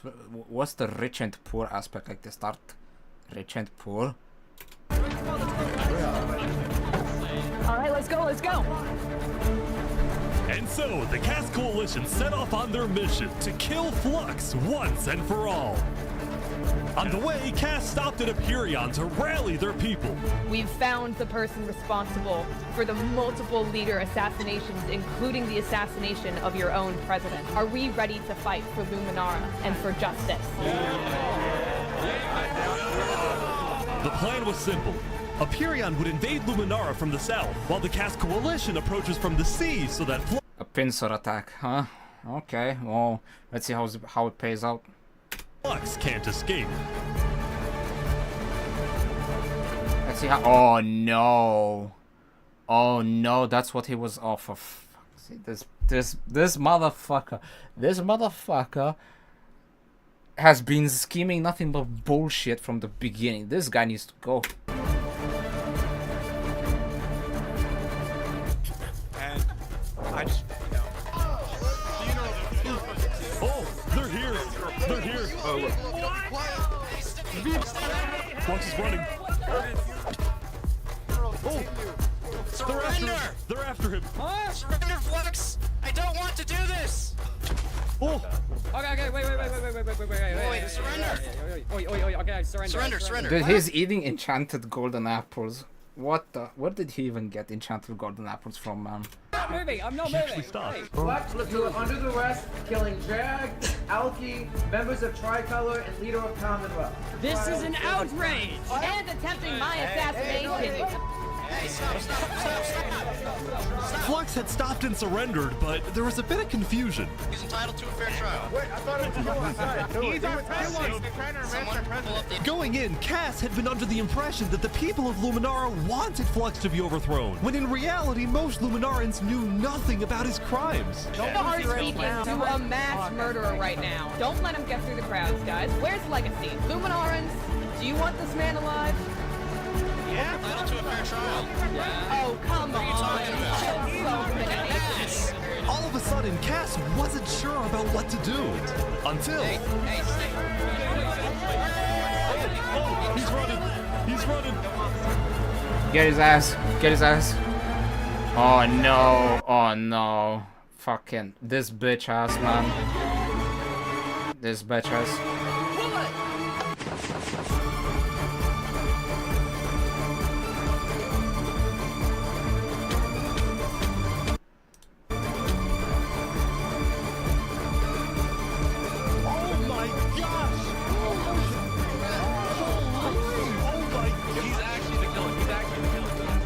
Flux had killed 5 people using a secret track he had built the day before. This bought him just enough time to escape. You block up behind. That said, Flux knew there'd be a lot of people after him, so when he dug to the surface, he ran straight to the ocean and fled Island 2. Oh, good. Still, Cass and Aperion sent out hit squads to try and hunt Flux down, while Legacy directed the citizens of Luminara to evacuate. I gotta move all of these people over to the Concave storage queue because no one is safe in Luminara at the moment. Holy. Like that, Legacy had taken Man. over as leader of Luminara. Cass and Aperion were down 5 citizens, and Flux had gotten away with everything once again. Man, dude, fuck these cheaters, man. There's always these fucking cheaters that somehow get away with everything in fucking life, bro. I fucking hate these people so goddamn much. I have an actual... I wish I had like a make this person suffer button so I could just press it whenever one of these bitches tries to get away from fate. Oh, you try to get away from fate? Okay, suffer bitch, suffer bitch, suffer bitch. No, you're not gonna get away.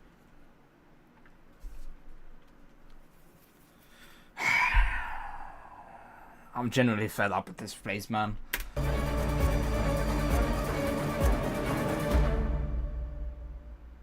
For how much? Probably. Or so he thought. Yeah.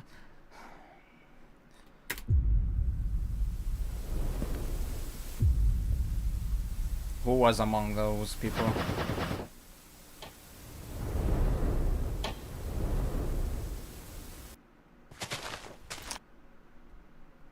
I am so confused on what's happening right Oh now. my god! Oh my god!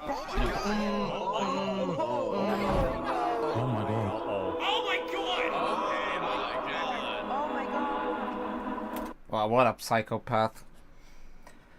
Pretty thought out, but like... When Flux's trap went off, the rest of the world had a lot of questions. Was that in Luminara? That was Flux? Wait, Flux killed those people? Yeah. On day 10, word began to spread about what had happened. That was Flux's trap? Yeah, Flux built that trap. Which made people think, was Flux behind the murders of the Island 2 leaders after all? Dude, I think Flux was behind everything. Saps was right. Yeah. Suddenly, the world realized that Saps had been telling the truth.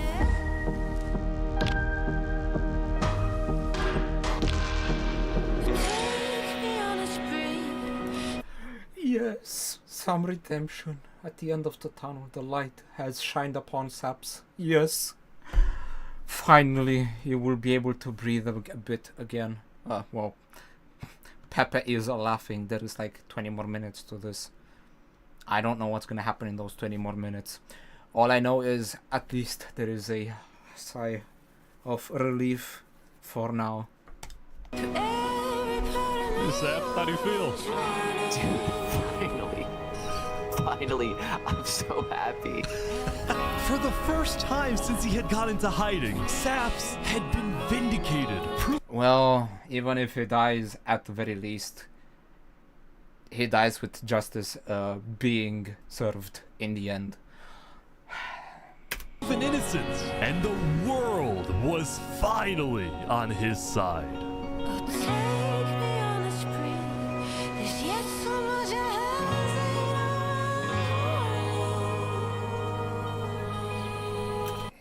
A man that has only wanted to be the mediator and unite and use diplomacy got framed and was used as a wedge to drive division. No comment. And now, instead of hunting for Saps, all of Island 2 was determined to find Flux. Bro, this is what happens when people want trials. We should have just started killing him. I don't know why anyone stopped in the first place. I would have been the bad guy if I killed him right then and there with everyone yelling, trial, trial.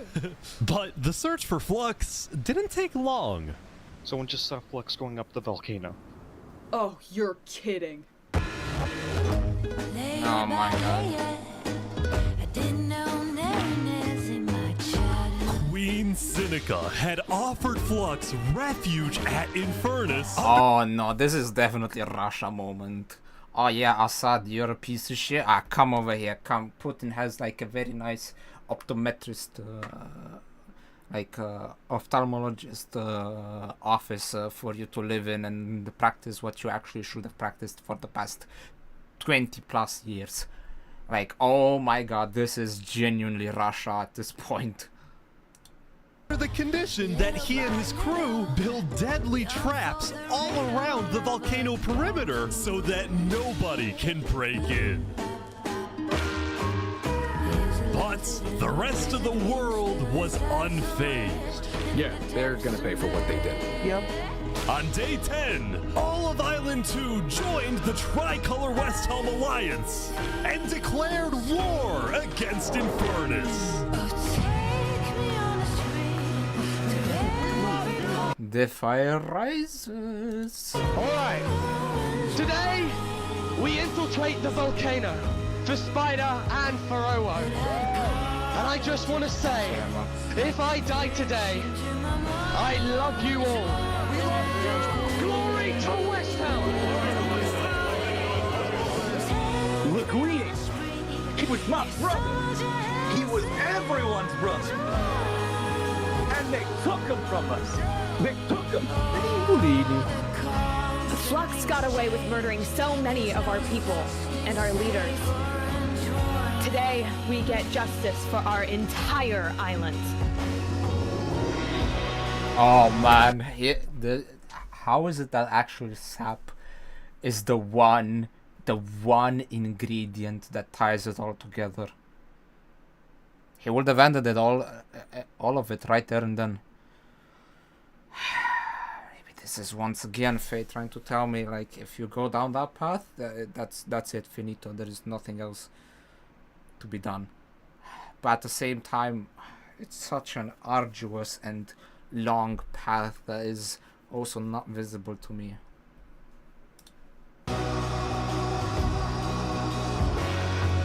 So many different things could have played out so many different ways, and yet this is how fate has decided to play them out. Sap actually managing to survive his mock execution, like, man. Mock trial. Alright, everyone in. I'll meet you at the Coliseum.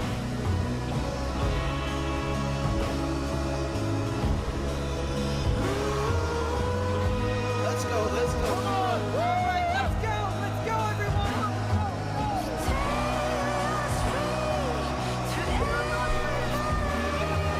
Alright.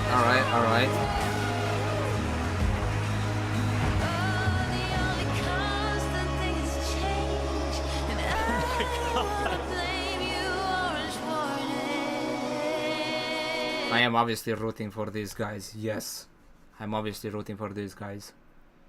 But I mean, I guess we'll have to find out if the traps for the baddies will actually be enough to keep them away and secure their bunker status or not. We'll see. A few days ago, my home was turned into a death trap behind my back. I was framed and then forced to go through a rigged trial. Guilty on all counts. Yes! A few days ago, every single person in the world wanted me dead. Yes.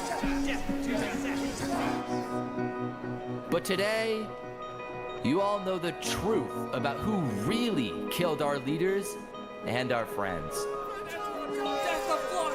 Today, we walk ahead, we storm the volcano, and we get justice! Let's go, Sap. You and me. Both of us. Let's go and take out some justice for the injustices that has been done. Let's go.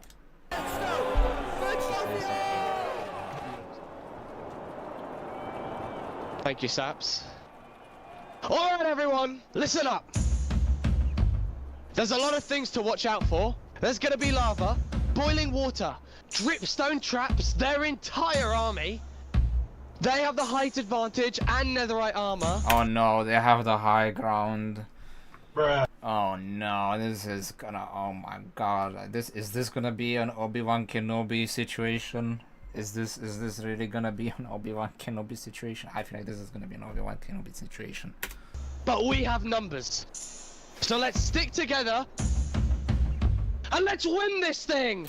Let's go! Come on! Alright, here we go!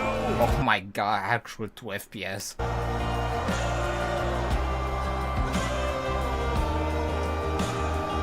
This is a battle of the 5 armies, I swear to god. There's so many people. You make me all blind with your civil rights. You demand that I eternize your name. Walk ahead. Oh my god. I think there might be a problem. It's good. You cover us in shame. And What? I take the blame. Living by the rules to which high school blues. Oh damn.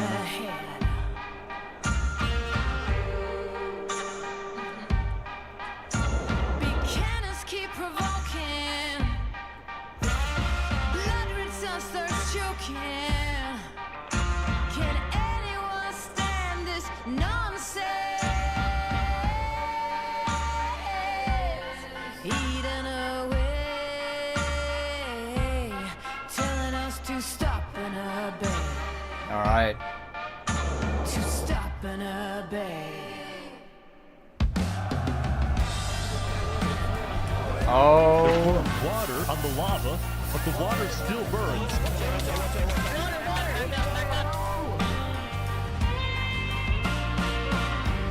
Okay, send out the covenant now, right now. Go, go, go, go, go. What? What? Huh? Where were they hiding? What? Go, go, go, go, go. Bro. Oh, big fighting on the ground right now. Covenant is attacking from behind. Keep going! Skin shine. Joker's got silver lining. Dude, what? Bloody Mary sings songs in the wet rain. This really is the siege on Vienna, bro. Like, this is not gonna go well. Walking ahead. Shields up! Shields up! Now every new day is a new firearm to my teeth. It's just chaos on the ground as well. It's the Covenant. Someone show me someone living a desire. Get down off our mountain!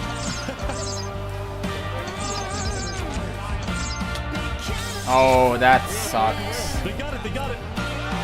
Everyone retreat! Retreat!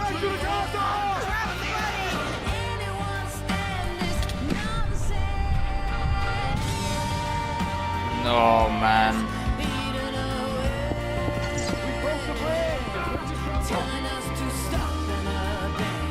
Fucking Billy. The final push, here we go. Man. He is bad, man. Down with the Commonwealth. What?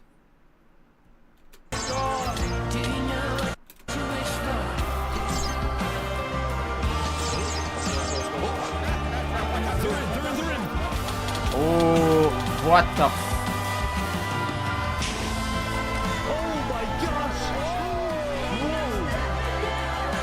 Dude, this is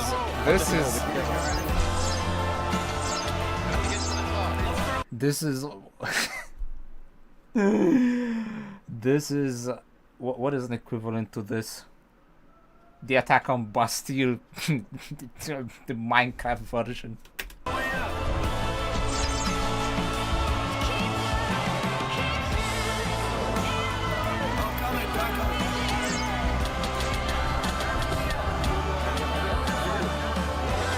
I can't even keep up.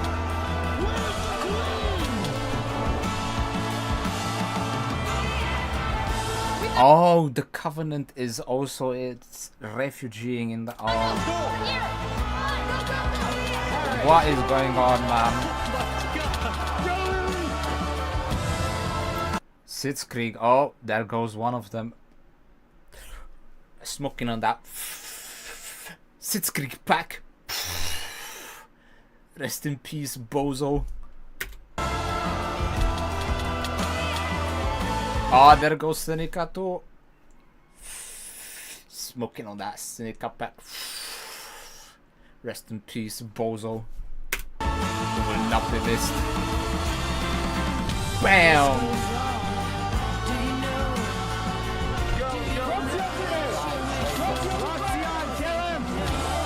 Get his ass! Get his ass! Get his ass! Get his ass! Dude, please, please, please let Sap land the final killing, bro. Please.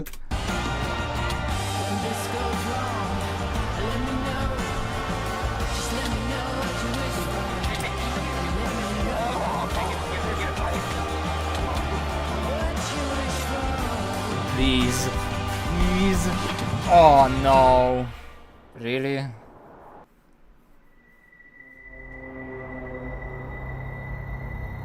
What chaos has ensued?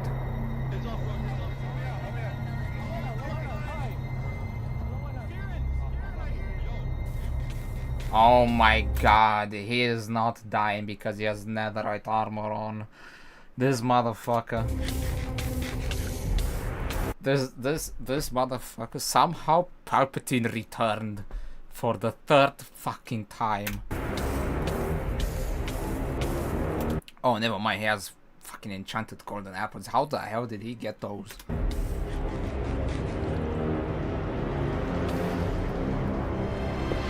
No. Surely not.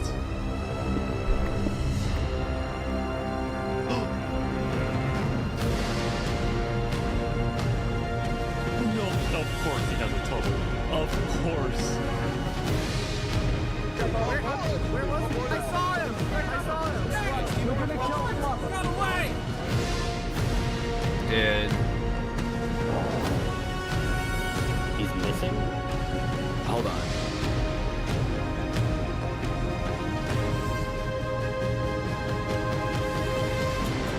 You coward.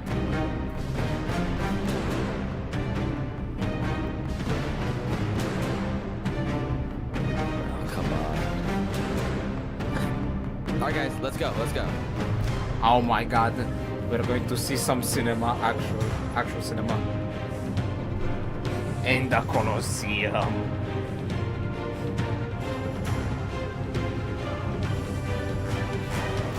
Yeah.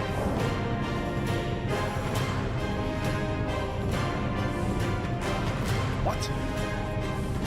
No way.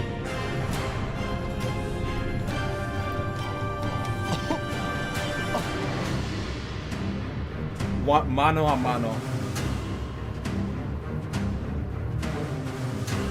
Wow, you actually showed up. Can't say no to a friend, can I?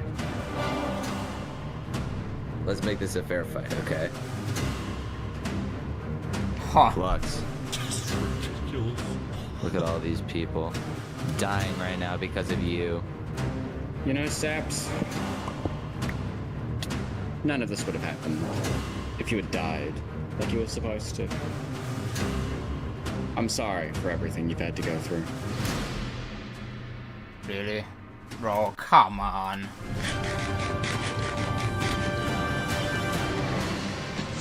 Oh, okay. I thought he was going to make it super unfair.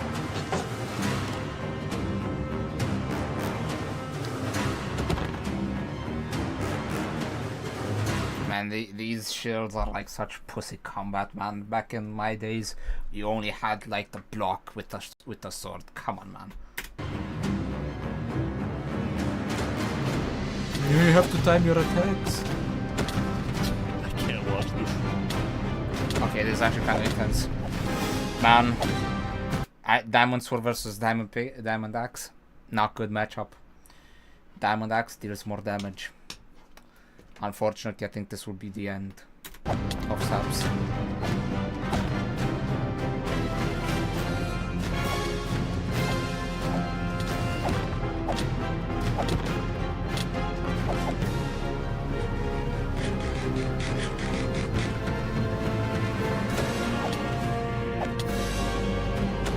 Oh, wait. No, never mind. They both use Diamond Axes.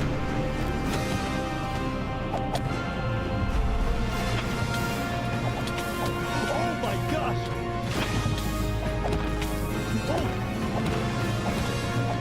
Damn, UHC strats, huh?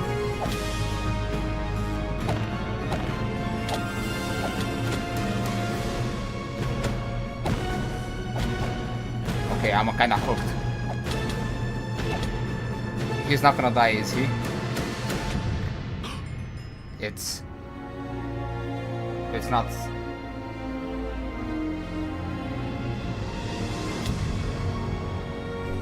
Yes! Woo! Yeah, baby! That's what I've been waiting for. That's what it's all about. Yes! Oh my god. Good job, Sam. Good job. I have this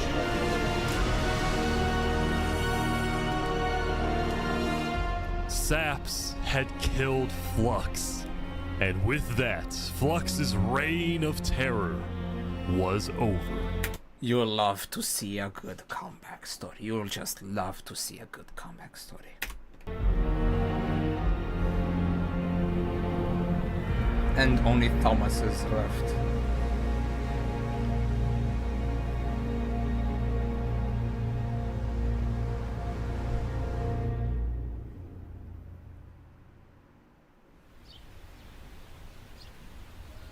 Days later.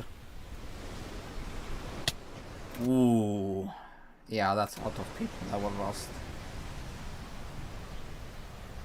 Today, we gather to honor the lives lost in the Battle of Infernus. Since then, I think we haven't felt the same. I know I certainly don't. The Island 2 West Helm Alliance had defeated the Infernus forces. Damn. But winning had come at a high cost. Yeah, staggering losses. 6 miles of ground has been won. 500,000 dead are gone. As the fields of passion veiled. After the war, people across the world took time to mourn their dead, reflect upon the battle, and then, eventually, decide how to move on. Yeah, men are gone. Sorry.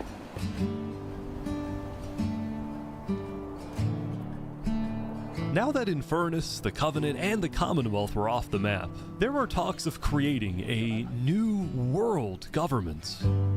But ultimately, it never really materialized. This is to put up the US flag. What the? Yo. Yo. Although, is it the right side up? I think so. Never really materialized. Or Liberia. Whichever one you choose. And all the remaining nations just agreed to do their own thing and have peace.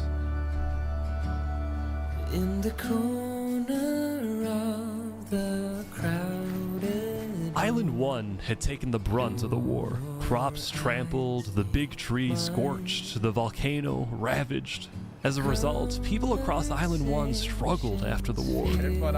Dead. Some of them joined cults, while others moved to Island 2 in search of a better life. Elysium was fine though. Instead of going to war on day 10, the Nation of Peace had decided to hold a peace festival. And on their shore was something new. A bridge stemming all the way from Luminara.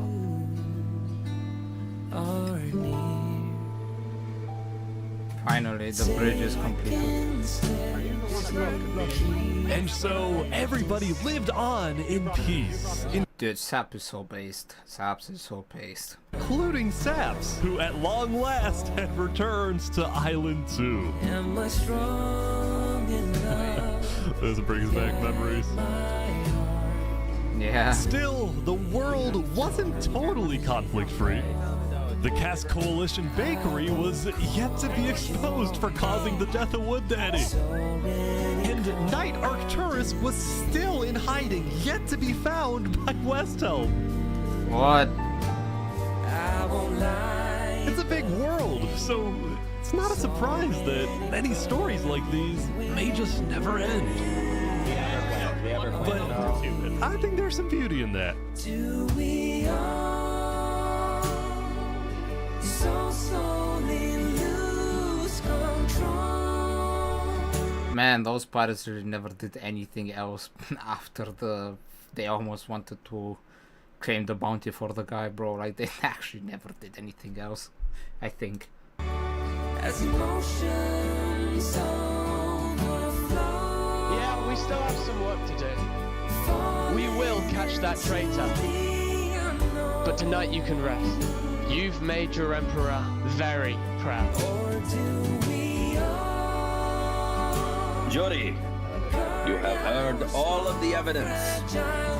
If you find Thomas 5200 guilty of aiding Fluxion with his reign of terror, jump now. Tomas, may you find mercy in the end, senor. Dude, they held a public execution. Oh, that's crazy. When we first met, I ran away screaming from you because I thought you were gonna blow up my nation and kill all my citizens. But after we talked a little bit for like 5 minutes, I realized you could blow up my nation and kill all my citizens.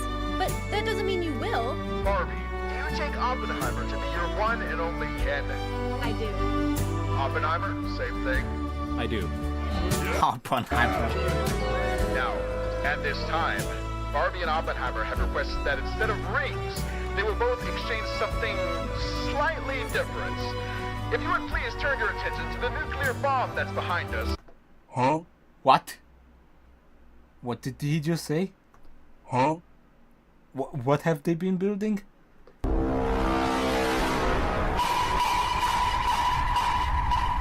Nuclear bomb in Minecraft? Real? 3, 2, 1.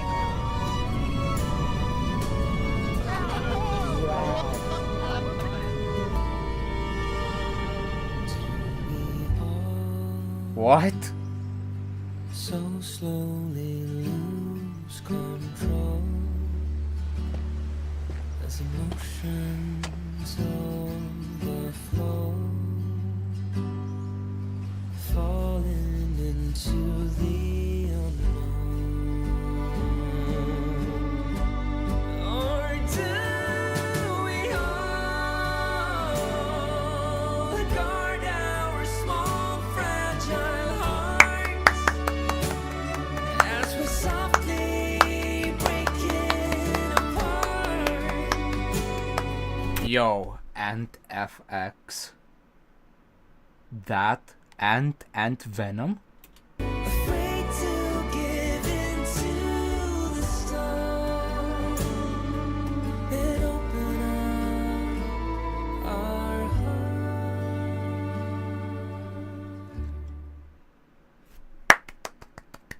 Ooh, yeah, that's pretty good. That's pretty good. Now to see the comments. To the comment section. Holy moly, 75,000 comments. Yeah, this seems much better done than that stupid whatever parkour civilization nonsense. That looks like a schizo post compared to this. Out of 8,000 plus applicants accepted. Wait, 1,300. Wait, what? Huh? What happened to the other 300? Players selected an island without knowing the traits of each island. Each day, players logged on at the same time.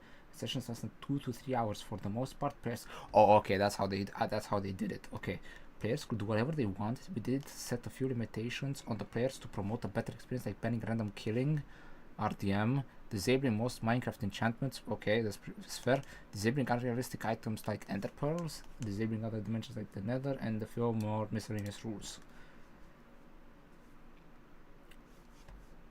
Some events have been modified, reshot, or entirely fabricated for purposes of simplification or storytelling. Hey, don't worry about that. They do a lot of tomfoolery for storytelling. Do you want to tell a good story or an authentic story? I'm gonna tell you something. You can tell an authentic story, but that does not mean it will be a good story. But if you tell a good story, hey, at least you got that one. If you want to know exactly what was real or not, you just want to remember. Okay, check out the live stream. All right. Epilogue. Weird. Would you? So that's a good question. When I heard this was better than History of the Entire World, I was skeptical. Yeah, it really does portray society at its core. The water is not boiling.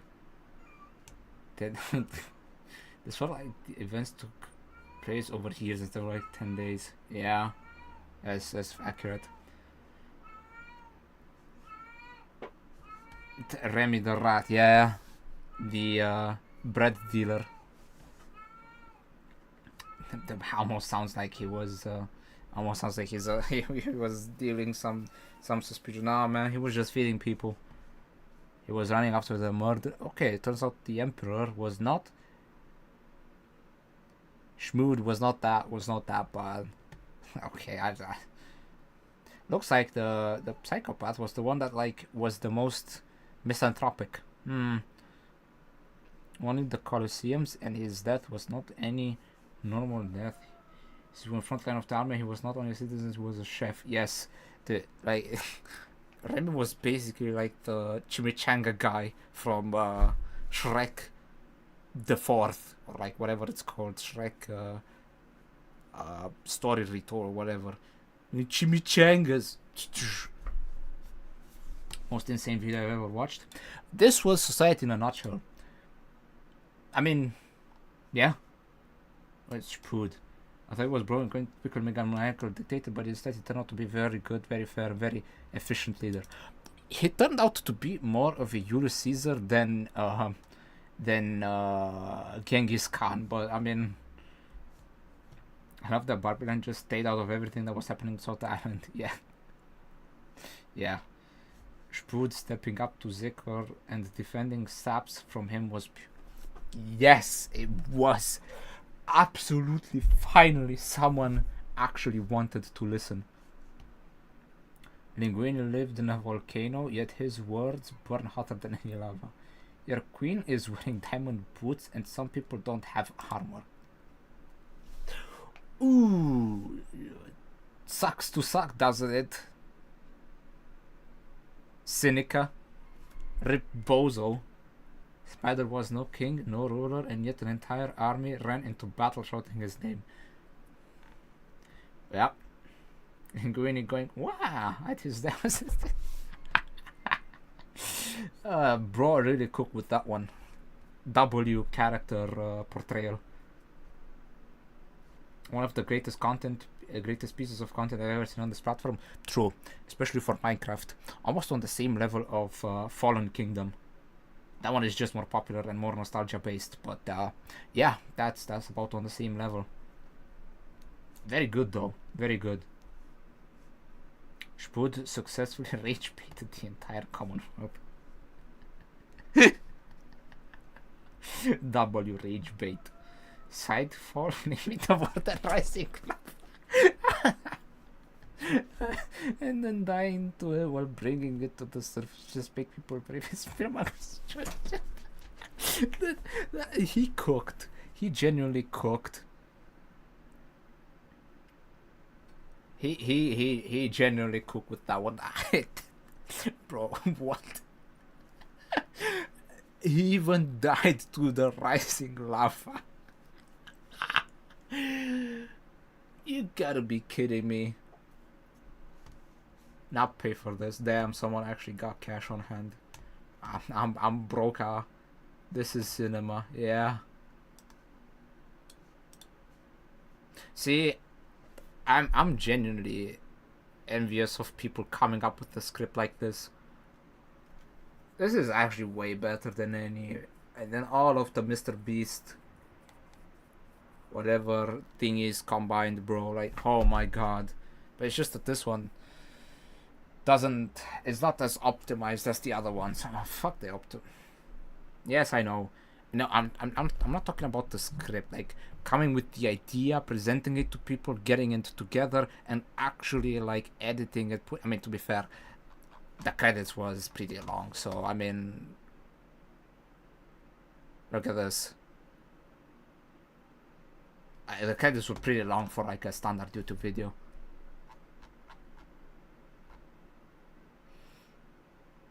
Yeah. Mamma mia! Wow! Wahoo! From Linguini, as he died was so good. Yeah, he can make such a impressive. He can make such an impressive Italian accent. It's just like, what? Can't believe I paid to watch the Minecraft movie. Or this absolute cinema is free to watch. Well, to be fair, Minecraft movie came out like 1 or 2 months before this one. Yeah, like 2 months. June, May, actually 3 months before this one. So, it is what it is. Should have casted this into cinema. Started from giving people one in the crossing, became the most famous chef in West Helm, died with honor fighting against the big bad. What a Chad. I agree. I 100% agree. Okay. Well,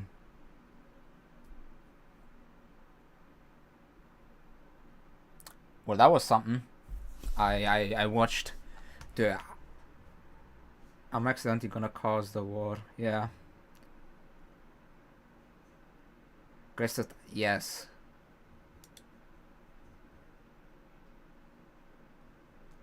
Co- 10 out of 10 conclusion. Amazing altruism, media talk would be happy. Amazing character dynamic with Flux, yes. Yes. I mean, I still want to play Doom, but too late for that.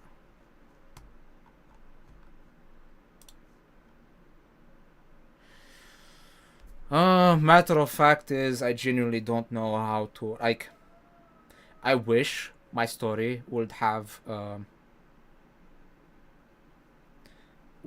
a satisfying conclusion as Saps,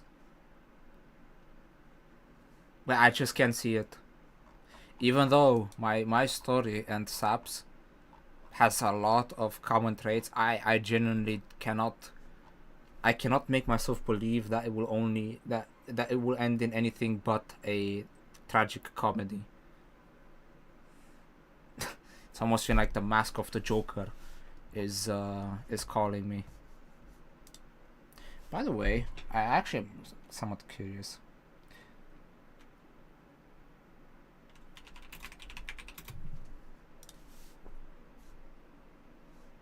Has anyone used this about recent events? I actually want to check.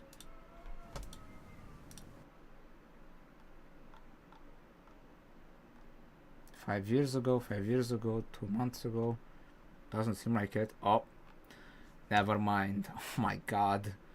This is...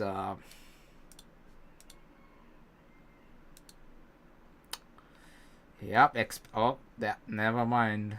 I expect as much.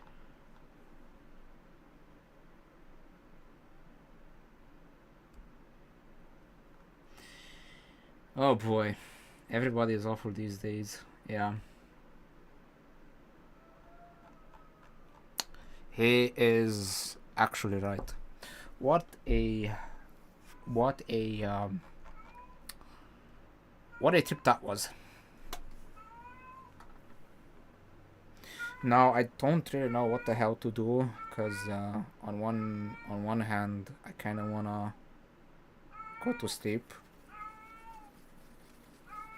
On the other, I'm not that tired, but I have to brush teeth. So what to do? What to do? I have no idea.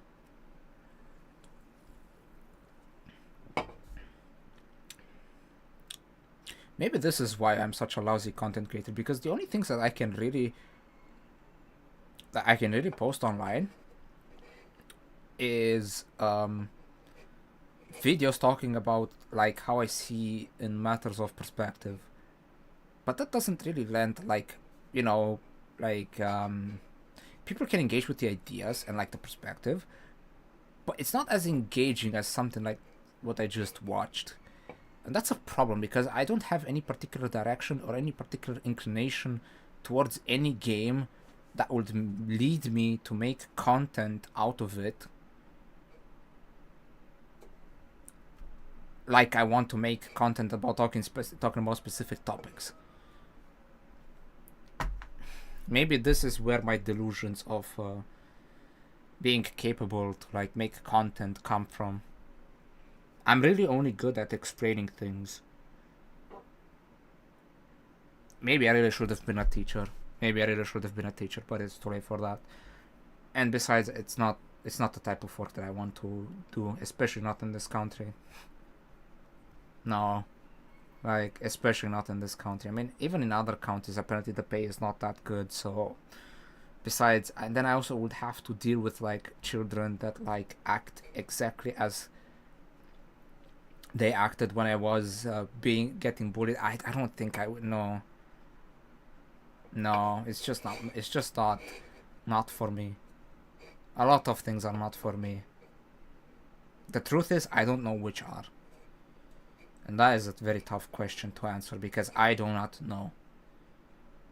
If this is not meant for me, no, normal jobs are not meant for me, because I crack under like the slightest amount of inconvenience. Like what can I do?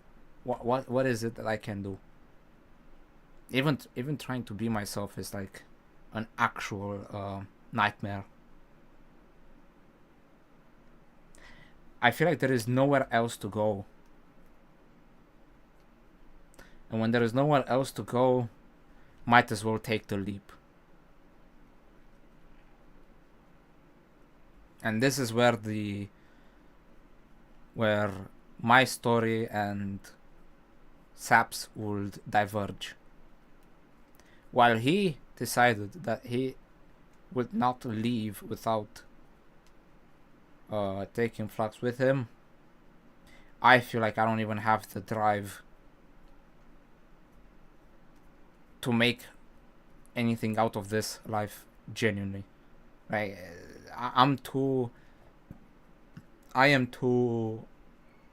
defeatist to see any way out of this, and that's a problem.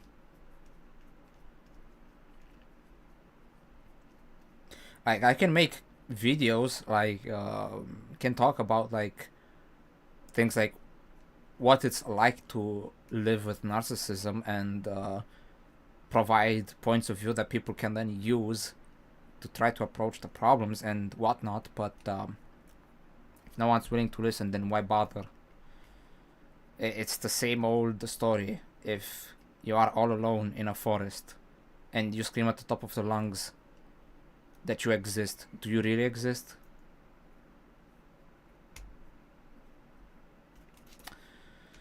And it is exactly that question that to me is being answered by no, you don't, because there's no one else to confirm your existence. That leads me to believe that it is not worth it. It's just not worth it. Nothing is. Might as well call it quits, throw in the towel, and either wait it out, withdraw from society completely, or just take the final, take the ultimate solution. There's not really much else for me. I don't know, like I genuinely do not have any sort of aspirations for any other game. Like, Osu was my main thing. I don't have any drive to like constantly play Counter-Strike for like nobody. I don't have any drive to like even Doom. Like, I downloaded Doom because I wanted to play it, but at the same time it feels like, I don't know, like I'm playing for absolutely nobody, man. Like, at that point, why even continue streaming, you know? And as much as there would be people in my life that would like to see me come out on top like it did with Saps, I genuinely cannot make myself believe that this story has anything but a tragic ending.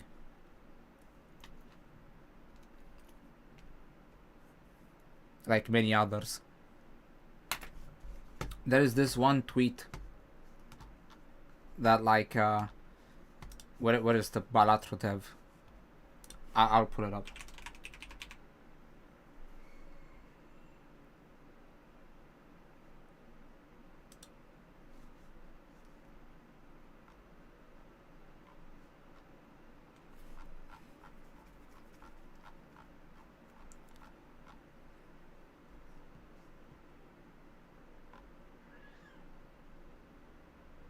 Yeah, that's exactly in the rock and a hard place that I'm stuck in.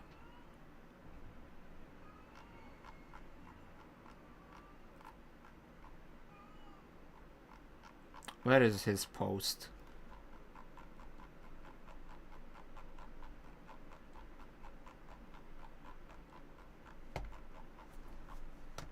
I might have to.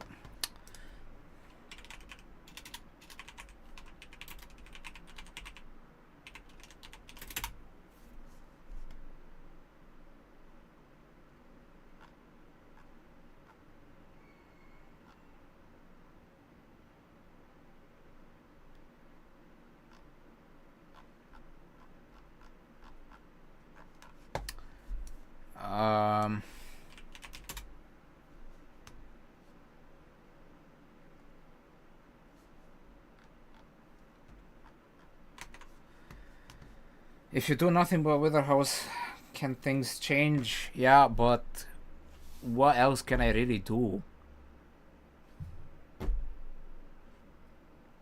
Like, okay, let's say I upload this, like, okay, some people might like, but like most people that watch reactions nowadays, at least from the streamers, they watch it for like the small chat. Like, okay, I don't think I'm important enough or like consequential enough for people to watch my reaction for me. I'm being genuine. Get better at talking. Okay. Okay. Okay.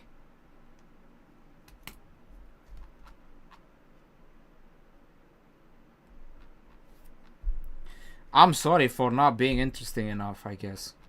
I'm sorry for the only parts of my existence that are interesting are the nonsense that I went through getting here. I don't know what else to tell you.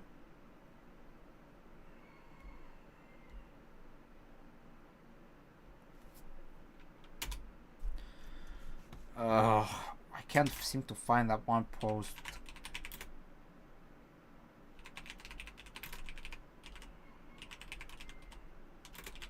Maybe I saved it somewhere.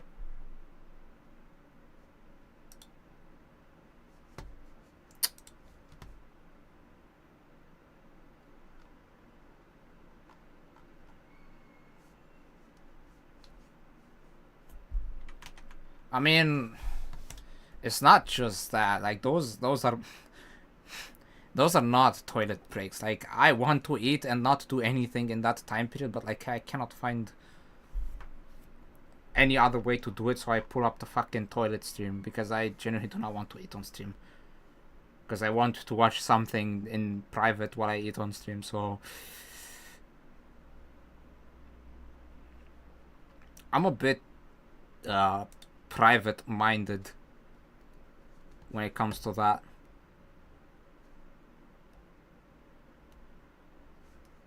Not possible. Sometimes I'm just not hungry.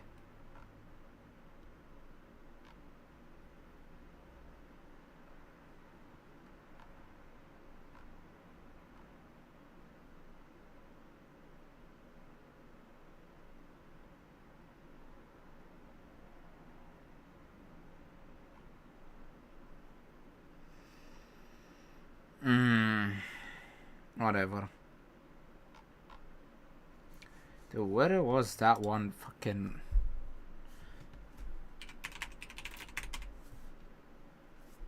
Where's the main Balatro dev guy?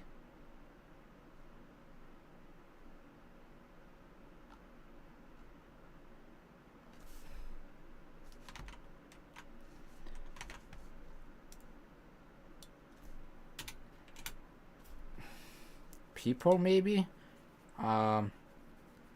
Local thunk. This guy. This guy. Okay.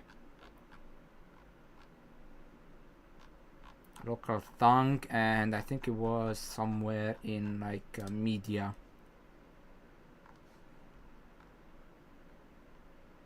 This one. I found it.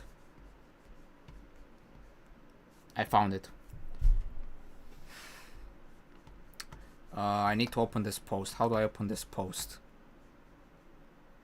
I wanna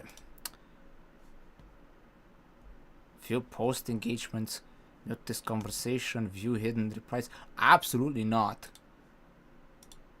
Fucking hang on a second, I have to fucking copy this. Okay, does it even work? Like, take me to the tweet. There we go. Me, whenever people say, hey, since Prato did so well, maybe more people should go indie dev. And this is the survivorship bias playing. Wrong. This is why philosophy matters. When even successful devs thinks that success is a matter of luck that is subjective and who knows and nobody knows and there is no objective path to success, then you know there is a philosophical error somewhere in which it says, I am identifying that I have survivorship bias. There are parts of my success that I am ignorant to, and I would be disingenuous to me to say anyone can do it if they do what I did when I don't even have the full picture of my own story. Okay, but Barato would still be valuable to work that deserves to exist, even if it was only ever by like 4 of your friends. That is something that I cannot come to terms with. That is a problem that I cannot come to terms with.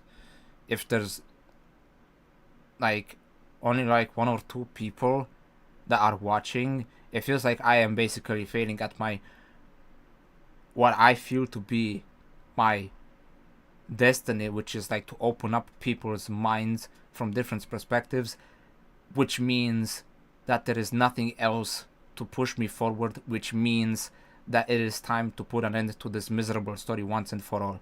That's how that logic works for me. Oh, for sure, I agree. That comment usually comes from people that are trying to say, see, more people should try to have a career as an indie dev. Being a hobbyist means that the financial outcome of the game isn't really an important factor.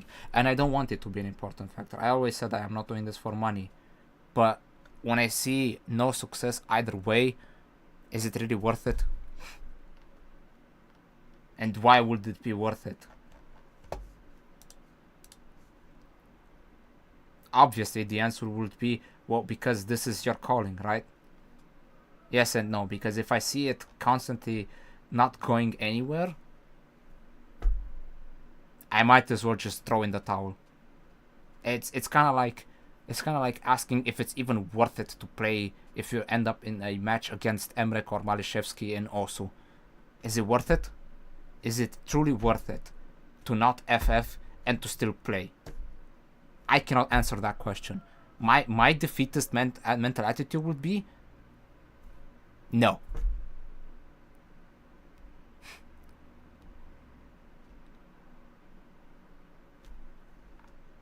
I would genuinely consider forfeiting the match instead of playing it.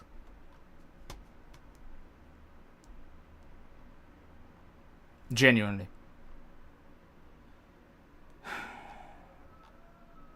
And I am considering this with life altogether.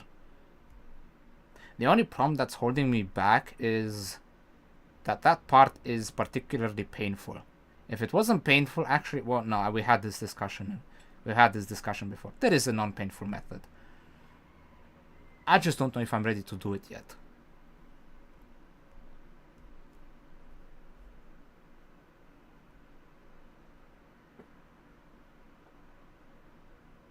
Improving anything, like, I don't even know what to improve, brother, man. Genuinely, like, what would you want me to post?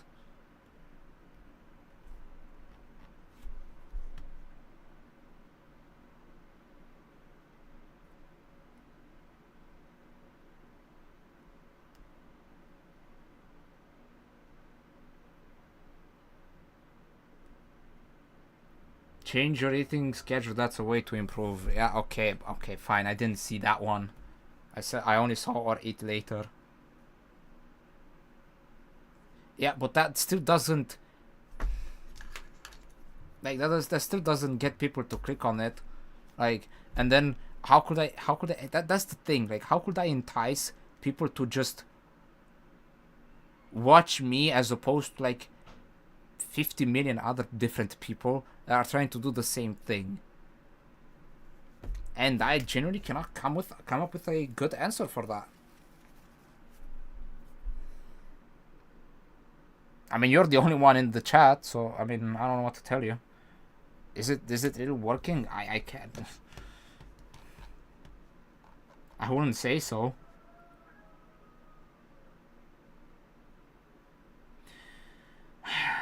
I mean, like I said, the reality is that most people are good at something. They strive to push for something, and they then get like their audience to shift somewhere else, or they just dip. Like that's another factor. Moments of a few people, yeah, after raids. Like, there's no one that like tunes in because of me. Okay, there are a few people, but like, they're already in my close group of friends, you know, or like people that already know me pretty well enough for them to tune in regularly. Like, that's just how it is. you just stopped streaming consistently and you keep going on the same annoying never-ending rant, which just annoys people. Yeah, I can't stop myself, right? This is a problem. I genuinely cannot stop myself. You would think, oh, but it's so easy to just don't talk about it. Okay, that doesn't stop me feeling about it in that particular way.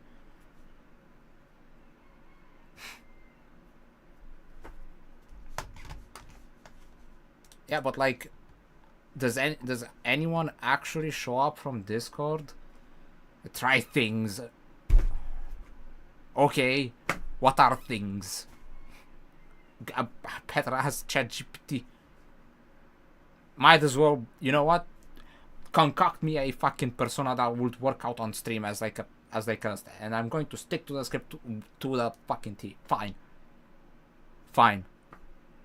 I'm going to throw out my entire being. I'm going to let ChatGPT dictate how I should behave as like maybe I can actually make use of the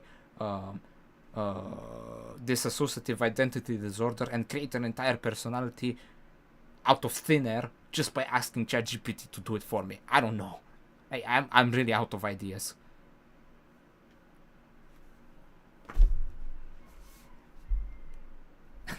I'm in the I've tried nothing and I'm all out of ideas. I've never had any ideas anyway. Like what else am I gonna do? This is not working out for me. This is not working out for me mentally or like. And this is another reality of this survivorship bias. Like for every Asmongold and XQC, there are tens of thousands to hundreds of thousands of Christy 2708s that remain at the bottom. And it is this exact mentality that like it gets me every single time. It gets me cooked. Like here's how you should treat this mentality like for streaming.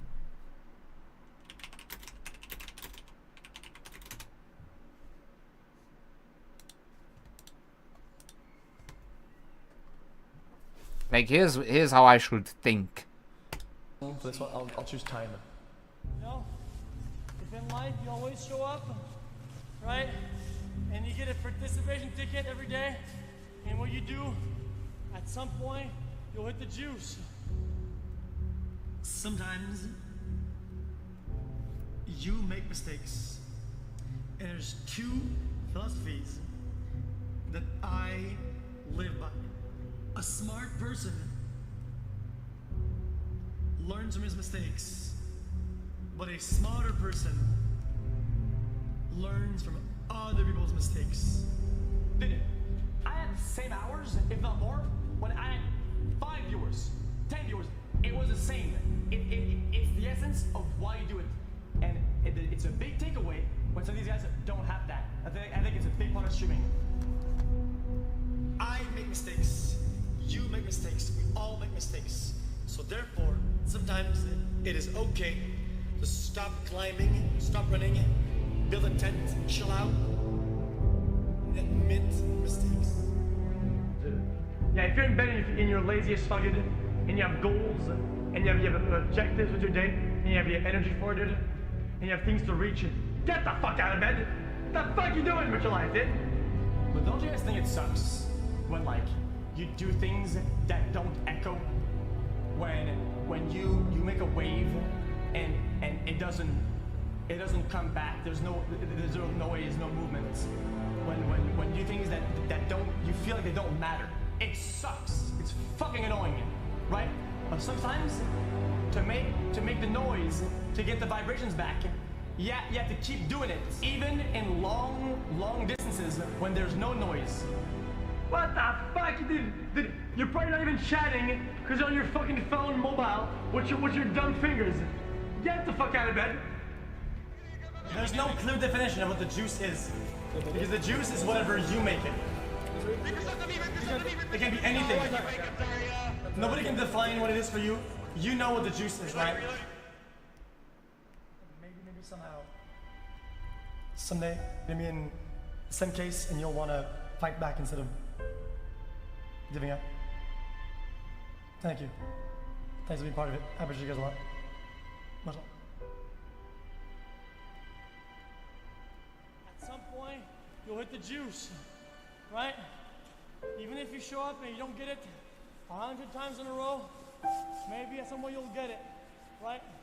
But if you have no names in the hat, how can you expect to be drawn from the hat? You can't. Every day you gotta put your name in it. At some point it goes juicer mode. You just gotta believe. Gotta believe in yourself and what you do.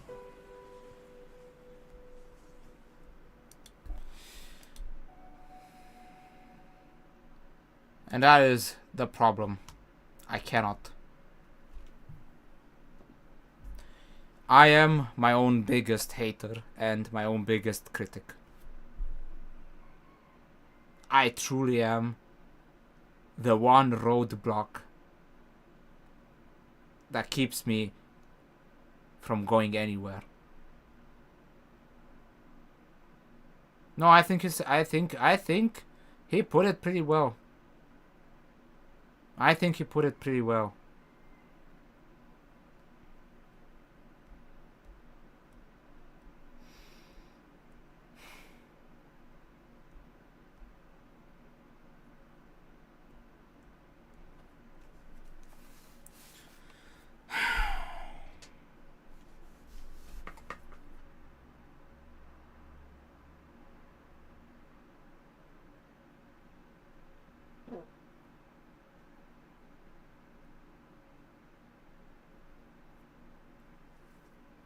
I didn't really watch it. Also, very nice dismissal, bro. Like, I don't know what to tell you. Like, also, don't forget Sunday. Lest I forget Sunday. Lest I forget to remind you Sunday. I'm not putting that shit unedited on YouTube. What I mean by unedited, probably censor some slurs. Or not slurs. What did I say? Censor some cuss words. Probably going to make Eternal take a look at it.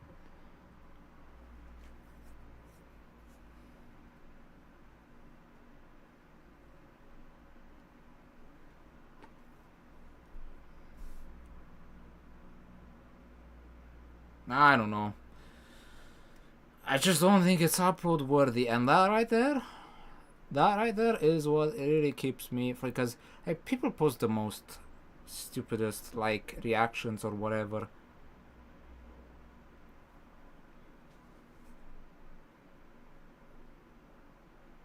Right now I'm honestly tempted to go to sleep because I'm kind of tired.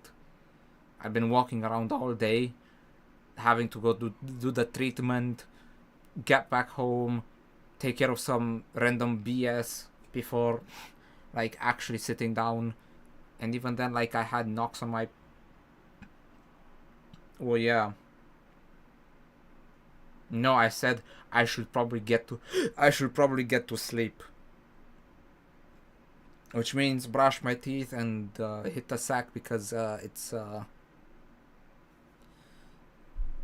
I spent a lot of time today on the road, and I was sleepy at a certain point, and then I decided to stream, and it went away as I watched a bit of the video, because it had a bit of stakes in it, and then they all came back after watching. Not watching. First, it was reading that Balatro dev comment, which just like put me back into a state of depression, and then it was also this, which is like supposed to counter a bit of the depression. I don't know why you think I saw this multiple times. I only saw this like one time in like 2020, because this video is from like 2020. Yes, actually, and I just remembered it because the quotes just stuck with me. Really. I was also tempted to play some Osu, but like I don't think I want to play some Osu. I don't think I want to play anything anymore right now. I think I just want to go to sleep. I'll be real chief. I should kind of stop streaming at these fuck ass hours. But guess what? Saturday is cleaning the house day, which means, you guessed it, probably going to have to stream at these late hours because there's a bunch of nonsense that is happening Saturdays. I hate Saturdays, at least for me. They're always like, no, go clean the room, go take out the whatever nonsense, go help this, go help that, make this, make that. I don't care. I don't care anymore. I never cared. Not then, not now. But I have to, because otherwise it's going to end up like a screaming match.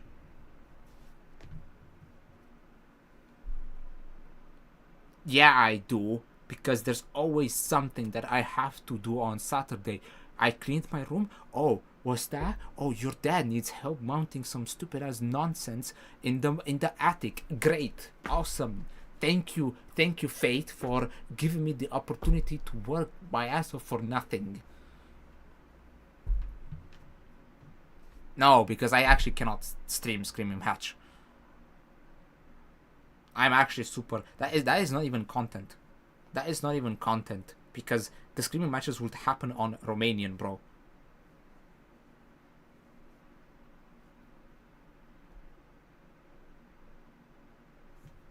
No, they don't respect it. They do not respect it. I am earning nothing out of doing this, so they do not respect it.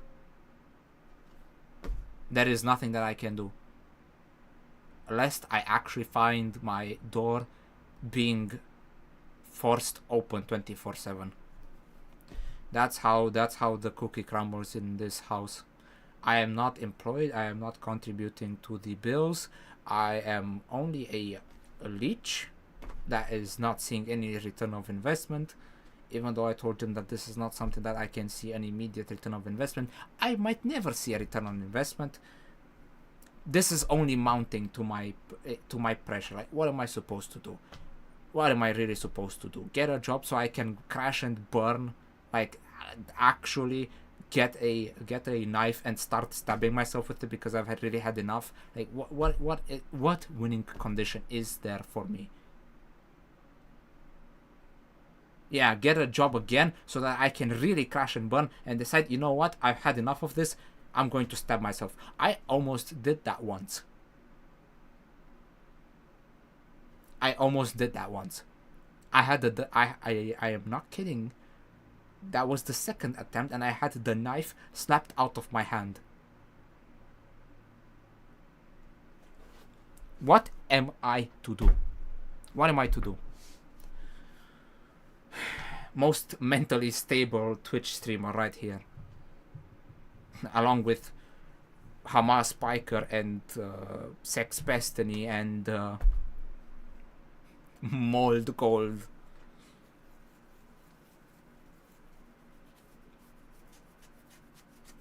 I really got dealt the most absolutely god awful shitty hand in this bitch ass excuse of a life. You got a lot of ideas? Yeah, only like talking videos.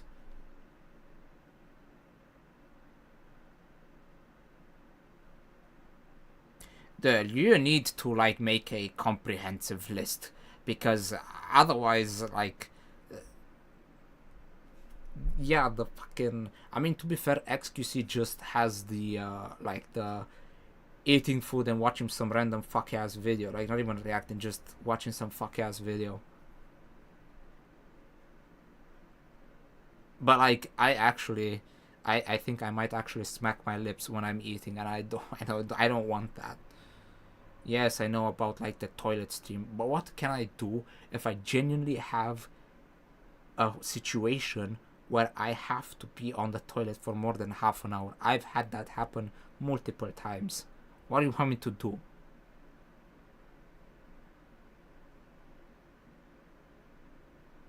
No, I think he already did this even in the past. Like, I remember like he used to do this in like 2016, 2017. I didn't watch him all that much back then. I was more into like Force and Asmongold, but whatever.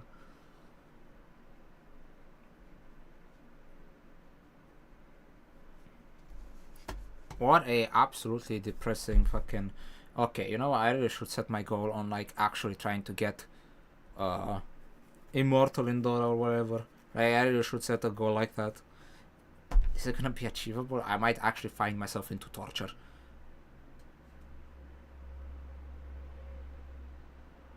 Editing your YouTube, I genuinely do not know anything about that one.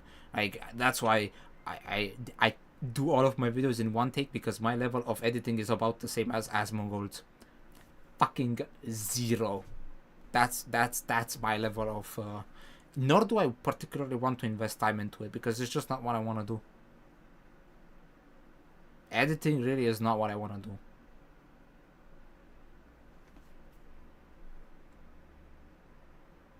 I don't even know how much time it took for Eternum to get on his level. Like, he has been doing this for quite some time. At least since 2024.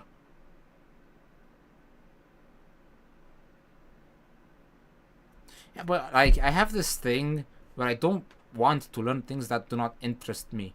Like, this is an autism thing. Like, you're just blaming the autism. No. Like, this is a genuine fucking autism thing. If it's not something of interest, forcing myself is miserable to learn it. This has always been the case. So much so that I actively... that's why I don't know how to code in C, because I never cared for it.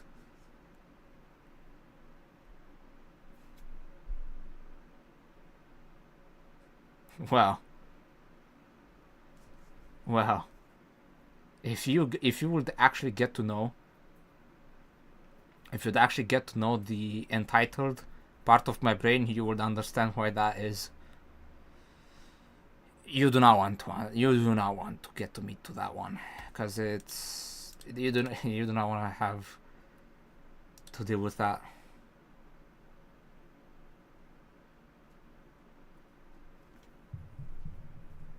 Like, it's just so annoying, like, trying to get any of the software. This doesn't have this. I have to find something that is similar to this. Be stuck on forums. No, I tried this in like 2021. I tried genuinely to do this for college labs and courses. It was the most miserable experience that I've ever had. Anything else? If not, go to sleep. Dude, do not forget Sunday. Do not forget Sunday. This Sunday. Not next Sunday. This Sunday. I think I've repeated myself a lot of times. What's this? Oh, okay.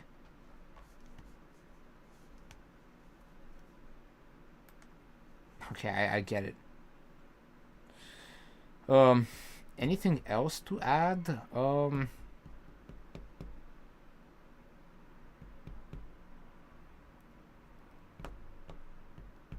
Not really.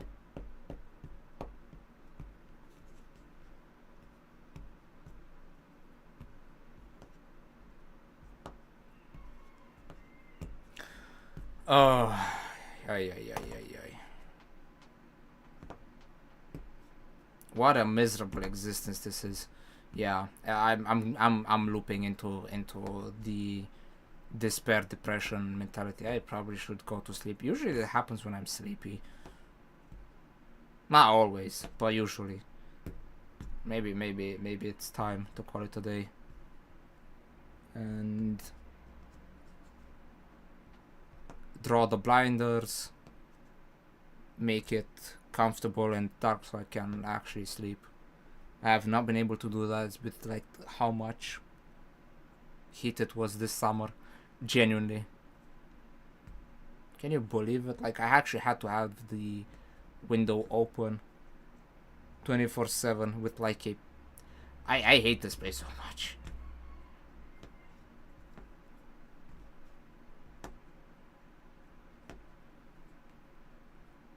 just other things are different, so the effect of it feels different.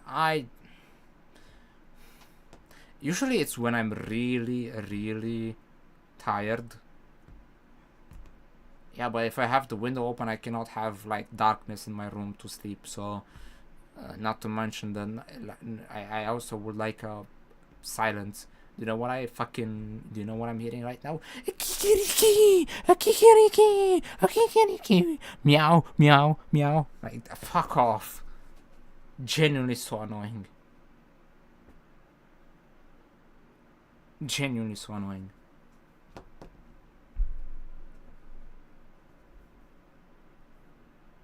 Because my neighbors, they are... No, I can't. I genuinely can't. I have too waxy... Like, my ears are too waxy. No, and I do not want to deal with that. No, that's...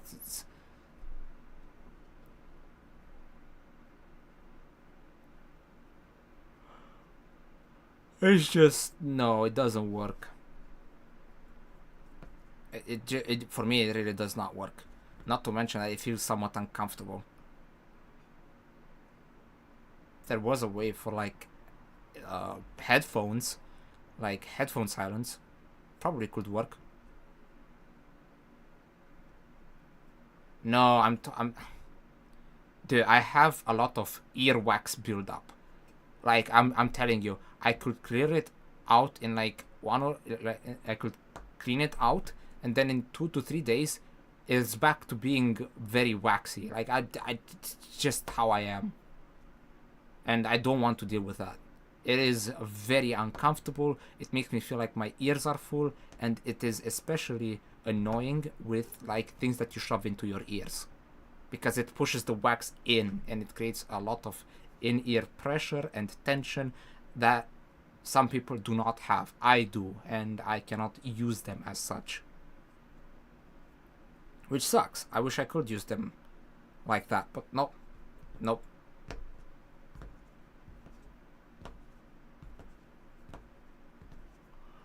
Oh, anyway. Probably there is something that isn't in ear or different. Yeah, mufflers, but then I can't sleep on the side. Great. Yeah, I sleep on the side. I cannot sleep on the back. It is not satisfying to sleep on the back. I have to sleep on the side. Sleeping on the back is genuinely abysmal.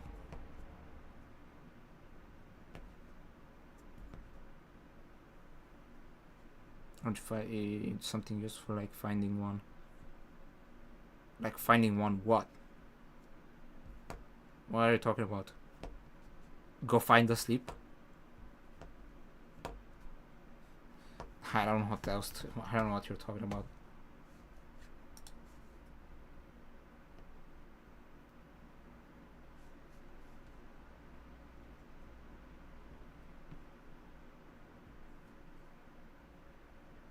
Oh, one way of muting someone you sleep. I guess I'll just have to deal with the sweat and close the windows, suffocate in like heat, and I mean, yeah.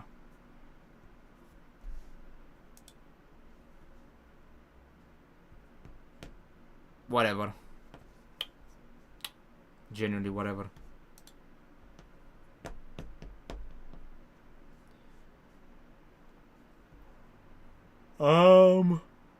Okay. I think I've had enough. I think I've genuinely have had enough.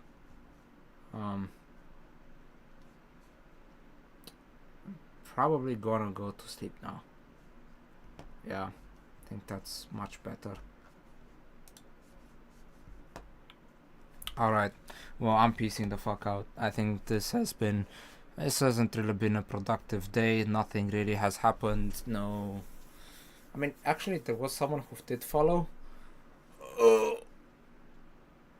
Oh goodness gracious.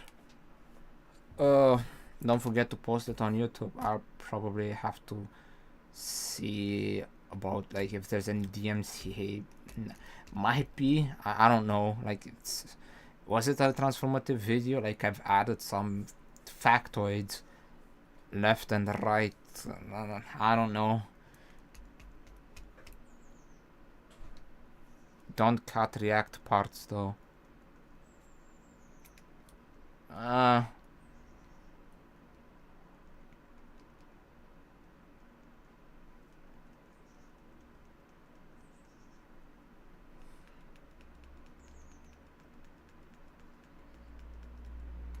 Well, it's not. I'm not gonna message him right now because right now I kind of want to just fucking hit the sack, man. Like, I just want to sleep.